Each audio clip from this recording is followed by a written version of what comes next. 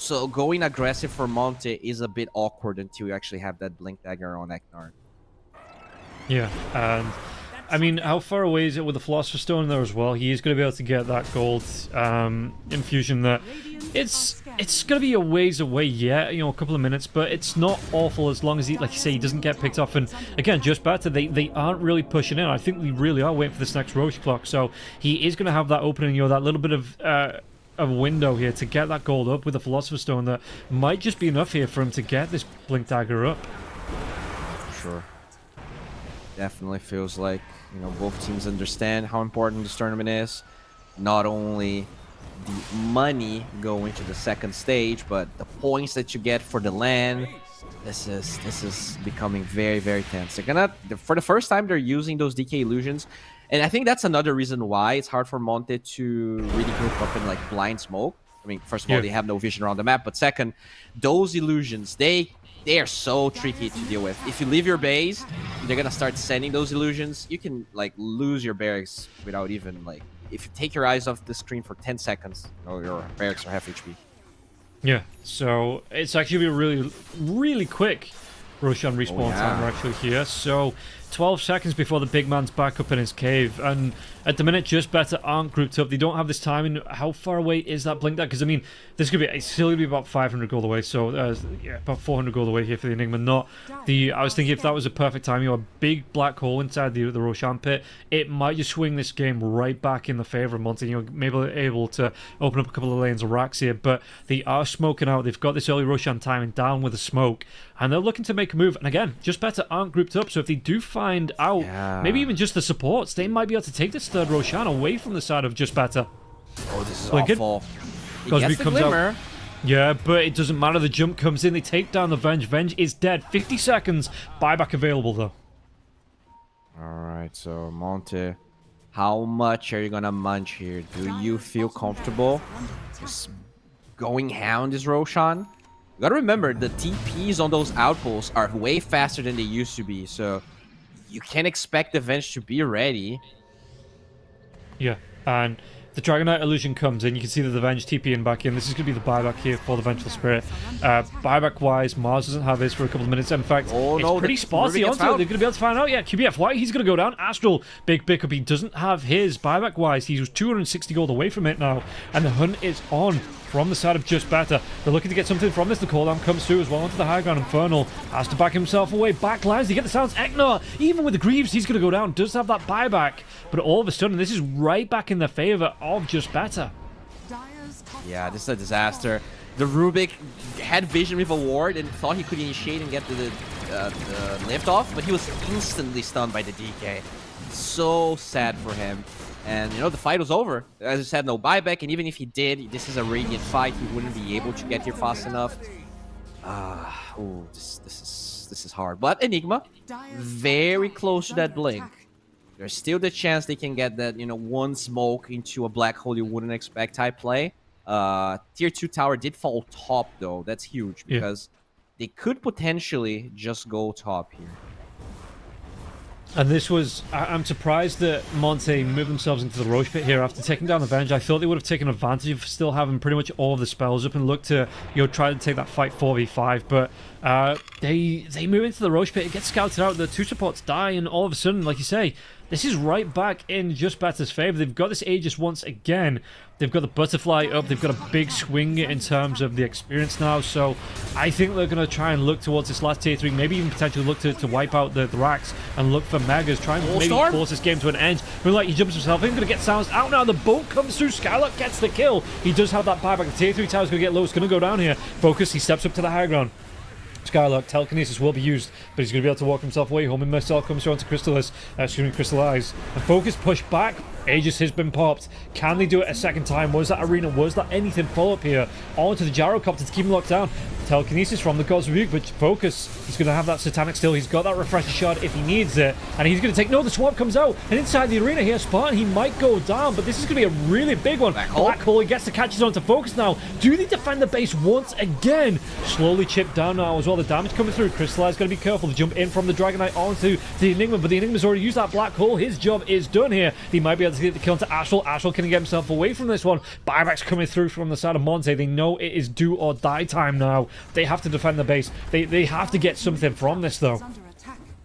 I mean, again, Monte being very patient. They wait for that swap. They use the arena to bait the swap so they get the black hole into the gyro. But even then, that was such a costly fight. You have to buy back the Storm, you have to buy back the Rubik. All of your spells get used, and like, yeah, you hold your barracks, but it feels like slowly but surely JustBetter are doing it. I also gotta say, the bottom melee barracks, do you know who killed it? I think the creeps was up pushed before in. the Roshan fight started. Yeah. The creeps pushed in as they were taking that fight around the Roche pit, and they didn't get back in time to defend it, I'm pretty sure. This is crazy. Yeah, we didn't actually get to talk about that because they instantly went top, but the fact that melee barracks fell down is huge as well. Because I think if it was up, maybe wouldn't care as much about this as Monte, right? Because you know that the Aegis is gonna take a long time to spawn again.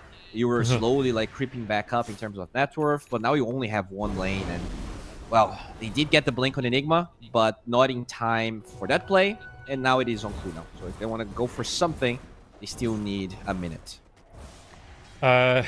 Speaking of going for something, look at what Crystallize has queued up here. Nearly has the gold for it as well. I won it. Arena doesn't catch. Oh, actually, Spartan's going to be in there now as well. BKB comes out from Infernal. Infernal's just going to have to go for the TP now. Gets himself away, but Panda dive in from the Storm Spirit, trying to get the sound off. Dragon Knight doesn't have that BKB used just yet, so QBFY, TP away. No, Dragon Tail is going to slow him down. This is going to be a dieback on the Rubik. He is dead and buried here. And this is the thing, like you say, that it just feels like a death by 1,000 cuts on the side of Monte. That yes, he won that fight in the base, but it cost him a tier 3 tower, and now the Rubik's dead. And now there's going to be another push in, and the arena's down. Focus using that BKB spear. It's not going to force him back. There's going to be a refresher coming out from the Mars. What can he do with this now? Focus still has that refresher shot of his own too. This is a really good play. Like, they're buying time, they're forcing all these BKBs, and the Black Hole will come back eventually. Really Rapier's out now as well. Look at the damage coming through from the Luna. Panda has to get himself away. Dragonfall BKB's going. Crystallize has to be so careful that he doesn't go down though. Doesn't have that lifesteal to keep himself sustained even with that damage coming through from the Rapier. Infernal jump comes in. He's going to be able to get this Dragon Tail now onto Agnar. Agnar, he wasn't able to get that Black Hole up, and once again, oh Mars, he's going to go down. He does. Has that buyback available if he needs it. But again, they get a kill on the gyrocopter. They're going to lose they're going to give up megas here, it feels like. So again, Monte, they win the fight, but they lose the war here. And if this carries on going, JustBetter will slowly but surely be able to chip down. Silence comes out. Enigma, what's he going to be able to do? Torrent's going to be there. Dive onto the backlines now as well. Did they get the kill into Astral? Going to buy back from the Mars. Mars, if he needs it, he's not going to have that arena for 46 seconds now as well. Spartan gets that swap out. He'll Scepter. They're going to wait for that bushwhack to get the lockdown onto the Mars. The Mars, he doesn't have that BKB. 25 seconds. Is this going to be another dieback? He's getting low. He's going to go down. Yeah, he's gone down here. And like I say, the Rapier is out now, but the control coming through. He doesn't have that Satanic, doesn't have anything. And now the Rapier is on the deck. Oh, but he doesn't have a buyback. He can't defend this 2v5. Or 2v4 even. The heals come through. Luna buys back, has that gold, going to try and get back in. Second time with the Rapier. Can he defend with the illusions? Tier 4 towers have gone down. Racks have gone down. Only your Ancient stands between you and the end of this game. He's showing here. What is he doing? He's dead. Yeah, he gets locked down. They have the Dragon Tail stun. Not the Glimmer Cape. It's not going to be enough. And even if he was trying to bait in there, Panda, he's got that BKB. He had enough lockdown. Has that Manta style now as well if he needs to use it. So they're going to have that control. Crystallize again. Got to be so careful onto this one. Spartan, he wants that swap. He wants to get the Rapier for his teammates. He wants to end this game just now. Well, he didn't have the swap available for another few seconds. So the chase down comes through. Is this the death of the Enigma? The Enigma taking a lot of damage now as well. And again, he's going to be silenced up. There's going to be the Guardian Scream. But Crystallize, even through the BKB, the damage coming through. He's going to be so careful to swap out in the X marks the spot. Focus trying to do what he can. The right clicks though, it doesn't matter. The X mark, it doesn't get him out of danger. And the GG will be called. 5 men alive, and the Storm Spirit, he is going to be the full 5-man wipe before this Ancient pops. Damn, alright, so they may JustBetter work for it. This was a better showing from them than I expected. I thought this game was going to be over 28 minutes, but yeah. A couple of mistakes. It felt like there were some cracks on the armor of JustBetter, but I think they just destroyed the laning stage so hard that that was a really tough game to lose. I think it gives me hope to Monte game number 2. I think maybe if a better draft, something they're more comfortable with, they should put a really good fight. But very impressed here by JustBetter. I expected this to be a 2-0, especially considering they lost to Navi Junior. You know, a team that is making some waves, but I think especially in these qualifiers, we cast them a lot, and I never see them actually going all the way, right? Yeah. So I thought they were not gonna perform as well, but they actually played really good Dota today. Yeah, no, it looked really good, JustBetter here. That again, even that Monte were trying to defend the base, they were just losing objectives every time that JustBetter stepped up. And yeah, like you say, maybe there was a little bit of a quaver. You know, the confidence kind of fell a little bit for JustBetter, but they were able to get themselves back in there, get themselves into a good position. And like I say, they took this game. Not the cleanest execution after that one, but like I say, those laning advantages, it just meant that JustBetter were able to roam around, take the advantage when they want to, get those early objectives. And Monte, outside of the base, apart from 1 or 2 fights, never really contested. But that is only game number 1. We have one more game to come in this series, the first series of 3 of the day as well. So it is going to be a packed day of Dota, but we'll find out how the second game of the series is going to go right after this break. 1xBet and EVA Alfie present betting on all esports events on the website and in the 1xBet app. 1xBet. Play with EVA.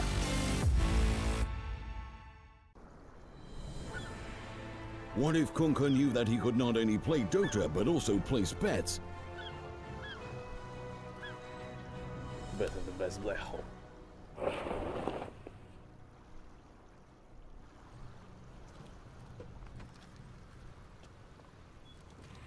1xBet, bookmaker company.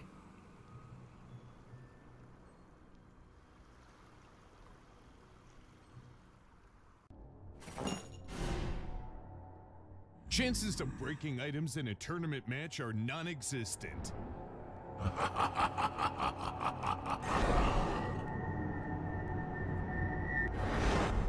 Chances of winning at 1xBet are always real.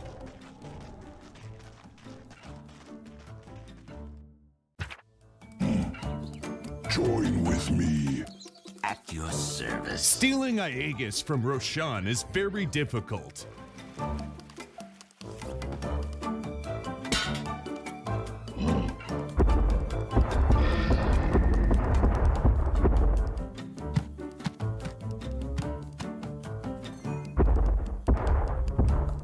Winning at 1xBet is super easy.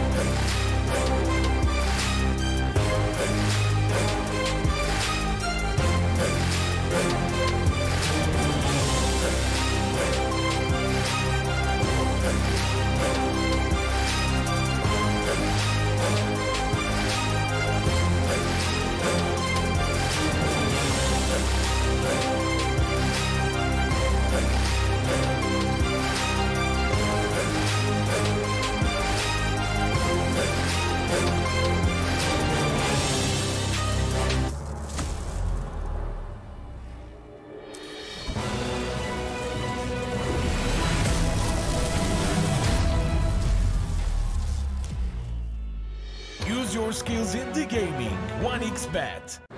Look around. Screens are everywhere. They allow you to immerse yourself in another world, into hundreds of different worlds. Here you can be anything you want, and we will support you in this. OG, Team Spirit, 1xBet. If you are with us, you win. Hello, son. Hi, Mom. Pretty girl. This is Eva. Nice to meet you. Thank you very much. Your dad's just making his favorite dinner. It's duck. Come on inside. They're all probably too gruesome to tell you while you're eating at the table. How's your food? Is everything okay? Good, good.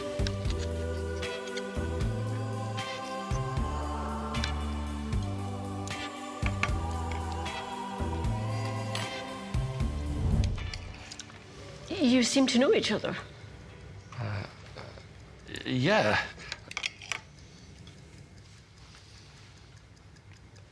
This is the new ambassador for 1xBet. Oh, I see.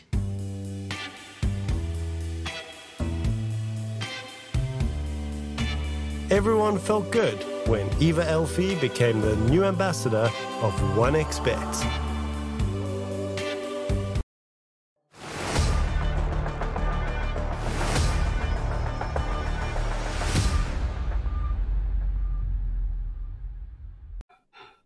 Welcome back in, everybody, to the second game of JustBetter between, JustBetter and Monte. That first game, JustBetter, they looked just better. You know, there was a little bit of, like I say, the wave and the confidence coming through when they were pushing on the high ground. But, Bowie, how did Monte kind of bring it back in the second game? Because it felt like they lost all three lanes coming into this first game. You know, how did they secure themselves a good game coming into the second game? I think mostly draft, right? We talked about that first pick Enigma and how I think JustBetter did a really good job at kind of navigating the way that Monte wanted to play. Yeah. So it's on them to finding maybe a different route for them to take. Because I'll be honest, considering how far behind they were, considering the itemization their heroes had, it was very commendable how close they made that game look like. It felt like, you know, first Aegis was going to be the end of it, and they made it go all the way to a third Aegis, and even then there were some really close moments. Sure, JustBetter was a bit sloppy, but you know that's how it works. Usually a good team, even if they lose the lanes, they're able to find opportunities to come back, and I think they were really close from like making that an even playing field. They never really got ahead, I think, net worth, but they were very close. Yeah, and there was a, like I say, there was a couple of good fights. I mean, Monte, I think that Crystallized, he tried to get that rapier out as well in the end game. He did some good work with it, but because he didn't have any lifesteal on his side, you know, he wasn't able to sustain with it. The damage was really nice. He took down Focus a couple of times with it as well. You know, it looked really good. But yeah, they just didn't have the itemization, it felt like, as well towards that end game. And like I say, that every time there was a push in from JustBetter, even if it eventually got repelled, you know, they because Monte took what, like 2 team wipes there as well. But they just lost a little bit more of the base and a little bit more of the base and a little bit more of the base. So yeah, like you said, that I just hope they get a bit of a stronger draft this time around and they don't feel like they're put under pressure from minute one, because even giving up that first blood for the side of Monte, it was just it was rough goings all the way through. Yeah, and honestly, it felt like it was actually Monte being the better team after the 20-minute mark. But they were a bit too far behind, and their draft wasn't the easiest to play. We talked about lack of damage. And I think most of that could be fixed with just not picking that Enigma first, right? I think that's a solid opener for some teams, but JustBetter, they seem to be totally aware of how to deal with it. And, you know, you can maybe, like, let's say ban Gyro first phase, but I think he really telegraphs what you want to be doing. So I would just like to see Monte picking a different hero, you know, see what happens. Maybe if you really want the Enigma, you can second, third phase it, and it's still going to look just as fine. Yeah, looking at the draft, we see the bans coming out of the Chen as well as the Timbersaw being taken away from Monte. Primal Beast on the side of JustBetter, so sticking to the same bans, I do believe, as last game. And what was it? I think I saw the stats for Dream League. The Chen had a 98% ban rate or something like, not even contest rate, just straight up being banned. Yo, what makes this hero so good that he is first phase banned like this every single time in every single event in every single region? It's just, I think really good teams are very good. Like, really good teams don't make as many mistakes, right? So when you get that hero with the right items, which sometimes is Greaves, sometimes it's Bearing, sometimes it's Vlad's, and you just get in Aegis, like, it's so easy to control the map. Once you get control of that triangle, once you get control of areas, it's really hard to find into that, right? And there's not that many counters. Doom doesn't seem to be that good of a hero anymore. Enchantress is fine, but doesn't really seem to hit as hard. It's just a really hard hero to play against. I think all of the auras got buffs as well.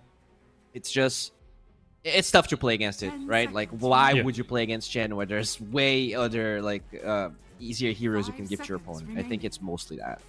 Okay, and we'll take a look at the bans. So this time the Dragon Knight does get banned out from Monte, and I think that was the hero that just enabled JustBetter in that last game. You're just so much in that early game, being able to make those rotations. So Monte, there you go back. It's going to be the first pick Enigma, and JustBetter will be able to get that Centaur on the board, the Batrider and the Undying ban out once again.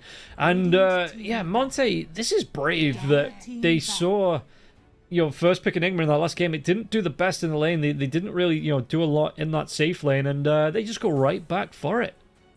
Yeah, I wonder if they're going to ban the Gyro now, because I think that was really the flex of the Gyro was what kind of dictated the entire draft. Like, are they going to play carry? Is it going to be support? And in the end, they kept it as a carry. I think you ban the Gyro. There you go. Now that makes more sense. I think if you do it this way, there's no hero that I think counters Enigma in the lane as hard as Gyro does. You can Monkey King.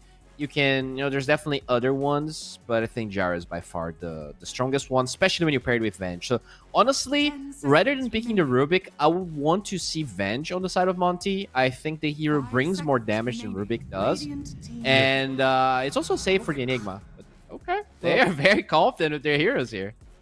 Yeah, they do go back for it. They want to make this work. And do you think that JustBetter have to go for the Hoodwink here in this first phase? You know, excuse me, the next phase, because it gets banned out by Monte in the next phase. And it did so well in the lane up against the Enigma. You know, it was a massive menace. It sets up 2 really early kills as well in the lane for the Kunkka. I like it. I think it's really good. If you played Centaur off lane, it's a great lane. If they somehow flex this to a support, not really sure, you know, if they like that. But yeah, I don't mind the Hoodwink. I think it had a really good game, and if the Enigma is a 5 again, you can win the lane just as hard. Maybe, you know, the Enigma is going to be a bit more careful. But at the end of the day, what happens is the Enigma cannot, as a 5, cannot leave the lane with a buckler. And so your Q just does way too much damage. Like, the Eidolons cannot sustain themselves. And the Enigma doesn't have a way to trade with the Hoodwink, basically. Okay. And yeah, no, I think they pick it up here JustBetter. I know they're taking a lot of time to talk about this, the next couple of picks, but I really would not be surprised if they picked that up for the lane. And even flexing it, you're keeping the second support open, so if it is going to be maybe this Enigma core, they could flex it into that lane there as well, just to try and put the pressure on. JustBetter, they do have that Centaur up, big tanky boy. So again, I wonder if Monte, are they considering the Mars to try and deal with the Stampede ultimate? But the Grimstroke comes out. That is just such a gross combination to put with the Centaur in the lane right into the Templar Assassin here for JustBetter. Okay, that is very different here, despite the fact that Monte drafted the same thing. So curious to see what the plan is going to be like. They get this TA, huh?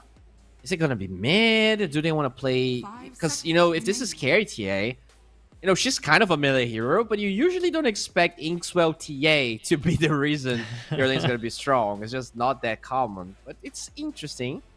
All right, I mean, I'm curious. I don't really see any synergy with Grimstroke's OT. Very odd opener here from JustBetter. I was not expecting this at all.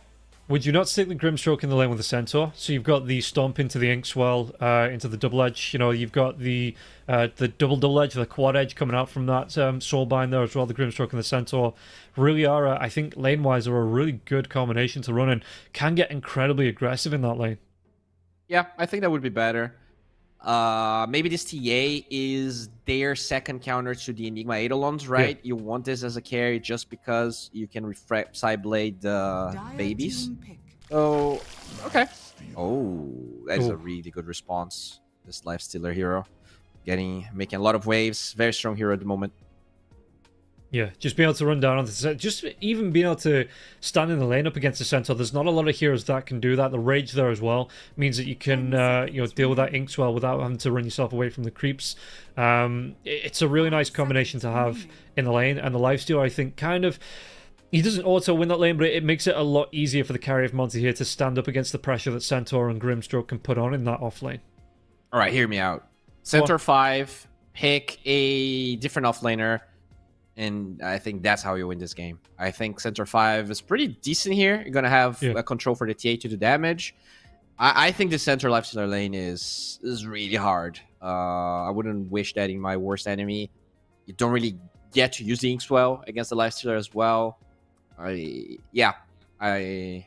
can play it, but you know, I think there are some pretty, like, you can Viper here. There's definitely some other offlaners they could play for JustBetter.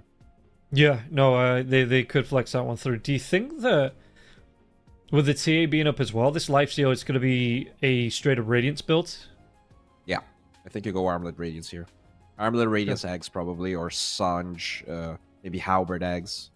So with that being the pickup for Monte, do you think that JustBetter, if again they try and set this tempo in the early lane stage, how as the Monte with the Razor pickup coming through as well, how do you stop JustBetter running you over in the lanes like we saw in the last game here, while this lifesteal will be wanting to farm up that big item in the Radiance? I mean, I already think they have better lanes, right? Especially because we're assuming this Enigma. I mean, it's tough because the Razor could also be off lane. Razor could be mid for some players. Let me double check if Monte played Razor mid. They did not. So, yeah, I think, you know, JustBetter, this lane decisions they made, I don't think their lanes are as strong as they were in game number 1. So I already feel like Monte is in a pretty good position. I think you already have a really good matchup on the lifestealer versus TA. Razor, it doesn't do that well against Centaur, but should be able to kill the Grimstroke to kind of offset and break the refraction charges on TA as well. So I like what they have. I think this is a way more solid and way more damage than they had game 1. Damage was a big problem. Yeah, and it's going to be the Shadow Demon. I like this pickup. Yeah.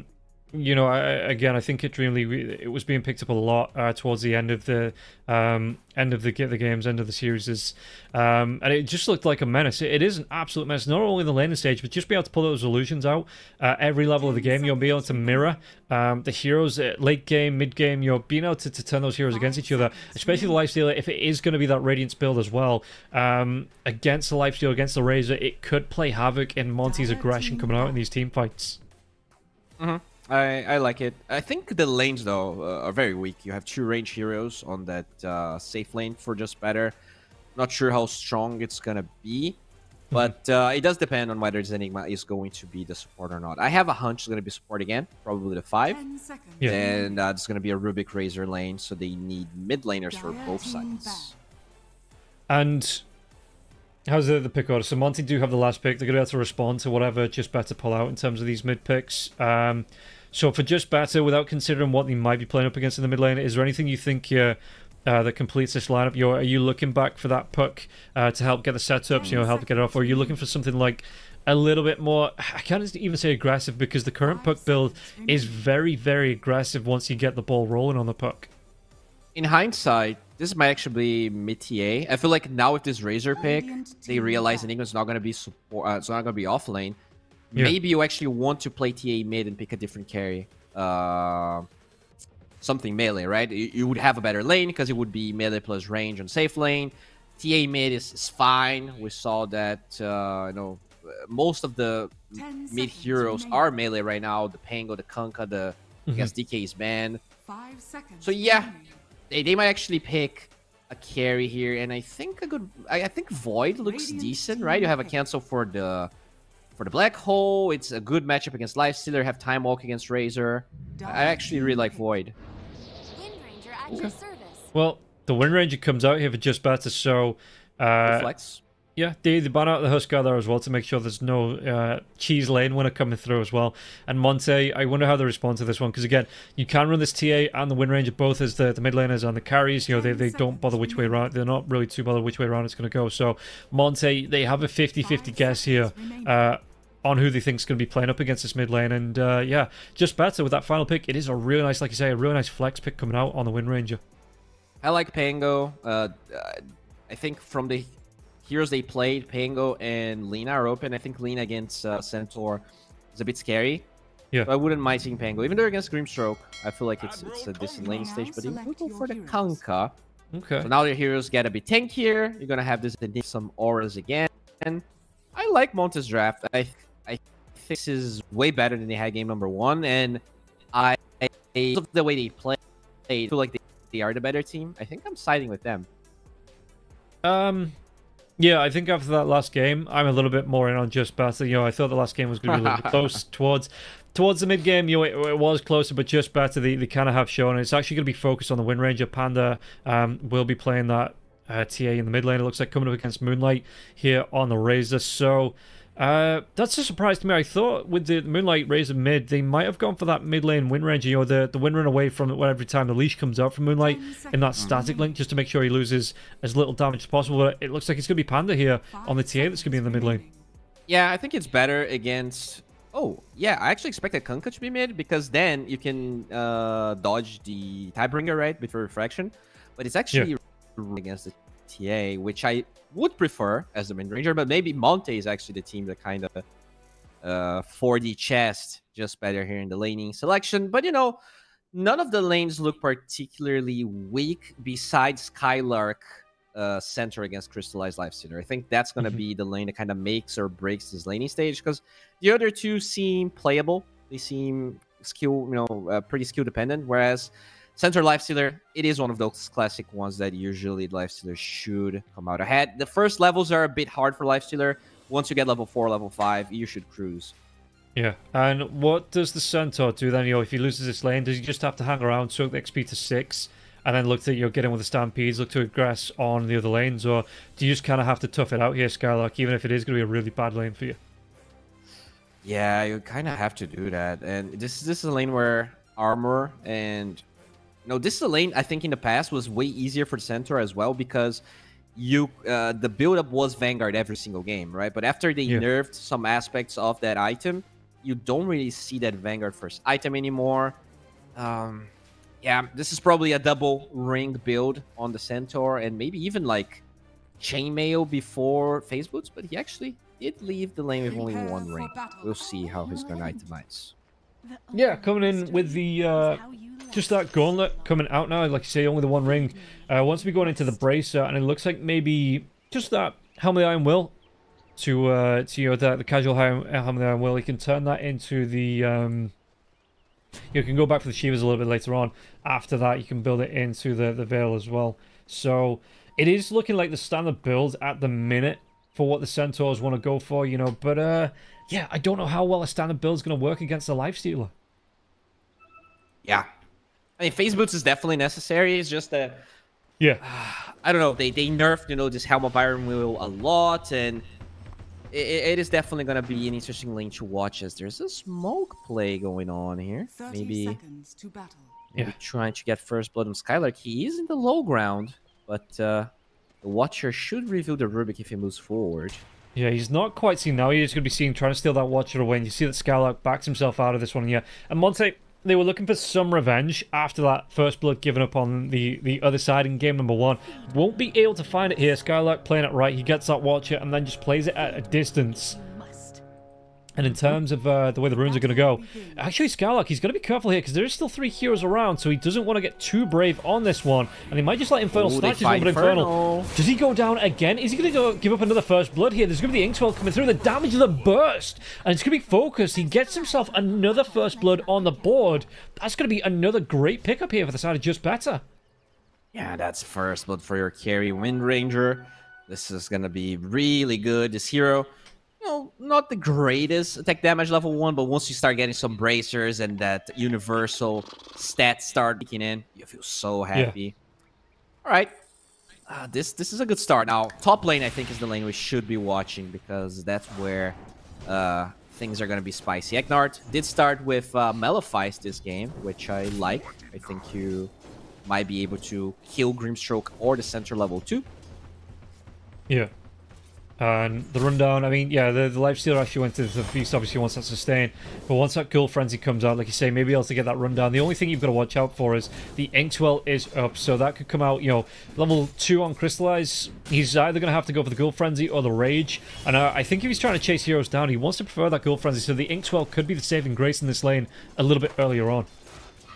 Definitely.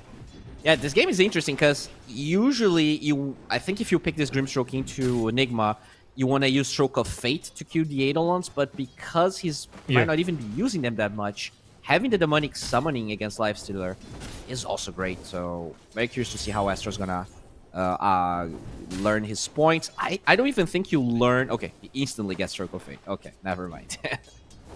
Yeah, again, it's just if Lifestealer does get confident on the chase down, it's just another way to slow the hero down. You know, try and create the gap between Skylark and Crystallize. And Crystallize, he's taking a lot of harass coming out from Skylark here. This double edge being used, but he just instantly heals it up from the creeps. And it looks like Astral once again. Moonlight's so low. Oh, he's taking a lot of damage here as well. Yeah, coming through. And Panda, in terms of last hits, Moonlight is ahead, but Panda's making him pay for every single last hit he comes forward for, it looks like here, Moonlight. Yeah. Oh, okay. That's a pause. Pause coming through. Level 3 on Moonlight here as well. He's got that 2 point into the plasma field, only 1 in the static link. Does he feel confident for the chase down? Because TA does still have that refraction charge. Level 3 now for him, 1 point in that refraction charge. So I think he's not entirely into the high ground. I think there's a chance he can miss this hit. If he misses this hit, then Moonlight is probably totally fine. If not, this is still a lot of damage once he pops the refraction off. Comes out on the meld, gets that strike out. Moonlight, though, going to carry on stealing the damage, but it did. I think that was a Fairy Fire being used onto Razor, just to make sure he completely lived through this one. And Panda, even with the damage reduction, going to be able to get those side blades off and just make life hell in the mid lane for Moonlight. He gets so many refractions off. God damn, Panda. Yeah. And in fact, if he comes in, refraction charges in a couple of seconds. If he comes into this one, Moonlight, how far forward does he want to come into this one? Because if he comes too far forward, a meld into a refraction strike might just be the death of the Razor. So he's going to be using these tangos to heal up and has to get himself towards the room for the bottle. Yeah, he was trying to guard both sides, but now he's forced to get the other water rune just so Moonlight doesn't heal himself too much. Overall, though, I think the center is doing way better than I expected. You know, 14 and 3. The early levels are a bit easier for Centaur, but I think he already acquired a pretty sizable advantage here. And he's going straight up for the Helm of the Iron Moon, it looks like. Just wants to get all of that region in armor so he can hold his own. And that's kind of, what I expected when he was coming out. He had those queued up anyway, so being able to, like you say, just be able to sustain in the lane, even if you can't turn it around, it's going to be a decent amount of damage to Crystallize. But again, Crystallize, level 3, he's got a point in the feast, he's going to be able to heal up through this one. And outside of that double edge, it's not the most bursty lane between the two in the world, so you would try and rely on that Ink Swell, but the Rage being there makes it just that little bit harder to time to get stun off onto Crystallize. I'm not sure if it was you casting with me, but I remember in South America, we had a Centaur that against a Lifestealer got 3 points in Retaliate.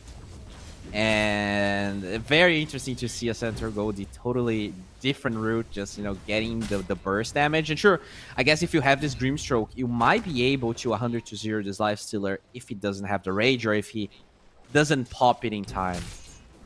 Yeah, and... was it? It might have been, actually. Rage comes through, yeah. I guess it makes sense that you get the Retaliate off. So every time that the Crystallize thinks he's getting Lifesteal from you, you know, it's just being cancelled out by the Retaliate damage. Exactly, yeah. But I think it's also very costly in the sense of, like, you don't get as much damage, you don't really get to play the lane as much. But, I mean, this is a totally different game. Dreamstroke is not a hero that's going to roam, so you want to play with him, and obviously, you know, learning Q and W is going to be better in that regard. But overall, looks like the Lifestealer did recover. The biggest takeaway from the laning stage so far is that everything's even. Not at all like game number 1, where that Mars was struggling so hard. Poor Inferno didn't get to play the laning stage. I mean, he did still give first blood here in the second game, but that is the only kill so far, like you say. But you do need to be careful, because these poisons coming through from the Shadow Demon are starting to stack up here onto the Kunkka. So the Kunkka gonna pop that salve. Yeah, just try and do his best with the regen. So tabbing out a couple of his items, his brace as well, trying to get maximum efficiency here from that salve. But again, Spartan's gonna be able to come in, and if he does get the lockdown, and once these shackles come through as well, once he starts to get those on the side of focus, it's going to be even easier to get it onto Infernal. He's going to be suffering, tries to eat away the tree. There's going to be that tree behind him, so there's going to be the shackle coming through. Not enough to get the kill, because Spartan wasn't able to get those shadow poisons off. But again, it effectively cancels out that salve that Infernal's only just used. Yeah, he's getting some tangles here. We'll get the regen from the tower as well, but super tough lane. So I think he's, his CS is just way better. He had something like 7-4 CS at 4 minutes or something crazy. He's fighting for the Lotus here and might be able to pick it up. Well, he gets the X mark off here, Infernal, so he gets to drive back on the Wind Ranger. Means he gets a free Lotus off that Skylark as well. How is he looking? Gonna be in fact, he loses his career now as well. It's gonna be the Malefice into the Blood Grenade, tries to get that stomp off, but the Lifestealer keeps on going now. Doesn't use the Rage. Can they get the slowdown here with the Inkswell? Skylark trying to use his best. Inkswell get used. And Crystallize, he holds on to the Rage. He just backs himself away, so doesn't want to get aggressive onto Skylark. And Eknart, maybe not in the best of health to try and get aggressive there as well. So they do they skirmish out, they trade some damage, but neither hero gets a kill here in this top lane. Yeah, this centaur is very hard to bring down, and you're fighting close to the tower. There's always a chance for a support TP. And speaking of supports, looks like Spartan is going for a steal on the Wisdom Rune, although KBF seemed to be aware of this play as well. And he's trying to get the pull out here. Does Spartan interrupt this one? He might be able to get this disruption off. He's looking. Shadow Poison comes through. QBFY. He's going to be able to get it here with the telekinesis. SSA Spartan wasn't quick enough for the disruption. Will be able to get the TP away. Gets a little bit of punishment from that one. But both teams get the respective Wisdom Runes. Oh, Skylark finds Eknard here. We've got to be careful. Moonlight's nearby. Yeah, Moonlight coming in. Did he get the chase down now? Once again, Astral's going to be close again to the Inkswell, but it doesn't matter. Crystallize. He will this time have the damage to get the kill. And like you say, going towards that armor here on the Lifestealer. Going to be able to go towards that item-wise. And he, again, not really being pressured by this lane. That the Grimstroke Centaur is usually an incredibly strong kill lane, and the Lifestealer just cancels all of this out. So he is going to be able to slowly but steadily get himself towards his items. Yeah, this is definitely a game where both offlaners are pretty much on even ground, network-wise. Slight advantage here for Centaur, but we'll see how things are going to pan out. So far, not really seeing a lot of impact from Skylark, but this hero only needs level 6, and that's when you can maybe, dive the Razor. Pretty much everyone else can be dive, and this Inferno will TP out on the other side here. It's focus fired by Focus. Yeah, the chase down coming through from Moonlight. What's he going to try and do? Gets himself outside that Inkswell range here. It's going to be the quick pop onto that one, so it's going to be the quick pop onto Astral. As yeah, with that static link coming out from Razor, meant that he could just get the chase down into the Grimstroke. Nothing the Grimstroke could do there. And Grimstroke, 830 health, not a lot of armor, pretty squishy in this early game. Moonlight taking full advantage of this one. Speaking of taking full advantage, QBFY slowed down. Does he get himself away? Pan's going to try and go for the chase. He had those traps. So we'll be able to get the kill onto QBFY and taking away a couple of these stack creeps as well. Panda, not on his side of the map, but he says, I'm still the stack farmer, and you have to come and contest this if you want to try and get them away from me. He's level 9, minute 8. Panda is having a great game again. But another hero that's having a great game is Eknart. He had a terrible game number 1, but he's level 5.5. Like, this is night and day. So his mech's gonna come a little bit earlier as well. Ooh, look at that Lifestealer. Is looking for some food. Does he get it off now? The Infest Bomb's going to be used. Eknart rotates in. QBFY is going to be here, and Eknart is the one that gets the credit for the kill. Moonlight rotates in now as well. They should be able to get another kill here onto the Grimstroke. Grimstroke going to be chased down, and again, isn't in range of the Inkswell, so the static link still does the damage. And this is going to be 4 heroes up on the top tower. This actually might be a tier 1 tower going down, and Monte going to be able to break the first tower of the game. Fortification will be used, but you have the Eidolons here. Meanwhile, in the bottom lane, Boat comes out. The focus fire, though, onto Infernal. Infernal, he's trying to break the vision. and there's no power shot to finish the kill, and it looks like the Kunkka will be able to get away. It forces out a TP, though, from Moonlight, so Skylark, do they still get Skylark trying to defend this tier 1 tower? It looks like he might try and go for the Knight. Is he going to get cheeky? No, just couldn't time it right, and yeah, under 10 minutes, Monte will take down that first tier 1 tower. Yeah, this is very different from game number 1, where 2 towers were already down. They do kill the Kunkka finally here with focus.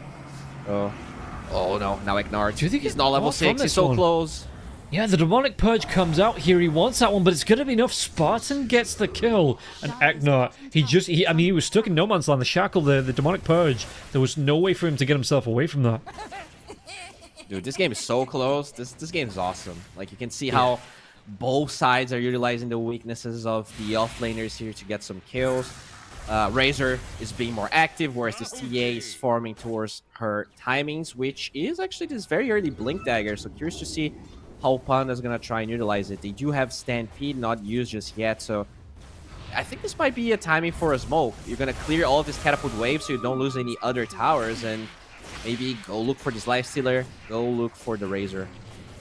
Yeah, and I mean, what are you expecting here for the TA build-wise? Is it a complete skip over the Dragonlance, you're just straight into the Desolator, or do you still go back for that if you're Panda?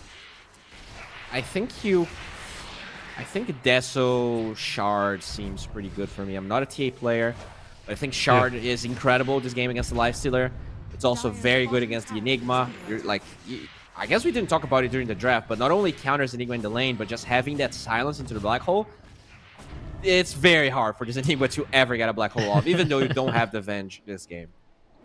Yeah, we'll see Enigma building up. It looks like, again, similar building to the last game. He's already got that buckler up. What is he going for? They're going to try and go for a TP bottom. How do they engage onto this one? SSA Spartan backs himself away. Shackles actually connects onto the Kunkka. You're not going to be able to get the drag back. Oh, Plasma Field is used, but Moonlight not going to be able to catch up to anyone. So the Stampede does get used here. Gets both the Wind Ranger and the Spartan on the Shadow Demon out alive. Alright, a bit sad for JustBetter, because I think they could have used that Stampede aggressively. They're going to lose Spartan anyways. He will be killed here by Moonlight. In the mid lane, though, they're going to lose QBFY, it looks like. So an instant return kill coming through. Panda going to be able to be the one that does that, excuse me, as a Panda now. With only the Blightstone is going to go into the Deso, so skipping over the Dragonlance. I wonder if he's skipping over the Dragonlance to go straight into that MKB. With the lifesteal going into the Radiance here, but they should be able to put some pressure onto this tier 1 tower mid. Won't be able to take it though because of that TP in from the Kunkka. We also take the bottom tower, so in general, the tower game, totally on the side of Monte, already getting 2 towers. Skylark, he's going straight up for that Blink, which I like. I've seen so many centers get that Veil early in. It feels so underwhelming. Like, the only thing you care about in that item as a center early on is the Helm of the Iron Will. You just want the sustain. So I'm happy he's going for the Blink. I feel like, especially when you have TA mid, you need to be more active with your other heroes. Honestly, Focus has been the most active hero on the side of JustBetter this game. And yeah, I mean, you look at it net worth-wise here as well. The Wind Ranger, he's not really stacking too much up, but he's not really been in too much danger as well. Like I say, 102. How does the Wind Ranger... Because does he need to focus on an MKB as well? You know, trying to go for this lifesteal with a focus fire in the fights? Or do you expect him to... You know, what is the build for a position 1 Wind Ranger like this? I don't think you need the MKB. Maelstrom, because you cannot miss the Maelstrom attacks, usually that's enough. Oh, they're going to find Mr. Eknard here. He should be done so. Yeah, he's gone. Really good setup again coming in from Spartan, and the disruption into the Purge just means the Enigma has no way out there. We're gonna smoke though, looking for our boy Skylark, and that's also the Wisdom Rune, so very usual standard move. Not only they find the Centaur, they're gonna get that Wisdom Rune as well. Yeah, underneath the tier 2 tower here as well. Crystallize picks himself up in another kill. QBFY. He gets that Wisdom Rune Storm. I'm surprised to see SSA Spartan not make a move to this one. Oh, and look at Moonlight. He's going to fight Astral. Yeah. They're going to be able to come into this one. He's going to try and get that quick int away from this one, but Moonlight moves himself out of the blast range, and they get another kill. This is going awful here for the side of JustBetter compared to the first game, and yeah, not that overwhelming lane dominator team that we saw in this first game. Monte, they're holding their own coming into this one. 7 kills to 6, 14.5 minutes in. I mean, this is a hard defense now. They don't have Glyph. they have some TPs, but no TP or no blink on the Centaur. Skylark, surely, there's no drag back, there's no telekinesis onto him, so he's going to be able to use that instant stampede, get himself out of danger. Really good shackle coming out, but Eknok now is on the black hole. They get the lockdown onto Focus, should be able to get the kill even through the win run. Is Focus going to go down here? Chase down, uses that Focus fight, doesn't matter. Crystallize gets one last swipe out. It's going to be the stun coming through. The stolen hoof stomp coming out from the Rubik. A good setup with the telekinesis, and they take down 2 here on the side of Monte. Chasing down SSA Spartan, trying to get himself away from this one, but it feels like Monte, they're doing right back what JustBetter did in this first game, and JustBetter at the minute have no answer to this. Yeah, I mean, they really wanted to defend the mid tower, but they didn't have the resources, and now Panda should be in trouble here. That Inkswell, it's not gonna be enough. No, the lockdown, the boat, disruption comes through now as well, so this is going to be a big setup to get the kill onto Panda, and Astral, Moonlight with the double kill ultimate. And this is going to be the, is it the Manta Style? Yeah, the Manta Style just flies out here for Moonlight, so he's going to be able to start himself on that BKB. Really good start for this Razor. He's taking full advantage. Top net worth, where you are used to seeing, or at least I'm used to seeing, the TA, thanks to stacks, thanks to rotation kills, being about 2k gold ahead at this point in the game. Yeah, that's the problem. The TA just farms too much. We saw so many moves from Moonlight. 6-0 and 3. Yeah. You know, he got the center kill top. He helped with some TPs in the bottom side. Whereas this TA, now that she's ready to fight, your side lane cores aren't ready to follow you. No blink on Skylark just yet. And we talked about that center first pick. I don't know. I think the opener here, considering the other options JustBetter had, it feels to me very odd. You know, they're not bad heroes per se, but I can't see why you wouldn't go for the Gyro Venge. You know, because they did the same thing. They didn't play core Enigma, and I think you would be much happier with those heroes. Yeah. Well, the Gyrocopter was banned outright after, so they couldn't get that pick in. But yeah, going back to that Venge, it would have been nice, like you say, being able to set up. Speaking of set up, Spartan, he is going to be set up for another fall here. A Moonlight, he is wicked sick coming into this one. 7-0-3 on the Razor. Yeah, they are just going from lane to lane to lane. They are absolutely hunting JustBetter down. Moonlight comes through. There's going to be the win run. There's going to be the focus fire coming through, but Infernal is here, trying to get this damage off. They've got the setup. They take down the Wind Ranger, and it should be another kill onto the Wind Ranger. I mean, they're not stopping, and they're being very, very oppressive with the way they're showing in lanes. Radiance now done for Crystallize. This game is looking really tough, and you know, 12% win rate with only 7k goal lead. The core-to-core matchups on the side of Monte are really, really good. And yeah, I don't know, JustBetter. They do have this Blink Dagger now, and they have to make it count. They're gonna find Eknard. I mean, he's a level 10 hero, so this is fine. Yeah, nice, comfortable kill here for them. It looks like Infernal was trying to rotate in, help out his teammate. Wasn't able to get there in time. And now might be at a little bit of risk here. Does he have... He doesn't have a BKB. He has the Blade Mail instead. But Infernal, did he turn this one around? Was the Kunkka? Was he the worm on the hook here? Is Panda going to be taking a lot of damage coming through? Did they finally get the kill onto Moonlight? Moonlight's going to fall. Gives up over 1,200 gold. And now the boat, but it doesn't connect onto Panda. Panda, he is playing on the edge of his life. Blade Mail pop for Infernal. Trying to get the chase down. Focus. Does he have that win run left? He's going to be pulled back here by that Tide. And it's going to be enough damage. Surely no, the disruption. It saves him for a little bit longer, but QBFY will be able to finish off the kill. Jump in. Santos Stomp going to be able to get a lot of damage onto the lifesteal. The lifesteal goes down. He got absolutely destroyed here. Skylark as well takes down QBFY. This was looking so good for Monte, but all of a sudden it turns on its head. And that's still a full... In fact, I'm including the kill at the start of this fight. That's a full team wipe coming out here for JustBetter. Dude, there's a reason Europe is the best region in this game. God damn, they play so well. As I said, that fight seemed over. They had, like, you killed this Enigma, you already, like, showcased everyone where you are, and somehow, like, so many clutch plays. You got the disruption on that Wind Ranger, buying some time, then you Inkswell the centaur back in, they 100-0 this Lifestealer that has Radiance and Specialist Array, so it's really tanky. Just honestly incredibly well played on both sides, and I don't know, you know, first game that I'm casting from this tournament specifically, and I'm already super happy because it feels like the level of gameplay is through the roof. Yeah, and you could see that both the Centaur and the TA were playing on with like a tenth of the health, but they were making it count. You know, when they were getting in, getting themselves out, just knowing the absolute limits of the hero here on the side of JustBetter, and it pays off for them. You know, they like I said, they were able to take that full wipe, including the Enigma that started that one off. So Monte, all of a sudden, after looking super comfortable, that net worth lead is going to be cut down. It's going to be cut way down to just a 4K net worth lead here for the side of Monte. Yeah, that's, you know, pretty much half of what it used to be. Win probability, though, still on the side of Monte for a fair amount of reasons. You know, the core-to-core matchups are hard. This Enigma is so freaking farmed. He also got a Eye of Vizier, which is huge. Although makes his mana with the items he has very limited. But, you know, one black hole is all you need sometimes, and that extra cast range can be pretty deceiving. Yeah, and that's all he needs to do. Like you say, he jumps in, he gets a 2, 3, 4-man black hole, says, job's done, you can kill me after this one if you want, if there's any of you left. And, but yeah, it looks like both teams now going to put a little bit of a halt to the aggression, just looking to just farm it out, find the next set of items, and at the minute, who is this going to benefit, do you think? I think it benefits JustBetter. You know, now they are able to get those next sets of items. It's not like Monte can necessarily just brute force Roshan. They don't have the best lineup for it. So yeah, I think this is gonna be a good timing now for the side of JustBetter. You have Shard on this TA, so that's silence against Lifesteal. Still no Manta. He's actually pretty... It's gonna take a while for him to finish that one. BKB, though, did get completed on Moonlight, so they do have timings of their own. Kunkka still working on the eggs, gonna take a while. Now Smoke.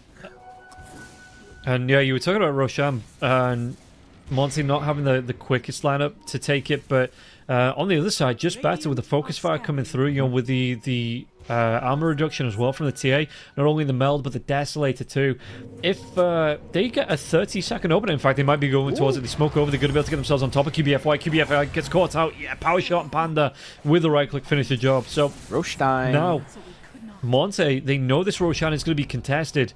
Do they want to try and fight for it? Because again, Panda and Focus, they can make mincemeat out of this Roshan in a good few seconds. Yeah, I don't think they can. They're gonna be able to steal the Wisdom Room? No, not even that, I think. Skylark did TP and Crystallize didn't felt comfortable enough going up the high ground. So, overall, free Roshan here, JustBetter. Even though there were like 2 or 3 minutes of intense pressure from Monte, they find their footing and they're back in this game. Yeah, that Watcher scouted out the Wisdom Rune, so you can see that Skylark, he was waiting for someone to try and go take it, get on a stomp in.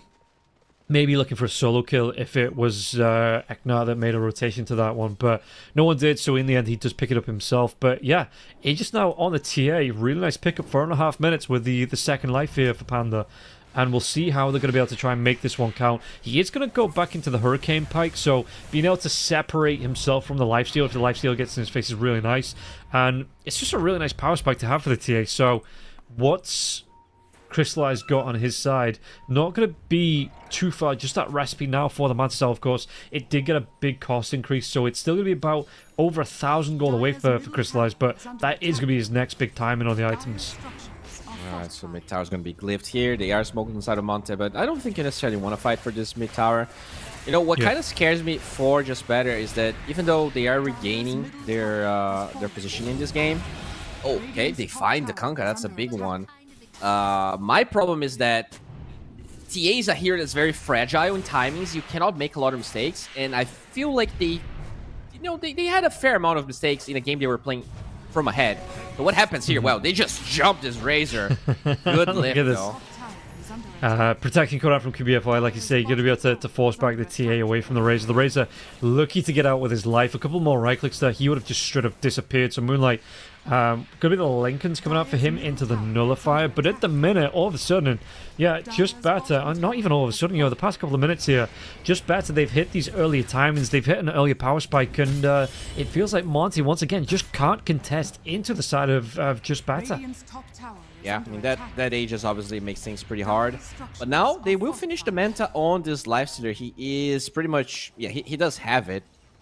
I think you can fight now, because both the Grimstroke bug as well as the Shard makes fighting really hard if you are on the side of Monte.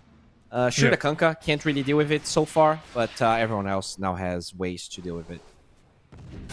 And yeah, we'll see if they do want to group up for this one, like you say, and maybe try and force something out. Skylark has to be super careful there, has to TP back to base. Yo, he was on his last legs, but was able to take away that ancient camp before he went down. Good job he didn't get too close to the Tormentors trying to scout that one out, maybe try and get that Watcher, because he might have just fallen there. But knowing the limits of the hero, backs himself away in time to heal up. And yeah, we can see that JustBetter now. In fact, Spartan's going to try and get these D-wards out as well in the triangle. But yeah, it looks like they're maybe trying to set up for BKB, so not using this Aegis super offensively to take down the tier 2 towers, but just using it as a bit of a reassurance to make sure they do get this next set of items out. Yeah, I think that's totally fine. You're definitely waiting for this BKB on the Centaur, which he will finish now, so... Yeah, I think they can still maybe go for play. Having Skylark's BKB makes things much easier for them. They also have... everyone else has a BKB besides the TA, but she has Aegis, so she doesn't care. I think this is it for them. It is time to fight. But one thing worth mentioning, Rubik did steal Psionic Traps. He doesn't have the Shard, though. So if he had that Silence, things could be really sticky. Well, we'll see how it's going to go down. Skylark now, he's throwing his arms up in the air. Moonlight's going to show with the plasma field, trying to bait something in maybe because his whole entire team is waiting behind him. Oh, they makes a jump. Oh, they're going to be able to get this up. Yeah, no black hole. He's dead for 45 seconds. No buyback. And that was a really big pickoff here to find out. You know, so great team fight control, and all of a sudden, Monte feeling confident, showing out Moonlight to try and bait something in. Have to back themselves away. They lose the catapult wave mid, unfortunately. But with that kill, no buyback, they will poke and a force glyph. Let's see how much more. Oh, there you go. They find another one. This Rubik is huge. Yeah. He's going to be a big pickoff now as well. Does have that buyback if they need it. X-Mark comes out to Skylark. Skylark just says, okay, X-Mark me if you want. I ain't going anywhere. Tidal Wave comes through into the Centaur Stampede, and now the Chase Down comes through. They're going to have a lot of damage onto Focus. Focus trying to back himself away from this one as the win run as well as that BKB, but it still means that Crystal is going to be able to get on top of SA Spartan. Do they get the kill onto the TA now as well? Panda. That's going to be the Aegis pops, and Focus will go down as well to Crystallize with that Radiant Spurn. Can they get the kill onto Panda now? Did they overextend their reach on the side? JustBetter. They lose 3. They did take down both supports, but they lost 2 of their cores, and that was going to be a big opening. Now, I mean, respawn time is only 30 seconds on the Wind Rangers, so can they have enough to get it back up in time to defend this tier 2 tower mid on the side of JustBetter? This is very reminiscing of game number 1, where JustBetter slowly, get an advantage, and going high ground seems to be a problem for them. I know they did a lot of things really well in that fight. They found a Rubik, they got the pick off on the Enigma, but they seem to overextend a little bit too much. I think once you get that glyph off, you can probably disengage. Sure, I mean, you want to utilize that Aegis, but at the end of the day, the cost of that Aegis was your entire team, so definitely not worth your time there. It doesn't really change things that much, but I think they could have been slightly ahead if they decided to be a bit more passive. Okay, and let's see. I mean, it's only a 1K. The net worth between the two teams, it's absolutely flat here at the minute, and they're both looking to 3K, as you said, 1. It suddenly jumped 2K. I guess. Yeah. Oh, it's the Tormentor. Never mind. Yeah. But who do you? I mean, coming into the late game, the lifesteal looks like an absolute menace. You've got the Infest that can come out onto the TA or on the Wind Ranger. The Wind Ranger obviously being the majority focus here on the focus fire in these team fights. If you're the lifestealer after this AC, are you making a beeline towards the Ags, do you think? I really like the Ags. I feel like it's the only thing that maybe keeps you from going Ags is the fact that they have multiple blinks and stampede, right? So you can maybe be separated too much from your team. But I feel like he's gonna get it eventually this game. It's such a good item. Even if you don't aggressively use it, just having more cast range to infest allies is great. And now Monte going for a smoke. Do they have any new items? They finished the 4 staff on Enigma. Yeah, and they're gonna make a beeline down this mid lane, maybe looking to try and even out these tier 2 towers in the mid lane, and I don't know, JustBetter. Can they get in and try and stop this one as well? You can see that, on the back lines, they don't actually catch it on here on the side of Monte. So JustBetter will be able to back themselves away. Don't give anything up just yet, as the Centaur and the TA both looking to cut these side lanes. Perfect position from Spartan there, just breaking the smoke, blinking out. He knew exactly where they were. Skylark, though, the BKB TP comes out, and QBFY, he wasn't able to use that Yule Scepter to cancel it out, so it will be away, but it does mean that that Centaur BKB is down now. Problem is, Monte's high ground is pretty bad. Like, even these tier 2s are tough to hit, so they're going to use some Manta illusions, but it's not going to do that much. Like, the next Aegis is going to be so important on both sides, because even though Monte seems like they are ahead, they don't necessarily feel comfortable. Centaur, his BKB still on cooldown. Yeah, does he actually get himself away from this one? The Soulbind comes out. It's going to stop the chase, and the one's the 4-step away there. So Centaur will be out. He's going to be able to reset, come back in after the quick heal-ups. He is getting the money purely by being... Yeah, I don't know if they get anything from this, though. TA is going to be able to back himself away here. Panda, he leaves. So it looks like everyone on the side is just better. They avoid losing anyone, but yeah, Demonic Purge is a nice pickup for the Rubik, especially after the telekinesis, for that reposition. Yeah, and with the Stampede being on cooldown, this might be enough here for them to poke this tower. They only use the Aeolans for now. So, yeah, okay, they find this SD. And Crystallize just continues to farm. Roshan, it's going to be a fairly quick one here. Big Man's going to be back up in 22 seconds.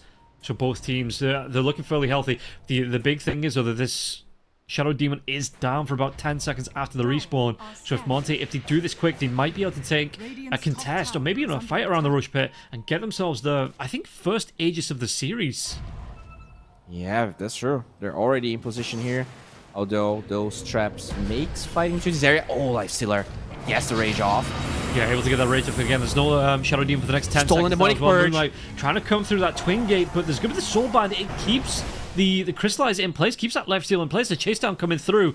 Panda X not going to be there just yet. He does get himself away from this one, but Focus might not be so lucky. The BKB already been used here on Panda, so he has to leave from this one. Going to be a good fight for Monte. They want to get the chase down now as well. Disruption comes through onto the Grimstroke. Grimstroke trying to survive through this one, but Astral, he takes too much punishment.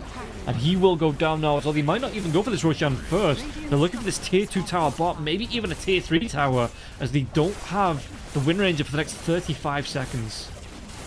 Yeah, I wonder how much they're going to try and pressure this, especially with the Enigma. Okay, I was going to say Blink Dagger, but he did buy drums. He had the Blink put up, got the drums instead. Gonna go for this. And yeah, you can see them pushing in the disruption. It's not going to be enough to pull these creeps back, to take that backdoor protection, put it back on here. In fact, it's going to keep the creeps alive for a little bit longer, and it means that they do get through this tier 3 tower. They're going to be able to get a lane of racks from this one, and JustBetter aren't able to contest. Oh, Skylark tried to solo kill QBFI. He doesn't get it, and they lose the barracks, and they're going to lose Roche again, because that Stampede is on cooldown now.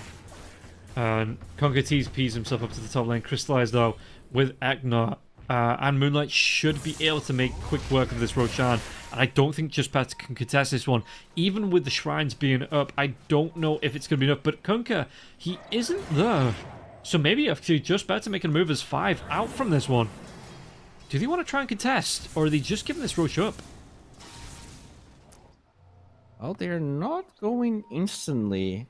Curiously, I expected, knowing that Stampede was going to be down, that they would go for it. But they're actually chilling. Maybe they're not in any rush to get this Roshan. They would have rather have it on the Dire side.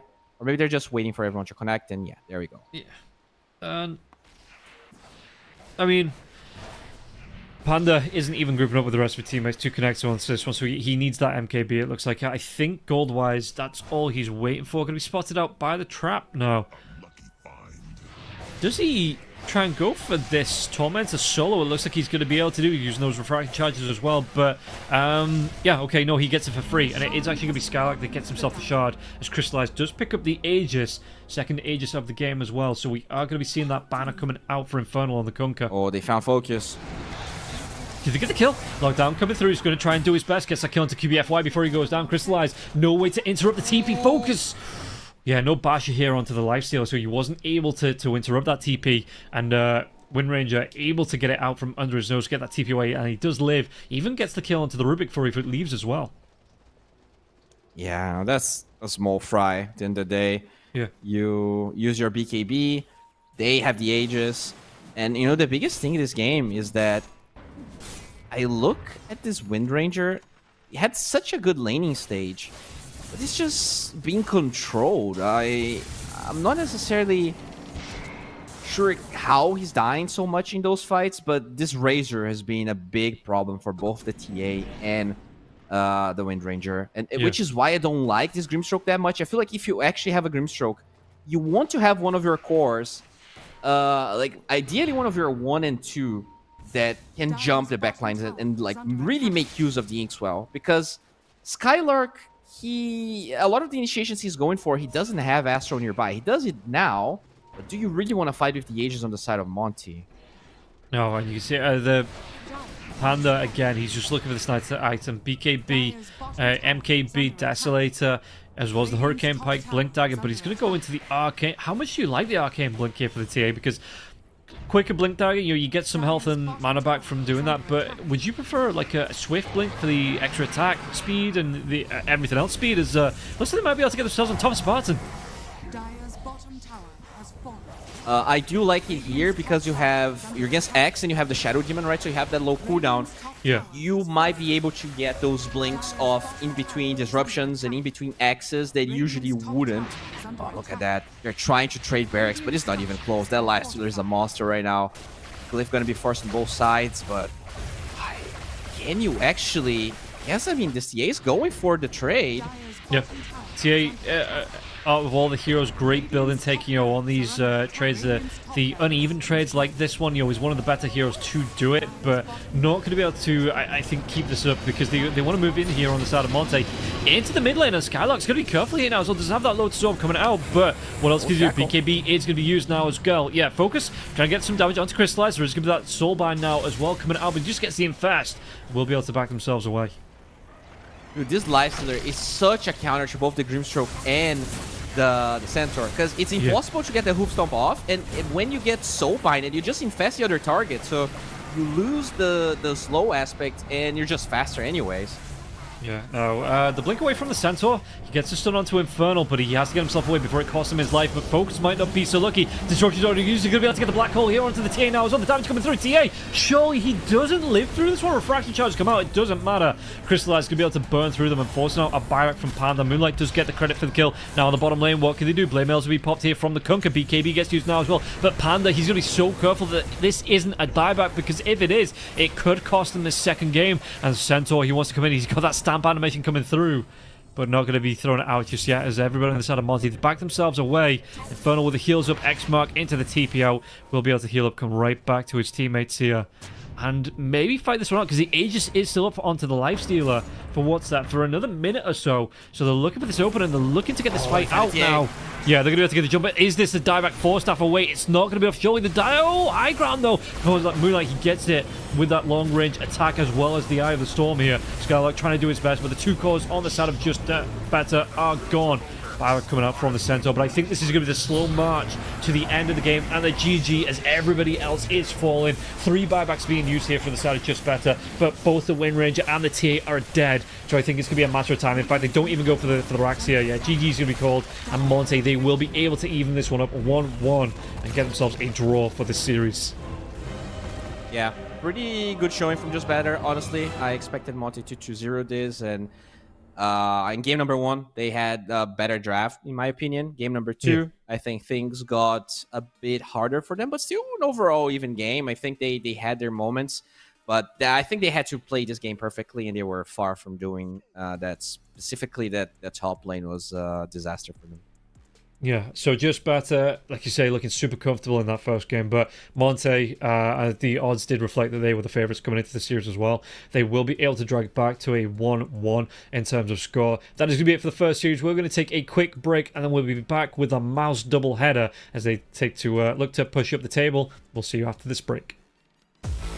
1xBet and EVA Alfie present betting on all esports events on the website and in the 1xBet app. 1xBet. Play with EVA.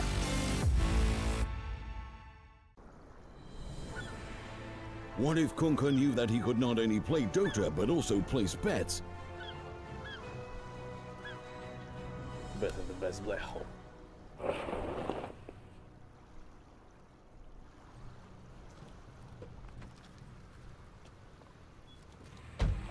1xBet Bookmaker Company.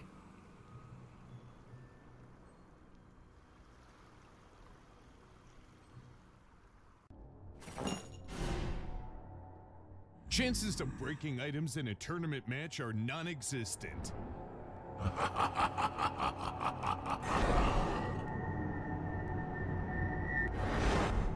Chances of winning at 1xBet are always real.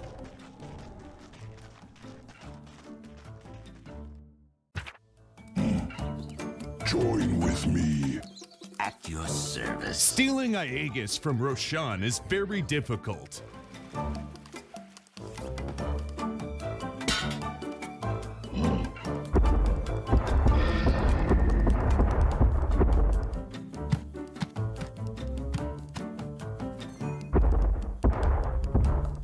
Winning at 1xBet is super easy.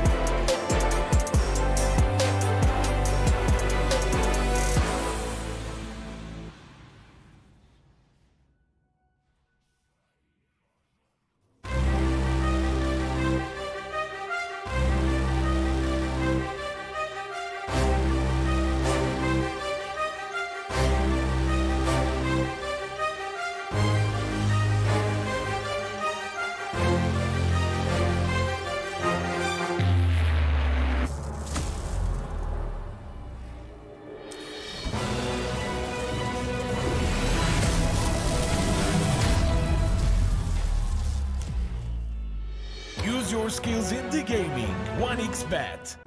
Look around. Screens are everywhere. They allow you to immerse yourself in another world, into hundreds of different worlds. Here you can be anything you want, and we will support you in this. OG, Team Spirit, 1xBet. If you are with us, you win. Hello, son. Hi, Mom. Pretty girl. This is Eva. Nice to meet you. Thank you very much. Your dad's just making his favorite dinner. It's duck. Come on inside. They're all probably too gruesome to tell you while you're eating at the table. How's your food? Is everything okay? Good, good.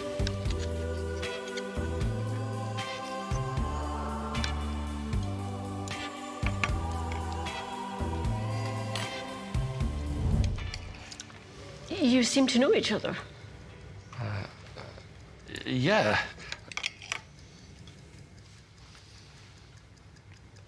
This is the new ambassador for 1xBet. Oh, I see.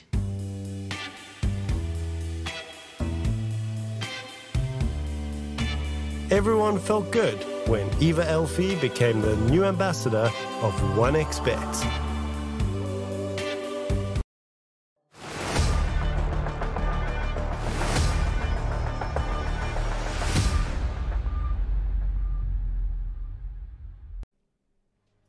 Welcome back in, everybody. We're going to get started here with a Mouse doubleheader, starting with Dandelions versus Mouse. And Bowie, coming into this one, you think Mouse, they're going to be able to take both of these series? I think they should. I would guess like a 2-0 and a 1-1.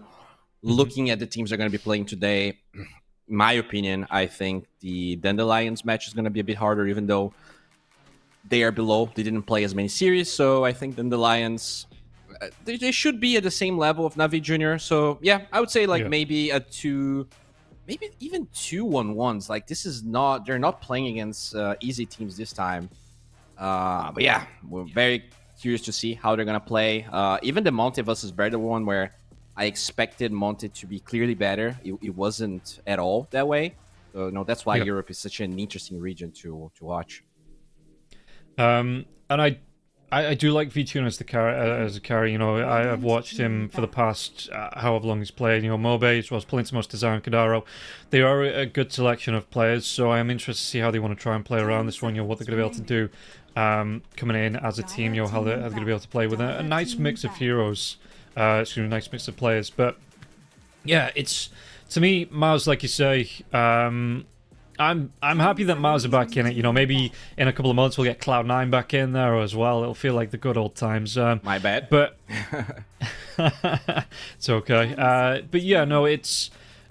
I like the way again that we're building up. Even though we've lost the DPC now, that teams still finding sponsorships. They're still finding like these teams or the orgs that want to sponsor them as a team. So yeah, I'm looking forward to seeing how Mouse play around this one. But Dandelions, maybe the black horse here for me.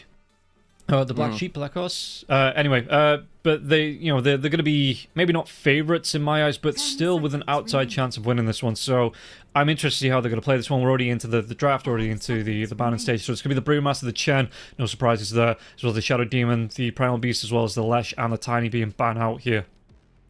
Yeah, like the thing for Dandelions is that they technically, at least in my opinion, they have slightly better players for almost every position. But they are newer, right? This Mouse lineup has been playing for a while now. They used to be the old Geek Fam, then they become something. I don't remember which handle they were using, but now, you know, they're playing for Mouse. So I feel like as a team, as a unit, they should be superior to Dandelions. But I feel like the ceiling, the possible ceiling for Dandelions could be higher if, you know, they're able to get some of those tournament wins. Even if they get like top 3, right? That's already some money. That's an incentive to stay together and keep working on each other. Yeah, the old banner that we wanted, it was the Team Tickle squad here for Mouse, and yeah, they were always impressive. I think they were always on the cusp of making that step up to the tier 1 get themselves into the event, you know, get themselves to the lands or the leagues like the dream, you know, the dream leagues, or get themselves to the ESL. But they've just not been able to make that extra step up that some teams have. So this is where, you know, you expect them to, under Mouse, maybe try and focus down, get those analysts in, get the coaches in, and be able to make that next step. And maybe this is where we see it starting here in the RES European League, and we'll see, you know, if they are going to be able to make that extra step up, make it to, I mean, don't forget, there is the RES line at the end of the year, going to be around October-ish, so that is something that we could see them making a move towards if they can get these points here by finishing so high up in the RES European Leagues. And speaking of getting there, Miles, I would say, have a slight advantage. Obviously, you know, there's lots of old games and stats for them, but they only played one series in this tournament, whereas Dandelions already played a fair amount. So when you look, you know, at the stats of Dandelions, you can already see so many picks where there's like 2 games only for Mouse. They played Alk and PA as their carries for You Own It, and I do like this Gyrocopter. Wow, Gyrocopter Monkey King. Could be 2 supports, it could be 2 cores. Who knows what they're gonna do with this? Very flexible draft, which makes sense when you don't have overall last pick. I think that's usually the way you want to be playing. Yeah, and both teams actually not even burning through a lot of reserve time here. I think overall 4 seconds used. Dandelions, they want to go for the ET, the Luna combination coming up. So is this going to be the 5 that sits in front of the Luna here, offers that protection on Dandelions? Yeah, and you know, the reason why I love the Gyro Monkey so much is that they play Enigma on both sides, and the hero hasn't been banned just yet. So when you have both, these are probably the 2 most classic counters to Enigma if it is going to be a core. So you can actually choose which carry you want, and you can still have like a decent support regardless of what you pick. I think this puts Dandelions in a pretty awkward position where you probably cannot pick the Enigma anymore. I think if you pick it, it's going to be a 5, but that ET probably already fits that role, right? This hero is much better 5 than he is a 4, I think. And with this coming out after the Dragon Knight, you know, how much of a bad position does this put the Dragon Knight pick into, this first pick, you know, with the ET coming through? Is it going to make this game a lot harder for the DK? Not necessarily. I think, you know, ET is definitely oppressive against lots of heroes, but I think DK can hold his own, especially if you pick like something that can kite this ET a little bit. I think in SA we were seeing, you know, sometimes the Viper support. I wouldn't mind seeing something like that, but any range hero that can kite and just drag this ET around, waste his spirit time in the early levels should be okay. I mean, the Monkey King is not bad, but I hope they don't end up with like a double melee DK Monkey King offlane. Well, they might. Yeah, maybe they are gonna, yeah, I was just thinking this. I mean, to be fair, if this is going to be a Kunkka mid, you could run that Monkey King mid lane up against the Kunkka here. Still pick up another couple of support, well, not a couple of supports, but another support out. They do ban out the Viper themselves here. Sven coming through. This is a hero that we've seen again. The past couple of weeks, we've seen a lot of the Sven coming through as that pick. How much do you like this pick? Because, I mean, with the Ruby being here, the Kunkka being here, even the E2E to a point, there is some kiteability coming out on the Sven, or do you think he shrugs that off once he hits that mid-game phase? I like it a lot here for a lot of reasons. You have armor for the ET later on. You have, I think, the burst damage that he's going to be able to have against this Luna is good. He has gap close now with the eggs build that started to become very popular, and that's one of the things that Luna hates the most. I feel like Sven is a very good matchup against Luna. I do like this pick a lot. Now they probably need either a mid or a support, as you said, or even an off lane, depending on where they want to put this DK. So Dandelions only banning mid heroes though.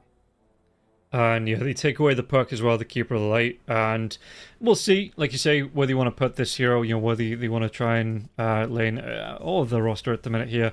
Who has final pick? It is going to be Dandelion, so Dandelions can respond to however Mouse comes out onto this one. And again, they could flex that Kunkka into the offlane, respond onto a potential mid pick here from Mouse. Or if it is going to be a support, you know, something that's going to match up a little bit better up against the Monkey King. But they go for the Death Prophet here, and again, can keep this flex. So Dandelions, how do they want to pick up it? Are they going to go for a mid lane hero that does well up against a Death Prophet?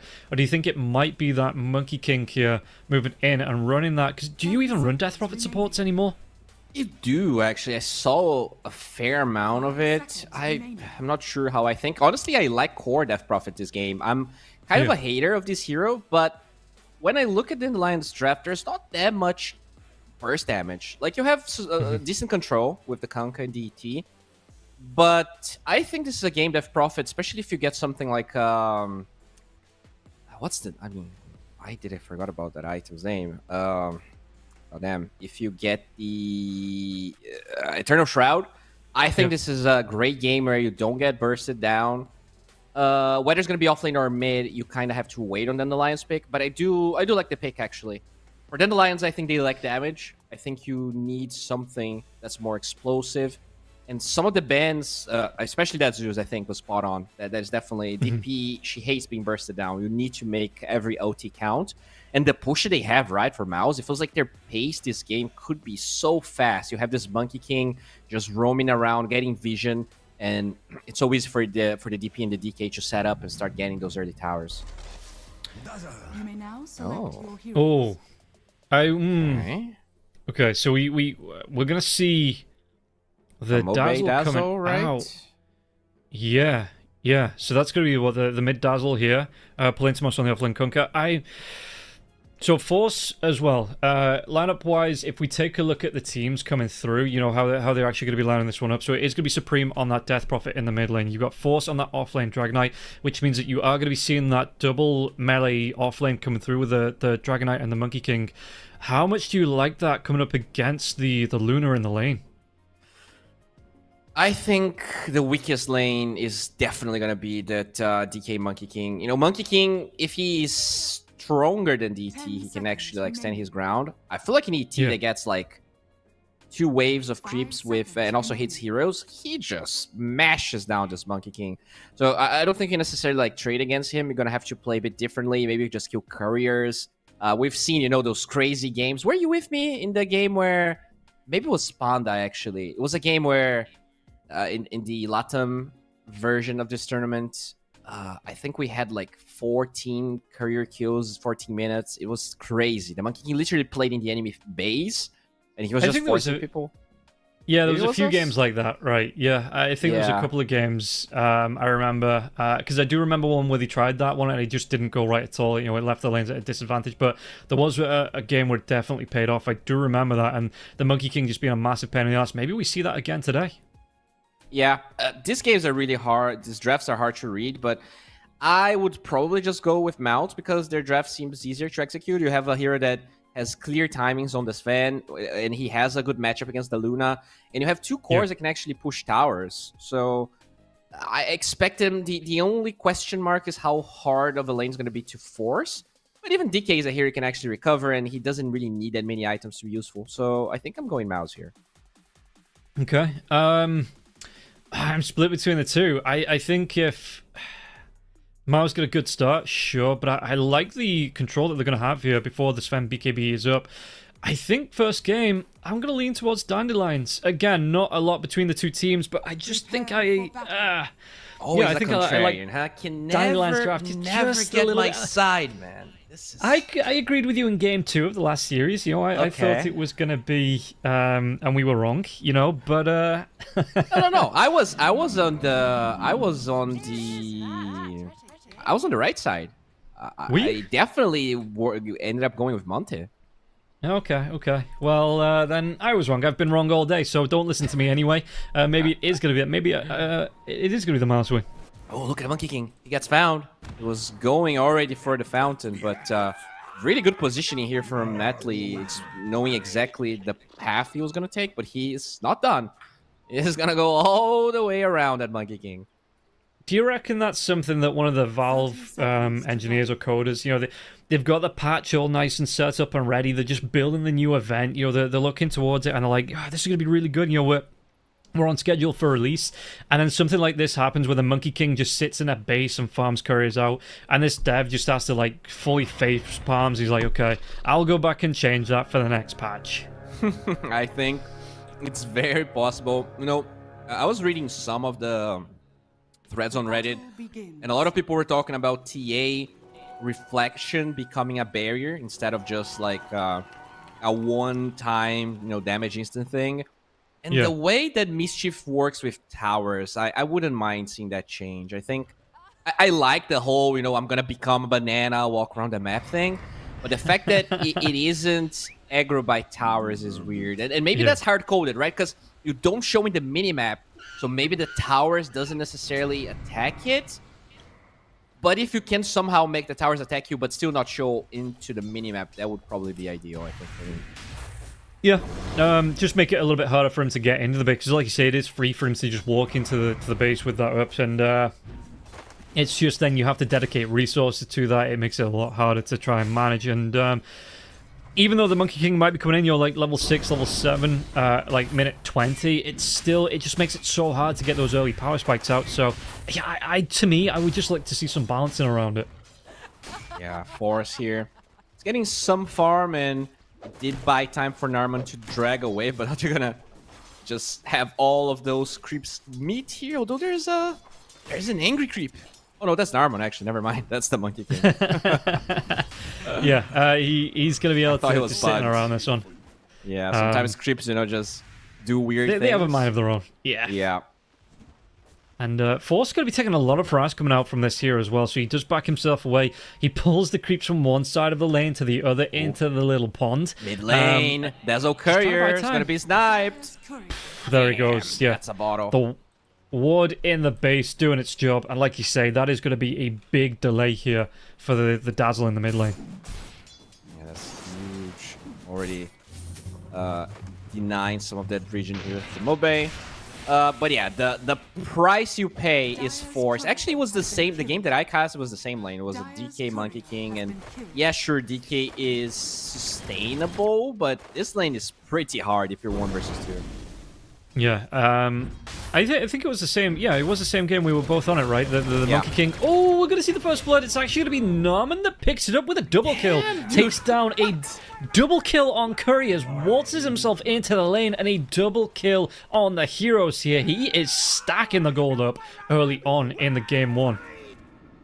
Okay, well, if I'm this DK, I'm not mad anymore. I'm like, yeah, you do you, man. just do your thing. You know, you're just playing a different game, but make sure we win, all right? Because I'm getting stomped right now. I'm dragging creeps, and there's an ET just right behind my butt. Yeah, I mean, I was going to talk about how the last game that we cast with the Monkey King was like level 2. It was like 13 minutes in or something like that. It's one of the lowest. Yeah. But here, he's setting up for the kills on the Couriers, kills in the lane. He's having a really good time on this Monkey King, and in fact, he might be going for more here. Just trying to get himself in and around. What's he actually going to be able to do? I think he's about to get the stats up onto Polintimos. Polintimos just backs himself away. Big tanky boy here on the Kunkka, this time with the Bracer. So, he is being careful about how far forward out of this tier 1 tower he just come, but not going to be able to search for the Monkey King. And again, look at this. Look at Mobe. Mobe. Oh, the Courier's dead! He does! Oh, it might cost no. There's going to be no interrupt for the TP. It's a lot of damage, but Narman can go right back to base. And that was dragging the Dazzle not only away from the creeps, but he still doesn't get this ball and is wand out from that. This game is ruined, bro. I cannot believe he got that kill. Ah, man. This is so annoying and so funny at the same time. Yeah, Mobe's probably just cursing the Monkey King here now as well. They might even use a ban on it in the next game with how much of a pain in the ass it's been. But that's kind of the thing that you're taking, right? That you don't have a stun on your mid lane, so if he does get caught out his career like this, the Monkey King just TPs away. And in fact, he might be able to go into Mobe now as well. Inside that trees, Primal Spring's not going to connect. There is going to be the Spirit Siphon onto Mobe, but Mobe, he just goes right back towards that tier 1 tower. I mean, Kidaro saves the rune for just Dazzle, but it doesn't matter. He has no bottle. So it's such a measly boost. He's like, yeah, I mean, pick it up, man. Like, this is not going to change the situation I'm in right now. And the third time's the charm as well. He's going to have the boots on the Courier here as well coming out. And it looks like Kidaro. This is what I just have Kidaro. In fact, in Mobe. Mobe is in the mid lane. Yeah, was that Crypt Swarm to come out to finish off the kill here? It will come through. Supreme chases him right towards the tier 2. 3 points in that Spirit Siphon here. The 2 into the Crypt Swarm. It's more than enough to finish off the kill. Damn, dude, Narman, like, his impact in the lanes is so big. And this DK, I mean, he's still farming. DT was forced to walk mid, but that was a mistake because at the end of the day, saving that rune doesn't do anything. And at the same time, this DK, you know, Force still like 14 CS. This is almost the same as Palantimos has. Yeah, and even though he's not getting the max farm, like you say, out of this the Dragon Knight, he is getting that solo XP, so he's level 4 now as well. The Monkey King is boosting the gold bonus that he's getting from this because he's killing the courier, so it is boosting up. Even if he's not getting the last hits here Force, he is finding some worth, like you say, from this Monkey King. And mid lane, once again, Mobe, well, I mean, he died, so he gets his bottle, he gets his boots, he gets his stick, no wand. But again, he's just the ever-lingering threat, this Monkey King, if they don't have vision on him. And now the Luna, is he going to lose the Gloves of Haste? He does. Narman just takes down another courier. That ward has been so crucial, and he gets another one now. That cliff will help him find some of those couriers as well. Already finds Mobe. He's level lane, 1, though. so... It looks like they might be able to get the kill onto the Gyrocopter. It's going to be Bengen that goes down. Did they get onto Olnit now as well? So just the support Gyrocopter here was the TP coming in from the Elder Titan. But if he needs to get Dash Bleed back up to the top lane, we'll be able to go through that Twin Gate here. And at the minute, I mean, V-Tune not really put under pressure. So Force trying to do what he can, but all he's going to take is a couple of last hits and the Bouncing Blades coming through. Meanwhile, in the mid lane, once again, Mobe, he's still trying to play catch-up with his Death Prophet. And got to be so careful with the missing Monkey King. Yeah, if he even steps lightly for him, especially now that there is Boundless Strike available. I mean, it means Kidaru has to stay in the mid lane to assist him, which also means that this DK is slowly going to get even more out of that lane. The Kunkka is level 4, whereas this DK is about to hit level 6. Two heroes with big ultis that push towers. I mean, there you go. They're already bottom taking one. Exorcism's out. This is going to be a really big... in fact, Olnit's going to TP to the mid lane here. Going to get that solo XP and farm while the Death Prophet tries to take advantage now. He's got the Narman scouting out on the back lines as well. Supreme, like you say, Exorcism is up, and they should be able to here do a lot of damage to this tier 1 tower. I don't know if it's enough to take it down with the Exorcism, with the creep wave pushing in, but it is definitely enough to force the Kunkka as well as Kadaro off the lane. Desire, they don't even want to move into this one, so not yet taking this tier 1 tower down, but it's enough to put the Fear of God into this offlane here on the side of Dandelions. It's an interesting play because you know they need to secure the Wisdom Rune, so they were able to get way more damage than you usually would, considering there's 3 heroes in this bottom side. So they all go to the Wisdom Rune, you get some free damage, the Sven's still farming, and this DK, he hits level 6, probably this wave, I believe. At the same time, Narman just hunting the Psychopath, just looking for couriers, and he has one. Oh, he's that's gonna be able boots. To get... I think they have the vision. No, he's going to try and get himself in. Underneath the tower, he gets one. Can he get the second one? That extra attack range on the Monkey King. He picks it up. He's even got the regen boots. Going to be able to TP himself away. Nothing to stop this one. And the Monkey King, he is back out. And again, another, 40 and then 50 gold. So another 240, then 250 gold for his team. It's every little helps here. This is crazy how much he is able to do. Even though he's only level 2.5, right? So we're kind of approaching the same state of the other game we cast. We'll see if he's going to break level 3 before minute 10 as Palantimos. He gets stunned here. He might be dead. God Strength comes up. Palantimos trying to get himself away from this one. Spirit Siphon comes in. It's going to be a lot of damage onto the Kunkka. The Kunkka, what's he going to be able to do here? He can't survive. The 3-man barrage comes out, and it's even going to be enough to take down that tier 1 tower. Meanwhile, top lane, Storm comes out onto the Dragon Knight, but not any follow-up here from V-Tune. He just wants to carry on farming this one out here. But the Dragon Knight in this dragon form will be able to put pressure, and the Monkey King might be getting involved in the lane now. Yes, Supreme gets that TP up. Dragon Tail comes through, and they're going to be able to get the dive. V-Tune will go down. Do they get 2 tier 1 towers from this? Kidaro taking a lot of damage as well. The Spirit Siphon Drain comes out. Supreme gets the kill. Dragon Knight trying to run himself away from Mobe now as well. X marks the spot, comes out. The drag back comes through. They do get the kill onto the Dragon Knight, but Narman, he might be the next one to fall. It will be the double kill here. Mobe getting some sweet, sweet revenge on this Monkey King here with that Shadow Wave bounce. Right, that's huge for Mobe. Kind of recovering himself from that weird laning stage.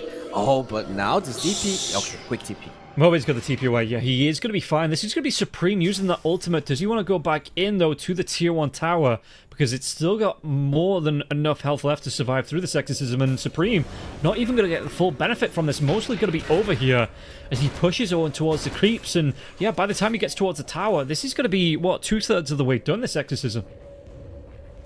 Yeah, but there doesn't seem to be, like, any incentives for Dandelions to defend this. The Luna is farming the jungle. They need to get Palantimos his level 6 or else you can't really fight for that tower. So this is still, even though they got a couple of decent kills on the Alliance, this is still a 4k goal lead. This is not an easy game to come back from. We'll see if you're going to find the tools as Narman is level 4. So actually pretty decent level considering he barely saw creeps the entire game. Yeah, oof, Dandelions, those are some long odds coming in now. And 6-3, only 10 minutes in, but like you say, everything seems to be going the Mars' way, and Dandelions are just picking up kills on the exits. You know, they pick up the kills after the fact, after they've already lost something here in this game so far. Exactly. That has been the... Oh, okay. Ward's gonna be planted. Probably the warder, though. Very obvious one, as he... Oh, Kidaro, that's not the path you want to take. No, obvious, but it's going to set up for the kill. Kidaro, he just gets caught out here. And the setup, especially from the Dragonite, there was nothing he could do. Yeah, he was sending himself a sentry, but he was a bit too cocky the way he walked high ground there. On level 4. Definitely not a madness at the moment. And there's a catapult wave middle, so we'll see if Dandelions is going to be able to hold this tower. Looks like they will, because Mouse, they're interested in just controlling the jungle rather than taking that tower right now.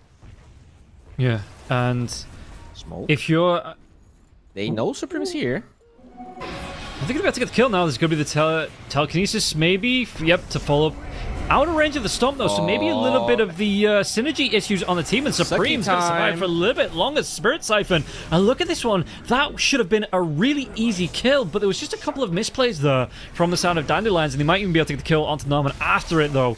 But yeah, it should have been a bit of a quicker kill on the Death Prophet, I feel. Yeah, it's okay. They still get it. I think the Death Prophet took a little too long to get the siphons going. Maybe she could even survive there, but anyways, this is a huge kill because the Death Prophet and the Monkey King were heroes that, you know, they're supposed to kind of roll this mid game, allow this Sven to hit his timings, but at the end of the day, he is still massively farmed, and this Luna is playing catch up. Yeah, and it's...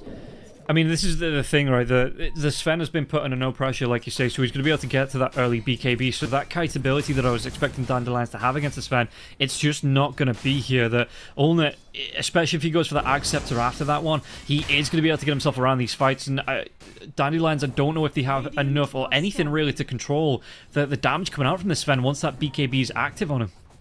Yeah, it's only the Grave that they have, so it's really going to be a game where Mobane needs to be super clutch with his positioning. And no, there's a Luna dead here. Straight up dead. Yeah, this is going to be Mouse just having a fantastic time at the minute. Oh. Oh, did they get the kill onto the Monkey King here? The balance strike is going to be stolen. Norman does go down, but doesn't really balance out for losing the Luna. Oh, banging. Oh, the torrent is going to connect. Do they have the damage? It is just going to be the support gyrocopter. Okay. Makes that trade a little bit more palatable, though. Yeah, lose two supports. You still kill that Luna, though. A hero that's already playing a bad matchup against this event that's gigantic, and you lose the mid tower, so Force just making sure he gets what matters. And he even has a Midas, so they are owning this game, and they're owning with a Midas on this DK. He is he's going to be massive in a couple of minutes. Yeah, and... It's still the same build-up, right? He's going to go into the Manta style. I expect the Axe to come out after that one, a Blink in there somewhere as well. So it does really make it hard for... Especially because in terms of frontliners, yeah, I'm looking at Dandelions and maybe only the Kunkka. E.T. is nice, but he wants to be in and around getting those stomps off, you know, getting the split earths off. So the actual frontline capability of Dandelions, it's a little less than I thought coming into this game. Yeah, especially when this Kunkka is as poor as Palantimos is. He got trashed in the lane, and you know, he has a lot of HP, but he can be easily taking down those fights once the Sven has the jump, which is gonna be that Aghanim Scepter. So curious to see if he's going BKB first or if he's gonna get the eggs. Right now, he's keeping his options open. And how do you then try and play around this one? Because Ulnet, he's already got the Echo Saber, so he's farming it with the cleave as well at the pace that way past the Luna. The Luna 3k behind here, and again, do you expect Dandelions? Is it just now for Protect 1, or do you want them to get aggressive onto this Sven and put him under a little bit of pressure here, as it looks like the Monkey King will go down again? I don't think you can. You don't have the catch. You don't have the capabilities to find that Sven. You don't even have the map control to smoke. There's no vision. I think if they're going to win this game as Dandelions, it has to be out of Mobe just popping off real hard in those fights. You're going to need those, like, 5 in a row Graves. You're going to need him to... I'm not sure what his itemization is going to be after the eggs, but you need something really clutch. Because ever since his ulti doesn't work on items anymore, I'm not sure I trust this hero. Like, he used to be a really strong hero, and now it's like, you know? Yeah, I kind of get what you mean. That it's a very specialized hero, I guess, if you're playing it in the mid and not as a support. But yeah, no, I still think the Ags is nice. You know, being able to use this and get the bounces off in the middle of a fight. But again, how many of your teammates want to commit to help getting those Ags bounces off here in these fights? Yeah, that's really the question. He is farmed though, considering how bad of a start he had. He's actually second network here, Mobe. Vitun is, you know, slowly grinding. It is keeping a decent distance from Own It. But Own It, like, he's gonna finish his BKB in, like, a minute and a half. And I could see Mouse just brute forcing Roshan here. Like, even though the gold advantage seems to be pretty even, momentum-wise, Dandelions, I don't see what the play is for them. Because they have no initiator, right? Your Kanka is supposed to be that, but he's weak, he's farming these eggs. Maybe if they farm the eggs, they might smoke with Valentinos, but I assume they're going to be ready to fight with this man a little bit before the eggs on Kanka is ready. And what are we looking at? So 60 minutes, it's going to be the Dire Rush at the minute. Mouse may be feeling that they don't want to commit to that area of the take, but yeah, once it is up... the BKB and about, it's just under 1,000 gold. Well, this stack now coming through, it's going to be about 600 gold that he needs here to complete this BKB.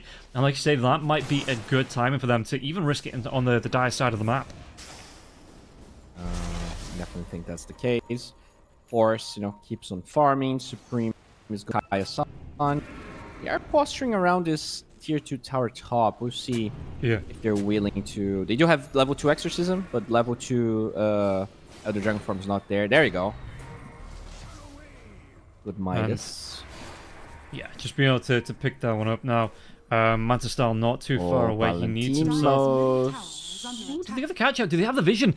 I don't think they had the vision on the Death Prophet. It is nighttime, so that extra vision gap, it just meant that Supreme, with the phase boots, was able to just glide himself away from the Kunk and no X mark to catch him out. And Supreme, he lives.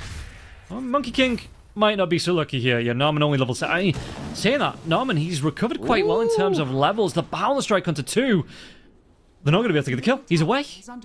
Perfect. He wastes the high ground so they can't cancel his Boundless, and then he gets enough time to use his Tree Dance. Really nicely played. Yeah, I mean, Dandelions, they're definitely farming a lot on Vitun and this Dazzle. The travels, obviously, allowing Mobe to move so fast around the map.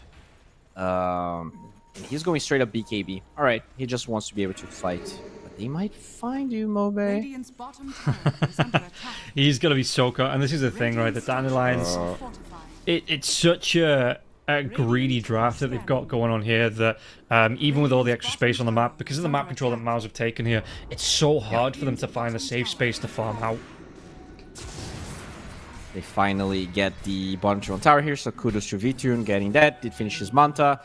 And Mouse not pressuring as much as I thought they would. You know, this DK going for the Midas, going for the Manta does also mean that they aren't necessarily pushing the envelope as much. And, you know, looking at how the last 2-3 minutes kind of passed, I'm starting to think that Dandelions might get to play this game. I don't know. I expected the tier 2 towers to be down at this stage. It feels like the gold advantage barely exists at the moment. This is pretty much an even game. Sure, the matchup is good for the Sven, but I do feel like this Dazzle is just getting way too much out of the map. Yeah. Definitely thought they were going to try and attempt Roshan before it swapped back down to the Radiant side here, but we're going to see a smoke coming out here from the side of Dandelions. They're looking for a pick. They're looking for a good 5-man fight. If they can find out Supreme, this time he might not be so lucky and get himself away. Yep, there's going to be a really nice Lucent Beam to set up Supreme. Just get the silence off now. There's no stomp just yet. Supreme was that X-Mark. Going to be able to grab him out, drag him back into... No, you'll have to come through. And now Sven's going to get involved. He gets the clean up onto ET in 4 strikes of his sword. And it looks like Desire has to go for that TP away. There's not going to be a Stormhammer to cancel that one off now. And now Palintimos, he's in trouble as well. The silence comes out. He's not going to be able to get that TP away. He has no way to get himself protected here. Yeah, no BKB because he went for that Ag Scepter. So if the Stormhammer comes out, it's going to cancel the TP. Can they get there in time? No, they just think he's gone. But that was a 3-man, 4-man smoke rotation where they couldn't get the setup. They couldn't get the kill into Supreme. And all of a sudden, Maus come in, they turn it around, and they take down the ET. But more than that, they scare away Dandelions from even getting close to a pick. Really clutch play from Supreme. He was so calm.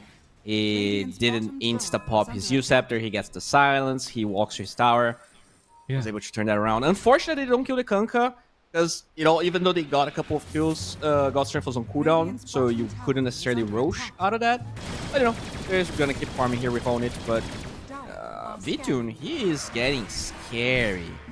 I feel like if this Luna, you know, gets to play with 4 or 5 Graves in fights, that's when the matchup might not matter as much. Okay, they find Mobe, they get the silence. Yeah, they're going to be able to do a lot of damage, and he was stun-locked underneath that tier 2 tower before he could get the Shower Grave off. Like you say, that if he gets that one off, he may be able to walk himself away from that one because all the control was used, but the damage, it was calculated from Force, and Force even going to be able to go onto this tier 2 tower. Meanwhile, mid lane, they might be able to get the support Gyrocopter. Telekinesis comes through, and Bengun, it looks like he will fall. Really clutch force step from the Rubik. He knew that the Gyro was facing kind of a weird angle, and he force steps him to the high ground there to get the kill. Maybe it wouldn't matter, but kind of a good play. And I mean, while this is going on, though, again, you've got this Dragon Knight. He's just been uncontested underneath the Dire tier 2. I would have thought they would have tried to make a move here, but yeah, DK, he's getting off scot-free. Yeah, he's just playing his own game. Already has that Manta. Probably will take this tier 2 tower slowly but surely. They're definitely chilling here. They feel like they have the better matchups. And, you know, I think they are right. It's just that Sven, to me, is a hero that does struggle if the game goes too long. Like, you want to be constantly taking control of the game with each God Strength. And he does have his BKB now. So, we'd love to see them actually, you know, either get that Roshan or posture for another tier 2 tower. Yeah, I think at the minute, though, that Dandelions are hitting some good timings. We're going to see the Shard coming out from the Luna in about 70 gold, so that's going to be really nice, especially once if the Sven tries to get on top of the Luna. Got that BKB coming through. Mask of Madness, Manta Stella is a nice setup. Item-wise, Vitun, as well as his teammates, you know, they're looking at, if the Roshan comes out, I really think they can contest this. Radiant's middle tower has fallen. Yeah, I think so. If they get a good smoke, they should be able to. They have ET. And there you go. Instant scan. So they are aware. They're not smoked, though, so they're going to have to... Yeah, there you go. They're going to pop it on 2 heroes, spread it to everyone else. This is too fast. The problem, though, yeah, Telekinesis comes out. They might be able to get the kill onto the Monkey King. It's going to be X-Mark. He's going to be locked down by the Stomp. The damage will be here.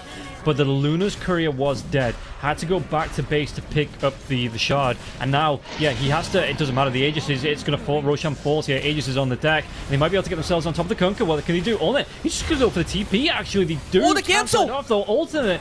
Does he try and turn around to the fight? He's going to lose the Aegis. The BKB is going to be wearing off as this Aegis falls. Oh, dude, he's surrounded by 4, 5 up. This is going to be a really big pick here that I didn't think the Luna was going to get here in time. Had to go back to base. Courier was dead, so the Shard had to be picked up by hand. TP's out to the outpost here to get the Twin Gate through. And the Sven, he just gets left behind by his teammates. Yeah, that was... They were not sure what they wanted to do. Like, the Sven leaves the pit and... he could have just TP'd, but then he sees someone and he's like, alright, I don't want to be here, but gets his TP cancel anyways. The DK never left top, by the way. He's playing obnoxiously greedy, which, you know, offlaners seem to play that way nowadays. That's okay. Gonna kill into Desire, but Kadaro, he gets his TP out here. Gyrocopter not gonna be able to finish the job. V-Tune, yeah.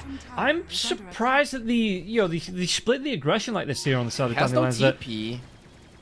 He's fast enough, surely. He's going to be able to put the Monte style for himself away. No, the Balance Strike comes out here. Whereas that Tree Dance into the Primal Spring, it does come through. V-Tune going to try and do what he can. He pops that BKB, and now the Lucent Glaives, they start to bounce around. His teammates coming in to back him up, so they won't be able to get the kill. It's going to cost him a BKB charge, but V-Tune will be able to get himself out alive.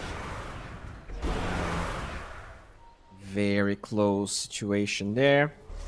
I mean, this game's still wide open right now. I really feel like Mouse, I feel like they're looking at two different directions. Like, in one way, they stomped this game so hard. Like, if they actually were a bit far behind and this DK got the Midas, I would be totally okay with it. I think they won their lanes hard enough that this Midas is maybe... Because, like, you have these heroes that want to play fast, this Van and the DP, and this DK is like a second carry, which can work. I just feel like he makes the game harder for them, even if they win. And you can see that, again, even though they were taking control early game, the Dandelions have come back to even it up. Taking away that Aegis was the biggest safety factor I think Mouse had, in trying in terms of getting pushed down, like maybe go for a high ground push or go for these tier 2s. But yeah, taking that away here, Dandelions, they even the game right back up. Yeah, they definitely did. Now they need to take a good team fight, which so far there hasn't been actually a big team fight. And then it's really gonna be on Mobe getting some good Graves off. He already has Blink, he already has his BKB, so way harder to find him. It's only a Blink DK that could do that, but he doesn't have it yet, but he is very close to it. And we see the push coming through here on Dandelion, so they want to maybe try and push down to tier 2. They smoked on Dire Vision, Mouse. Okay, they're backing themselves when the Monkey King does get himself in here. Yeah, TPs himself out to try and maybe get an early catch-up, an early setup here, but you can see that Dandelions, like you said, they had the vision, they backed themselves away. Do they still get a catch out here? Smoke's going to break, but they were on the low ground.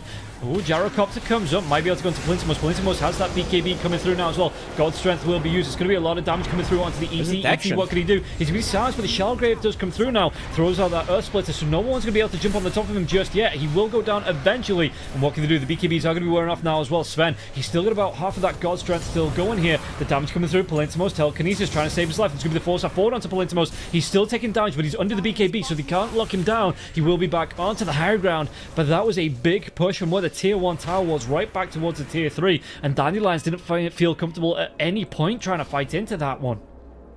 Yeah, really weird fight. Mouse, they didn't have the sentry outside of the backpack, so they go on this ET, and he just lasts for so long. Oh, Sprinkle. Is he dead? Oh, yeah, the BKB comes out. He's going to try and do what he can. He's got the Yule Scepter as well as the Spirit Siphon going now as well. The damage from the Eclipse. Is it going to be enough with the Lucent Beam into those bouncing glaives to stack up here? It looks like the side of Mouse. Well, they might have to give up Bangan here. Bangan gets caught out with the Lucent Beam. Stolen Dragon Tail. Do they get X-Mark drag back? Yes, Sven has no BKB. They have the control, they have the damage. And Plintimos, he takes all it down. 3 heroes dead. They did get Supreme in the end as well. That was a really good trade. After the fight and forcing Dandelions back there, I thought Mouse had a little bit of momentum in their favor, but Dandelions come right back into that one, cleaning up 3 heroes.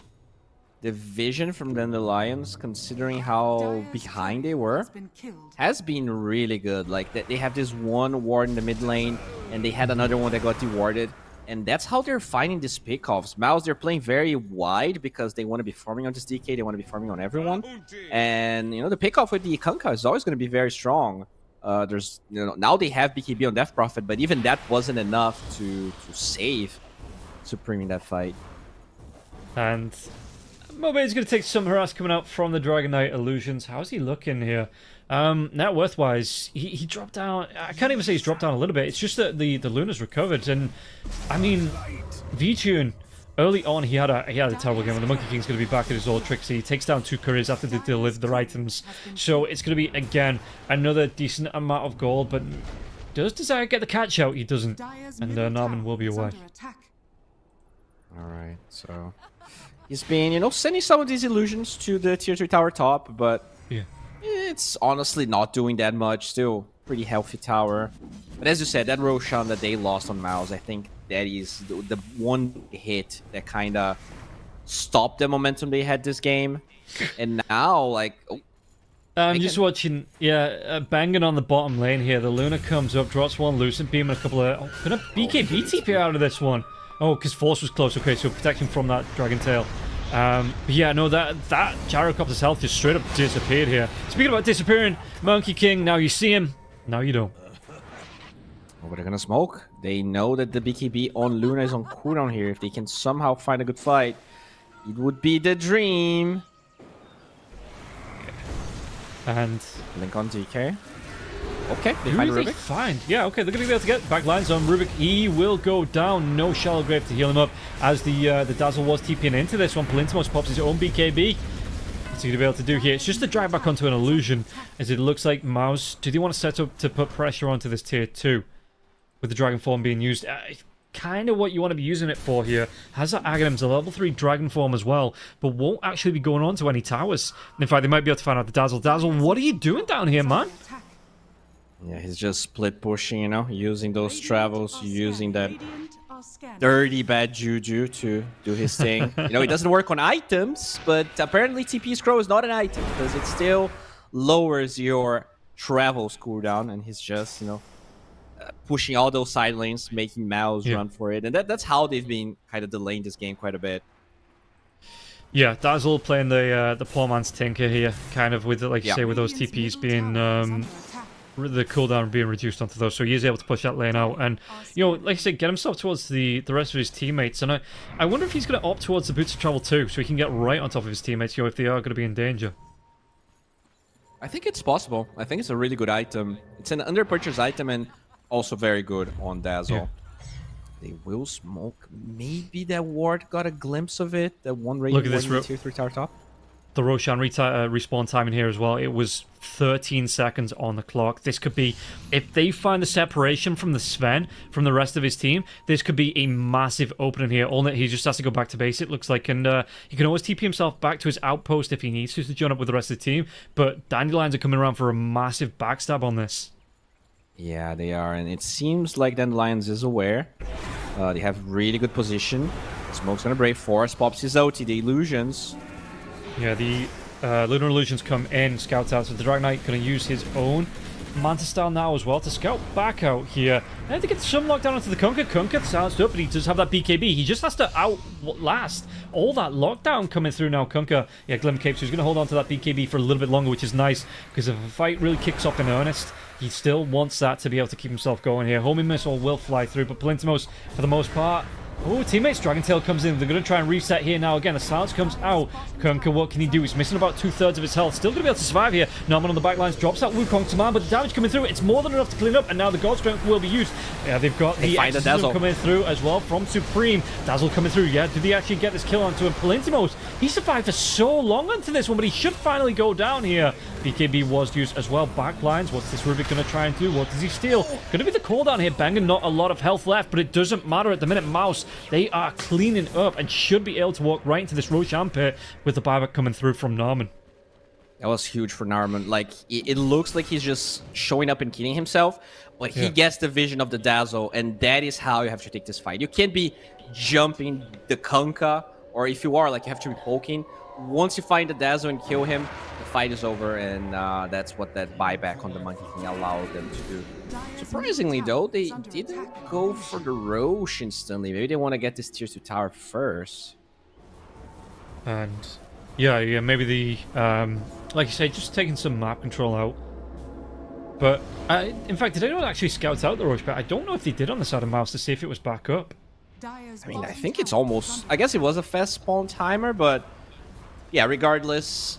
Yeah. This is weird. I really think you either commit for this tower or you go Roche. Maybe that's what Onit's going to be doing now.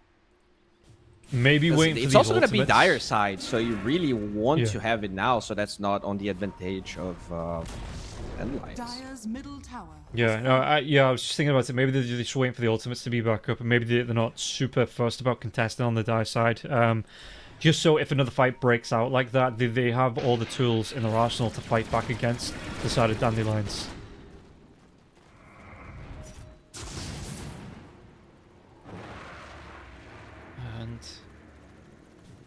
And let's see, moving around. You see that Mouse, yeah, like you say, they're not committing to anything just yet here. Sven just continues to move through. He's got that Aghanim Scepter up. He's now finished up with a Harpoon as well, so that's going to help him even more on making sure he doesn't get kited out here. Going towards his Shard as well. Will be a Roche on the Dire side, and he should be able to set up here. I wonder if then the line's going to try to stop them. You know, the gold advantage is still pretty negligible. They should be... It's really hard to go Roshan if the ET is around, but they are all pretty far away. Maybe they gave up on contesting Roche. Yep. And you see that Mouse, they're just going to wait here for the big man to take a stroll up to the top side of the map. They're going to be able to do it really quickly as well with that God Strength coming through from the Sven.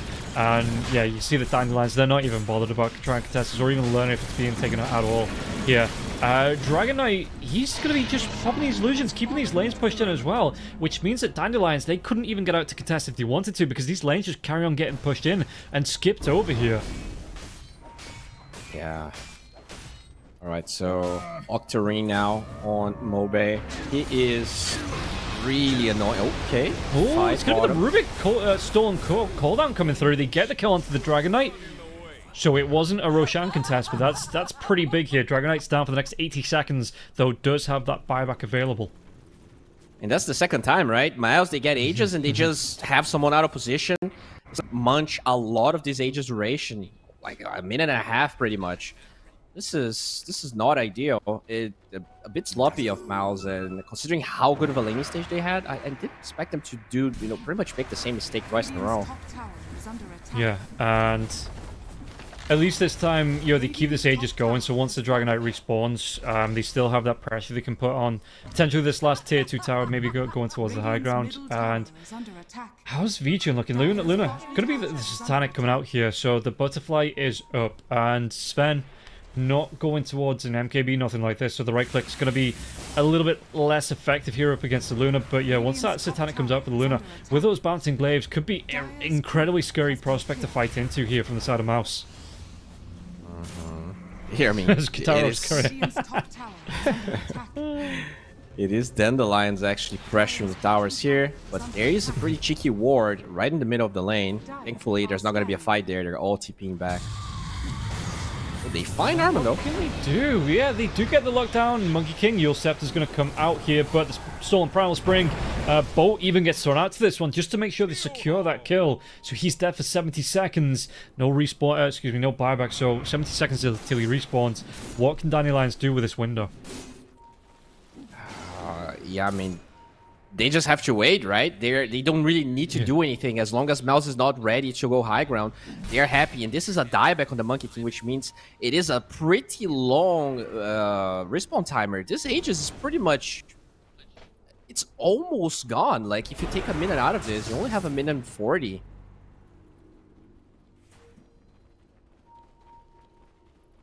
What idea here, Mouse? Yeah, I mean, I really feel like if this keeps on going later and later, I honestly like Dandelion's draft a bit more. You saw how fast the DK melted if the ET can get close to the fight. All of that magic resistance, all of that armor being stripped away. And the Sven BKB is down to 6 seconds now as well. You've got, so the kite ability does start to add a little bit more and more. You've got 7 seconds left on the Death Prophet's BKB as well. So... yeah, if this game goes later, I mean, I could see another Rapier coming up for the Luna again. To try and make this jump though, do they have the damage onto Plintimos? Plintimos pops his own BKB. There is going to be the Lotus Orb coming out now as well. X marks the spot into the boat though. Yule Scepter out for the Death Prophet, but is he going to be set up by the Stomp? No, Stomp not there in time. Couldn't get advantage from that Yule Scepter coming out from the Death Prophet, and Death Prophet will be away. Exorcism was used, Dragon Form's going to be used as well though, so they're not going to get the full benefit again if they were trying to take a pick and then breach high ground. Aegis is over now. A minute for God Strength to be back up. You use both Exorcism and God Strength. They are doing a really good... and look at that, straight smoke. You don't care that Aegis is up if those cooldowns are down. And I really feel like the Dandelions, they are slowly going to grind this game up. If they find a hero that matters, there's an amplified damage. Yeah, Sven? He's still got his BKB though, just backed himself with a Lotus Orb coming through from Bengen, but Bengen, this might cost him his life. He's going to be X-marked right back into his doom, and VTune does pick up the kill. Oh, did they actually find out Supreme? Supreme! Drums get popped, there's going to be the telekinesis drive back here as well, and Death Prophet has popped that. Did they have the right-click damage? Oh! The X-mark, it comes out. Is it going to be enough to drag him back? No, Yule Scepter inside the fountain. He's going to be safe. Wait, how did he get a second Yule Scepter? Oh, he didn't, right? He BKB. Okay, okay. Yeah, yeah. Alright. He was, I think he was... The drums came out. Oh no, because, yeah, the drums came out from the Monkey King to try and boost him up speed-wise. VTune gets found. What can he do with this? This is going to be a really big pickup here. And Luna, I don't know what VTune, but VTune's going to be able to get a Satanic coming through. Yeah, he tanks back up, he heals back up, and all of a sudden the Wukong's man, he's going to be able to walk himself away. Pretty much like nothing happened here. No BKB for the Kunkka just yet. Going to pop it now. So, can he get himself away from this one like his teammates did? He might be the sacrificial lamb. No. Backlines jump in. Dragonite, VTune gets a kill onto Narman now as well. The Dragonite needs to get himself away. Shellgrave comes out onto Palintimos and VTune. He's got that Satanic coming back up in the next 6 seconds. Cooldown will be used. Aegis. So they're going to have this second going to go on the Sven if you want to. The worst, that Satanic 1 second away now, but there's no BKB for the Luna. So going to have to rely on that Manta-style chase down, telekinesis onto the Dragonite. Dragonite drag back. The homing missile stolen by the Rubik, and they get the kill before that even comes through. And once again, Dandelions, they just find this opening now. What can they do with it? They are playing so well, man. VTune. Yeah. He was tanking like a Sven plus a DK and a DP. Just with that Satanic, the Dazzle was in the base. That's why they even attempted that play in the first place. But he eventually got there, gets the Grave of the Kunkka, protects this Luna. They're going high ground here. They might be forced to buy back this DK. Yeah, he's down for 55 seconds. There is a cheese on Supreme here as well. Lotus Orb came out onto the Gyrocopter, means he couldn't really telekinesis back, but they take the space, and look at how quickly these racks are going to go down now. As soon as these glaives start to bounce, there's going to be another fortification. It doesn't matter about the homing missile because the glaives just clean it up.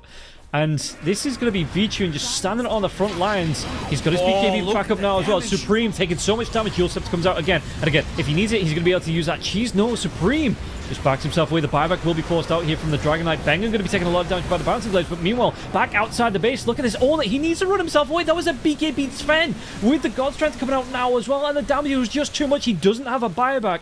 VTune just keeps going here, and he's just going to go straight for tier 4s. What, do you want to back out? Maybe buy some time. Buys on Rubik is crazy farm. No buyback on this Sven. I think this is GG. They have Traps level 2 on the Dazzle. Yeah, he's going to be coming right back into this one now as well. Lotus Orb onto Supreme. And VTune doesn't care. He is trying to force out these buybacks. Like you say, they don't exist here. So they're going to take the tier 4 towers. They're going to go for the end of the game. And Dandelions, well, I always believed in them from minute 1. Just going to be able to come through and clean up game number 1 in a fairly... I mean, the response that they had, that's going to be confidence inspiring that they can go down like that and still come back and command control of the game. Here. The DK cut every single wave. Okay, no. Okay, that was close. I gotta be honest, the Lions, they impressed me tremendously here. I do feel like Mouse shot themselves in the foot a little bit with the way they played, especially the DK. I think he had such a good laning stage, considering he was 1 versus 2, that, I don't know, I'm not that big of a fan on the Midas choice. I think if they just played a bit tighter, a bit faster, they could have probably taken this, but you do have to give it to Dandelion, especially the Dazzle. I was a hater, I was a doubter, but he proved me wrong. He actually made that hero look pretty good. Yeah, and that is going to be it. Game number 1, Mouse. It is a long day for them, so they want to be racking up as many wins as possible, but game number 1 will go the way of Dandelions. Dandelions looking to make it 2-0, but Mouse, they want that draw. We'll find out how it's going to go after this break.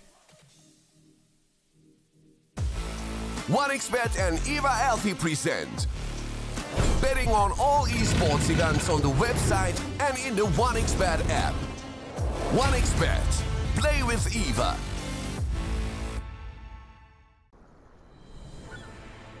What if Kunkka knew that he could not only play Dota but also place bets? Better than the best black hole.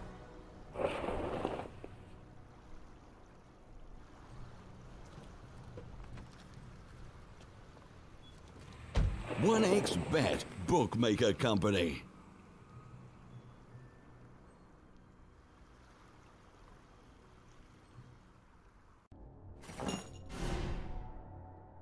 Chances of breaking items in a tournament match are non-existent.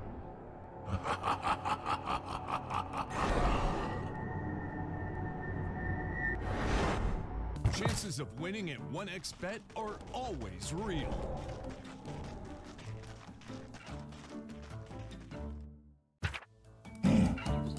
Join with me. At your service. Stealing Aegis from Roshan is very difficult.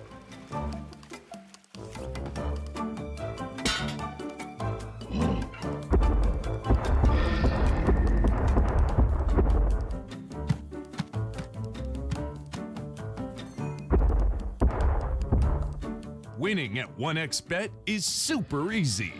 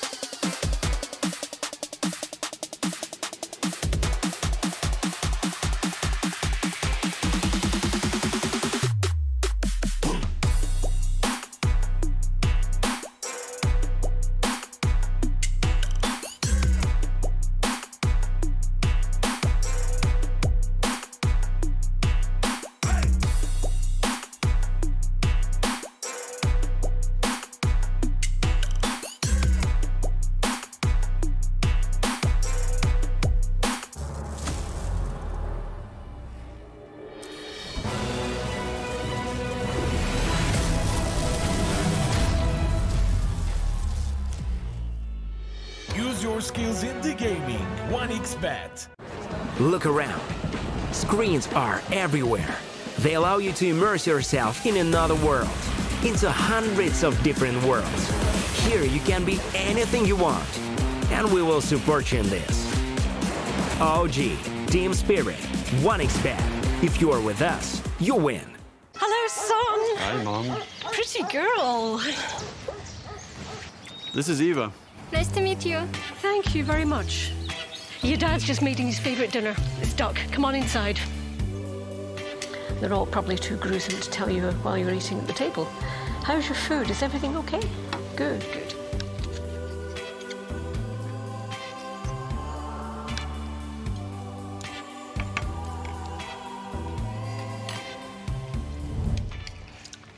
You seem to know each other.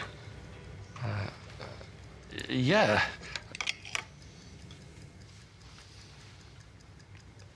This is the new ambassador for 1xBet. Oh, I see.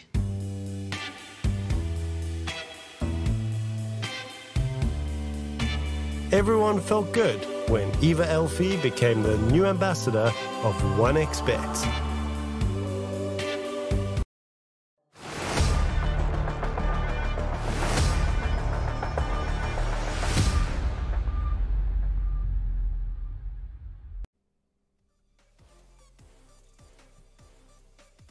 Welcome in, everybody.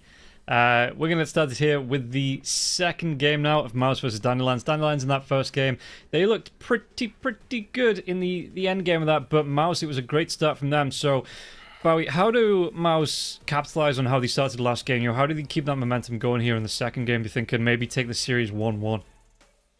I think they just need to...